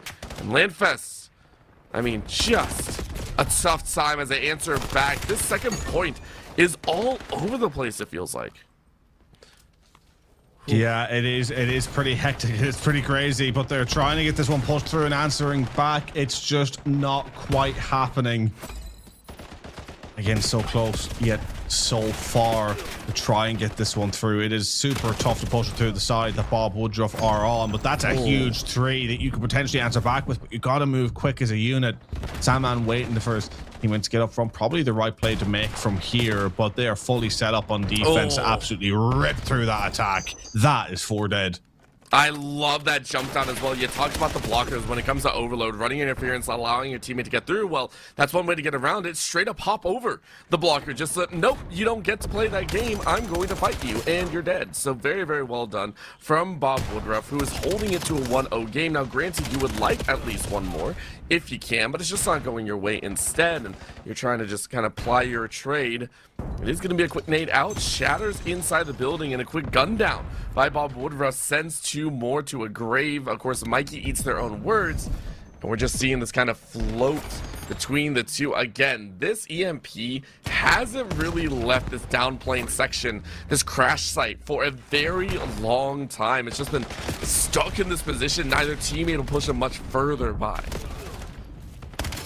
And they're pushing on up. I mean, continuing to apply the pressure here, LANFest. I am shocked at how well they're putting it on here as Mikey B needs to get around the side to slow it down. He surely gets taken out here.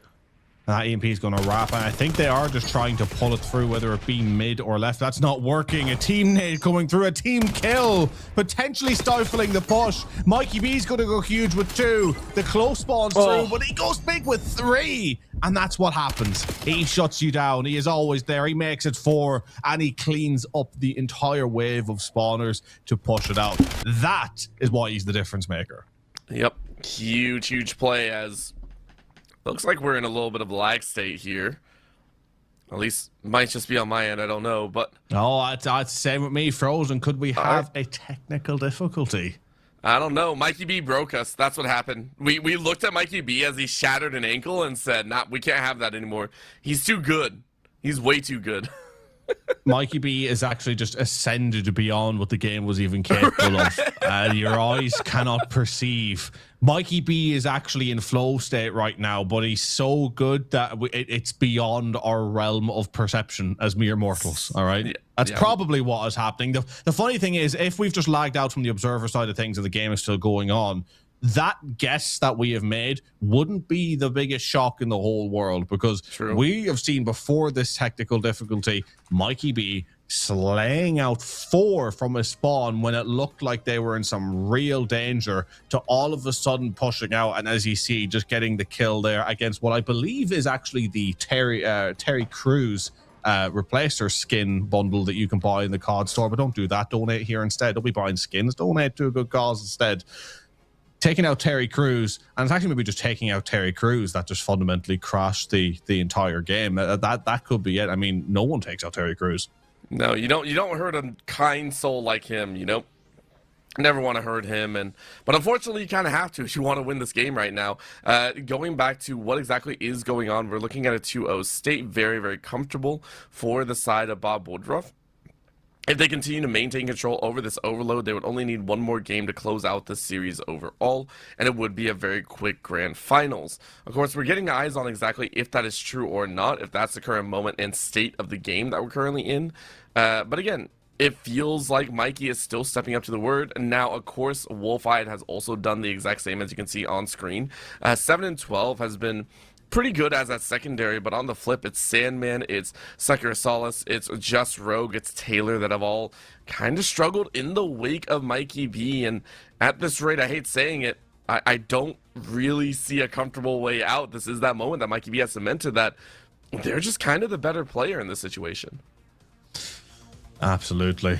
Mikey B, absolutely dominant. It has been a terrific performance. And, you know, you've had the honor orbital all day, and you've been doing a great job at it, Maya, say, of calling for breaks and bringing us back and all that, taking the lead of the show. You're wonderful at it. But, you know, considering I'm after paying my penalty of $5, I am going to take the reign of it this time around, folks. And I screenshotted it. I let them know. I let the production know that my fine is paid. My debts are cleared. But folks, we're going to be taking it to a very quick break. Don't go anywhere. We'll fix this technical difficulty, and we'll be right back to continue this Game 3.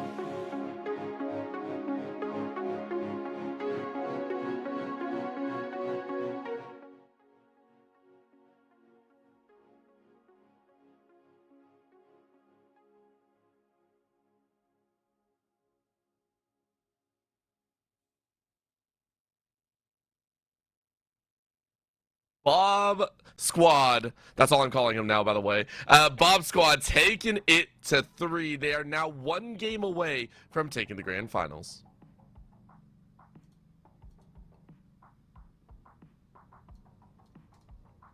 Yep. Uh-oh, is he muted again? Oh, I've muted again.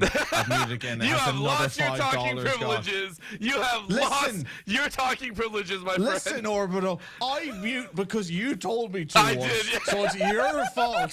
Now I keep muting because I'm scared I'm not muted, and then I forget to unmute. I will start my point again. And it's funny. This happens when I get onto an impassioned point, all right? Lip readers, I'm sure you'll know exactly what I've said. But for those of you not proficient in the art of the moving lips, allow me to reiterate. We have seen a terrific performance across the board from all of these teams, from every single player, every single organization. As I was saying, I want to give a massive shout out to them all in a big broad spectrum, and we'll give the proper due diligence, the produce shout outs, all of it at the very end, because we've gone over enough and we want to get these players in the game and into playing, as this could potentially be our last game of the broadcast. But with the greatest respects, as I'd said, to every team that has played, what we have seen from this squad on the overall, from Bob Woodruff's foundation, has just been a level above. And you hate to bring it to bring it all down to say, well, it's one player, it's one player's carried. They've been a good team, but it's been a long time since I've seen it to this level. Mikey B has just been carrying. He has been so good as a squad. And I will even go as far as saying that you take Mikey B out of the fold and put in just a player who's pulling the average baseline numbers of the rest of the squad.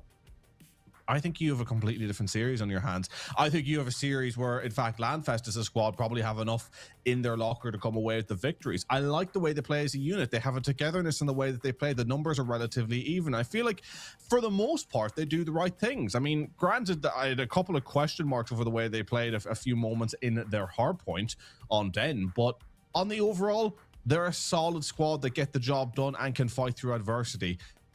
It's just Mikey B is just tearing it up, man. He is just making the show his own, and it was such a great battle to see him against FDL early on in the day. And I think that's one thing that it makes you think back on, going back to the first series of the day, is the fact that we've seen how strong Mikey B is. The fact that FDL and her squad were able to get Mikey B to go like 22 and 28 on a Colossus hardpoint on our first game of the day, it really makes you looking back. It puts a lot of testament to the squad of 1,000 Dreams Fund and how close they were to shutting down the side.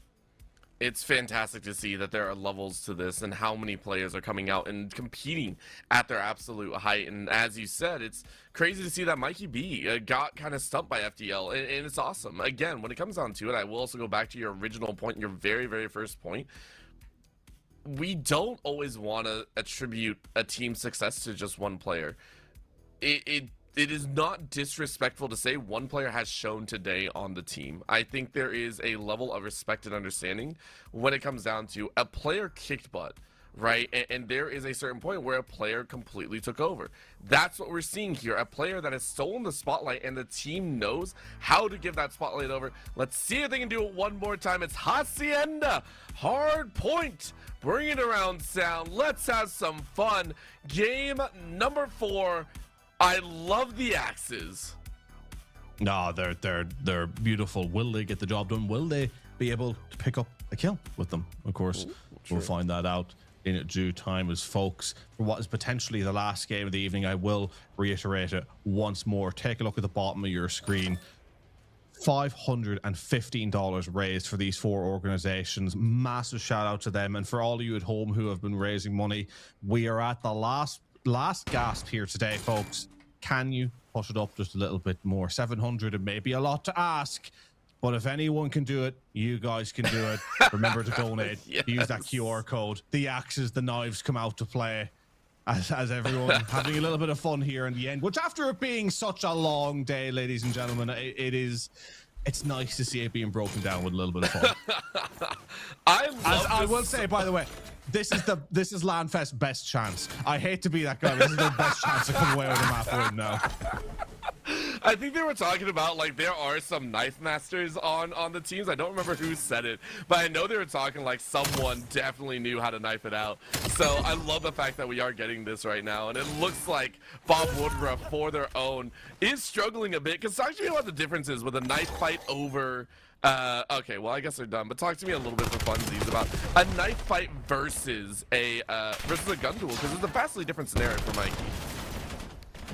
It's a very different scenario, and it's funny how much the knife mechanics changed throughout games, right? I'll harken back to Black Ops 6, for example. The CODs for a while have become notorious. It was actually a big problem that people hated it in Black Ops 6, was that the knifing sort of had a lock on to where if you were within a certain radius and moving at a certain pace, it would almost like drag you towards your opposition. If you were close enough but still like quite far away to where, hey, this melee shouldn't hit, it would hit. You would just drag up and hit them. So you'd have a lot of time, especially people in the corners just getting ready to deal with you. And you see that happen already here. I promise you it was much worse on Black Ops 6. And if I harken back far enough to remember, I think MW3 as well. It is only in this COD where they kind of went like, hey, okay, these knife hits aren't going to be as favorable in registering as well, because I think at one point, Ken could be making it up, but it's 2 in the morning here in Ireland, so this might be just something off the top of my head. I think at one point knifing may have been banned because of how overpowered it was in, say, search and destroy bomb sites, playing in such tight areas that you could simply stick in a corner, and if they push you through, you're killing them quicker than the gun kills. So in a way, it was an overpowered strat back in the day that thankfully has been nullified just enough. I love that so much that you're just like, listen, it's gone the full round, it's gone the full bully, and in this position, that's what they have to worry about. Of course, that stopped. The shenanigans are done. We are right back to the situation of guns out, funds out. And Mikey is still running absolutely rampant. Quick shots coming in, though, as LANFest do feel like they've won their first significant point on the table. And they're going to go ahead and try and defend it for their life. It's currently contested as outside in the garden. It comes back to a little bit of a head. Bob Woodruff cannot contest, so they kind of give up that point. Well held. LANFest bring it back within 5. Yeah, it's a quite a well-fought game. Sakura Sol is 14-6, really pulling up the numbers here. And, you know, the rotation is incredibly important in getting through towards these sites. And, you know, this map, as we talked about earlier, with a Hasty and a hardpoint, the rotation is super important. P4 is that money hill. And it did look like initially LANFest were set up to do a job there, but Woodruff have got through there, and the time it is contested. It will be quite a strong back and forth here, but one that LANFest are actually prevailing on. But then Mikey B gets into the picture, and that could be an entirely different scenario. He's picked up one, he gets the second, but actually dropped, playing the angles off the back of each other, making him have to swivel too much, picking up the kills, and that is how LANFest can keep themselves in this map. Whether or not it'll be enough to keep them in the series, only time will tell.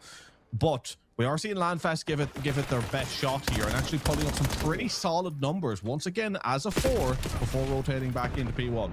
And Sakura Sol is actually matching pace with Mikey B. 15 to their name. Granted, that might be a little bit inflated from the early status, but I do give them credit. They've done well to bank in on some of these points. However, Bob Woodruff Foundation, they fire back, and Mikey B says, easy does it here. We're inside our territory. It's on top of Fountain. It's all ours all day, every day.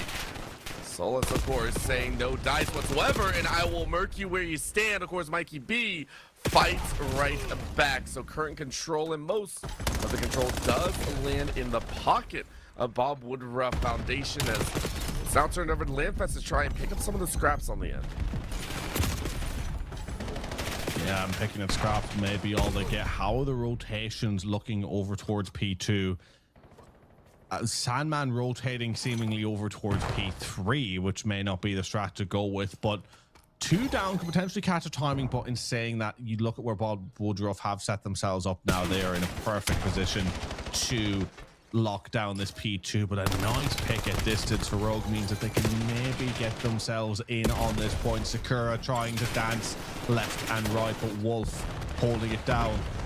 And 1 minute 12 and Hill as well has been just sitting holding that valuable time where and when they can, and doing enough to pick up these kills. Mikey B now on a killing spree of 5. He eventually does get dropped, but Sakura with a big 2, and that's a 4, and that is a very, very solid break. And I tell you what, if they can hold at least 20 to 25 of this, they're also set up in a good position to rotate off the back deep toward P3. So if they can win their ones, this is a good position for LANFest. Yeah, Mikey B actually with a little bit of a team kill on Tyler Breadman, who is like, bro, did we really just do that? They aren't just going to hold to 25. They're holding close to 40 right now, which feels far more comfortable than I think they were really assuming right there. Final 10 turned over on the other side, so it is going to be handed back to Bob Woodruff as they streak closer towards that 150 mark. But still very, very well done by LANFest. They are fighting back in massive fashion. Now back to the outside as we are on this point, and they're going to try their best around the fence line. Will it work? As no, can't set that there. I'm so sorry. Bob Woodruff had your number.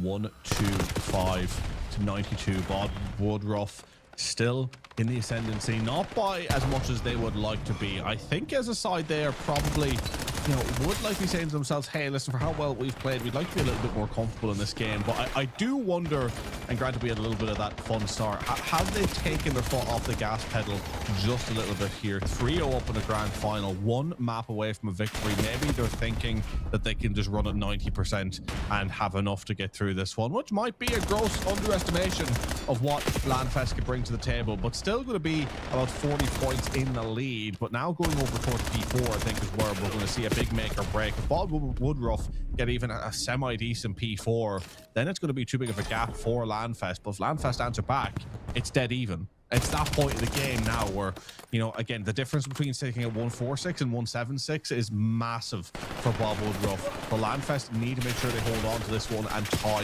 this one up, if not a little bit more. Tyler Bread's trying to stay up to work with his teammate to get pushed into this point. Sandman with the hole getting moved out, but there's going to be 3 people in this mid. A hellstorm raining down from Mikey B, picking up 1, but only 1. A checkerboard of kill feed, though, is enough for this Bob squad to get on the point. But of course, that gap has definitely closed a little bit further than they probably would have liked. And to the left is what we call, and Tyler didn't turn fast enough. His team probably calling out, dude, you got to look that way. And it ain't going to happen, so 152 to 131. LANFest starting to get away with some of these slip-ups here. I'm really, really liking it on the back end, though. Great shot by Mikey B. Taking out 1, looking for the rest if they can, but out the doorway onto the next point will be the call. LANFest, they brought it within 10. Can they continue, or can they recapture the other side? And Mikey B taking 2 Terry Cruzes to the grave there, getting a 3rd. How many of LANFest is Terry Cruz? Actually, I've not counted that, but I think I've seen at the very least 2 Terry fans there. I mean, who wouldn't be, though, am I right? I mean, I even have to give credit. Terry Crews, even though I haven't watched many of his films, he's in a music video for my favorite band, so even like that alone, he finds a way into your heart, doesn't he? Doesn't matter what walk of life you walk, Terry Crews will always be there. He's in CoD. He's one of my favorite musicians. He's in everything. I will say probably my favorite is White Chicks. Still the funniest movie that I've seen. Yes. It's such a good one, such a classic, but I just dated myself for a while there, so let's dive right back into the content. 190 is the count. Bob Woodruff, 60 points away, and they're going to try and fight their way to an absolute blistering match. Mikey cresting over 50 at 46 and 13. If they break 50, how far do they go? That will be the big question. Well, Mikey B on the Merciless rotating around here. Can Mikey B cap off the day with a nuke? Could you imagine? I don't think there's quite time for that, but it'll be time to get it close. Didn't see the player in the far corner. Those timings not working out too well. But Mikey B on a 50, on a 13, looking to increase that number. Sitting in the corner, guaranteed 1. Will he get the second? He does. He's on 15. He's halfway to the nuke. Will his team let him get it? Will his side? Someone tell them to get off the point and let him go for his nuke. Can you imagine rounding out a grand final? No, he drops. He drops and the dream is dead, but the dream is still very much alive on the overall for Bob Woodruff Foundation. 10 points away from victory at the grand final. LANFest have fought long and hard to try and stay in this one, but Bob Woodruff were too much, simply the best, as they look to call curtain on this tournament. Oh, and the knives are out once again. Mikey running around, stabbing people. Getting away with daylight murder here. Might as well be Jack the Ripper. Slaps a few on the back end. LANFest stays alive, though, for the moment. Says you got to bring a heavier gun to the fight. And Mikey obliges, catching multiple. Catches 2. Looks for the finale, and it's done. Bob Woodruff Foundation. Rio, Wolfeye, Tyler, Bread, and Mikey will be your victors once this final point comes down. Am I crazy? Are we just getting a bloody brawl here? Final shots it's getting a little bit hectic, but a little Mikey B 3-piece to maybe wrap things up. I mean, God, the sky, the grass is green, the sky is blue. Mikey B's dropping a 60 bomb, and Bob Woodruff Foundation are winning the grand final 250 to 167, I believe. 61 and 16 for Mikey B. 61 in the kills. I don't think I live to 61. I have seldom seen a competitive KD quite as majestic as that. But Mikey B being the player above the rest for the squad above the rest here at this tournament. Fantastic play from him throughout. 52 non-traded kills. These are just numbers unheard of. I will also say, for the fun numbers, I've never seen a palindrome number in a KD score like that. That's pretty impressive. 61 to 16. See it either way. It's never going away. Well played by that squad. Mikey B, territorial in this match, but a big shout out to the opposing side. Very, very well done to the LANFest squad for making it here into the grand finals and really giving us a treat. The entire matchup, semifinals now to grand finals. Every single competitor, we really do appreciate coming out and letting us have this weekend day, right? Like, just having a lot of fun. Oh, I mean, it has been so much fun. It has been from top to bottom. I mean, again, every single player, every single organization that has taken part, the production on the backside of things. This has been my very first time working with the LANFest and seeing everything that's been put on here. It's an absolute treat. And Call of Duty, I've worked myself tirelessly in Call of Duty, trying to build Call of Duty even as an esport in the island of Ireland. That's what I spend a lot of my time doing. As I mentioned earlier in broadcast, running the first Call of Duty LAN in Ireland in 10 plus years. It's a game that I'm impassioned by, and I want to see more organizations, more people trying to get in to run it. And despite the headaches that it can cause, and believe me, it does, we have physical evidence of that today, ladies and gentlemen. But the headaches it can cause in the back end, you can still get some incredibly entertaining games, players really showing off some hype moments, some great moments. I mean, the fact that we had 2 map 5s in general today, again, is just a testament to that. The fact that they went all the way. It's been so much fun from top to bottom. It's been wonderful to see all these players competing, and I hope we get to see more as well. It's been a terrific day. Yeah, it really has, and we got to give a big shout out to everyone. Now, Zep, I know you mentioned that it's close to 2 a.m. right now where you're at. You have literally balled out for nearly 6 to 7 hours with us here through thick and thin, and because of that, I'm going to give you a little bit of a rest as we go ahead and close this out.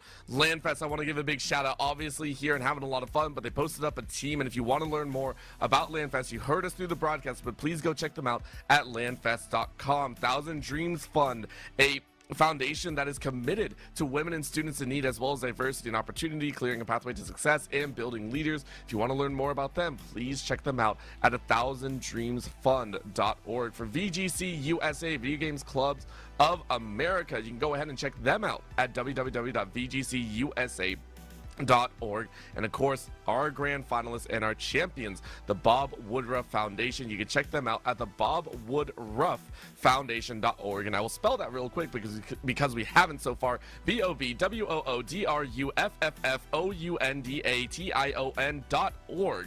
Please go ahead and check out all of those foundations who have gone ahead and made it possible to have a broadcast here today. Finally, I want to give a big shout out to all of our amazing sponsors, Zotac, obviously, for making this possible, really giving us a platform to bring everything together. If you saw any amazing moments throughout this broadcast, please go ahead and tag them with hashtag powered by Zotac or hashtag ZotacUSA. Also, big shout out to BioWin and Beacon. But Zep, I know there were some amazing broadcast teams behind us, and I know you wanted to give them their due respect. No, I'm good. Just kidding. No, I give them their respect. No, they deserve it. They deserve it. We got shut off, I'm pretty sure. No, they may have made me pay a fine, but look, I mean, it's a fine to charity, so we're never going to complain about that. Tyler Pilcher coming through as well on the Observer side, pulling it all together. Jaden as well, been absolutely fantastic on the back end, just getting everything together. And, you know, a tight-knit team running everything here this evening on the production side of things. And, you know, as someone who does quite a lot in the Call of Duty space, or people's kind of first outing in Call of Duty, not bad, guys. You know, a pat on the back, I think it's thoroughly deserved. And then, you know, the entire team on the overall, and it's just been absolutely fantastic across the board, seeing everything that's being run here. Such a great team of people putting it all together. And Orbital, are you seeing what I'm seeing, Orbital? I am seeing what you're seeing. We crossed over the $700 mark. Shout out to everyone that donated here on the day. Heavy shout out Guragun, I believe our top donator throughout the day. Big thank you. And again, going to those that do need it, and this is why we do it, right? You talked about, Zep, you know, making these opportunities available, and even for LANFest, I've worked with LANFest for ages. This is why we do it, to create opportunities for those that maybe don't have it where they are, or for us, opportunities that obviously we did not have for ourselves, maybe growing up, the opportunities that we wish those that come after are also able to have. So big respect to everyone that donated, whether through thick or through thin, whether big or small. Even if you just watched the show here today, we want to say a big thank you. Now, another set of people that we also want to give a big thanks to is also all the competitors. The 16 competitors that joined us here today, everyone showed up, spent their time to go ahead and practice and then play here today. Please go ahead and give them all the love if you can. And finally, Zep, I'm going to steal a little bit of wind out from your lungs here, because I want to say you have been a trooper. You have absolutely kicked butt, and I know your reputation in the scene. We appreciate you being here, laying down not only the knowledge, but the integrity and the understanding, both on the desk and behind. Thank you so much for being here on the desk, man. I really appreciate the kind words, Orbital, and thank you for coming along as well. I mean, my first opportunity working with yourself, and it's been an absolute pleasure. And I think even from a casting perspective, I think you'll probably agree when I say this, is that the biggest thing about when you're seeing a caster, you're working with them for the first time, you're just hoping that they're easy to work with. Is the thing, right? In terms of bouncing off, you want to find the rhythm, you want to get the flow going, and it's been a pleasure with yourself, Orbital, and it's been a really great broadcast to be a part of. And and all of this has been such an inspiration to do this type of stuff for charity as well. And it's definitely something, seeing everything that's being pulled together to fundraise for charities is something I'll try and take back here as well over to the little island of Ireland. There's loads of little charities that do need the support where they can get it. So I hope no one will mind but hear from LANFest if I maybe in future take a little bit of a leaf out of their book to try and pull some charity events together. It's like, no, that's our thing. You can't raise money for charity. It doesn't work out. It doesn't work like that, folks. It's a great space where we're all trying to do what we can, but I mean, today has just been absolutely fantastic. And obviously, thank you to LANFest for having myself on board as well. It has been a lot of fun, and hopefully, Orbital, we'll be back in future with some more Call of Duty action. That's the hope. And again, a big shout out to both Jaden and Taylor for making the production possible. But finally, all the viewers at home, we want to thank every single one of you for tuning in to the Battle for Charity Online 2026 Showdown here for the Call of Duty Black Ops 7 side. If you want to see more of the action, if you want to see more of these events, please go ahead, give a follow over to LANFest. They do a lot of different events. They partner with a lot of different groups. And if you want to see more of the action and even get involved, please go ahead and follow them on the socials. That will be it for us here on the day. It has been a long day, but a pleasant one nonetheless. My name is Orbital. With me has been Zep. We had, of course, Jaden and Taylor on the production side, and we will see you all in the next event. Please have a good night.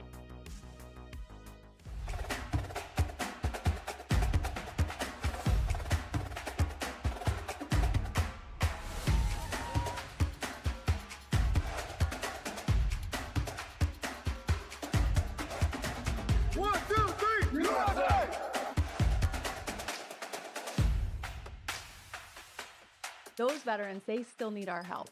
And that's really why the Bob Woodruff Foundation exists, to help make sure that veterans and military families have successful and stable futures.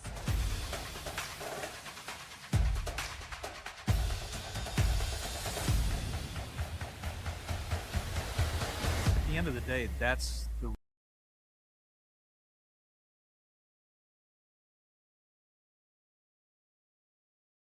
reason we do all of this.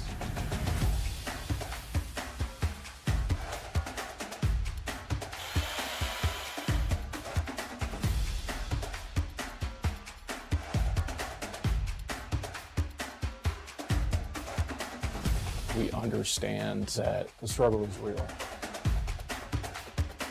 We fight together. We must heal together.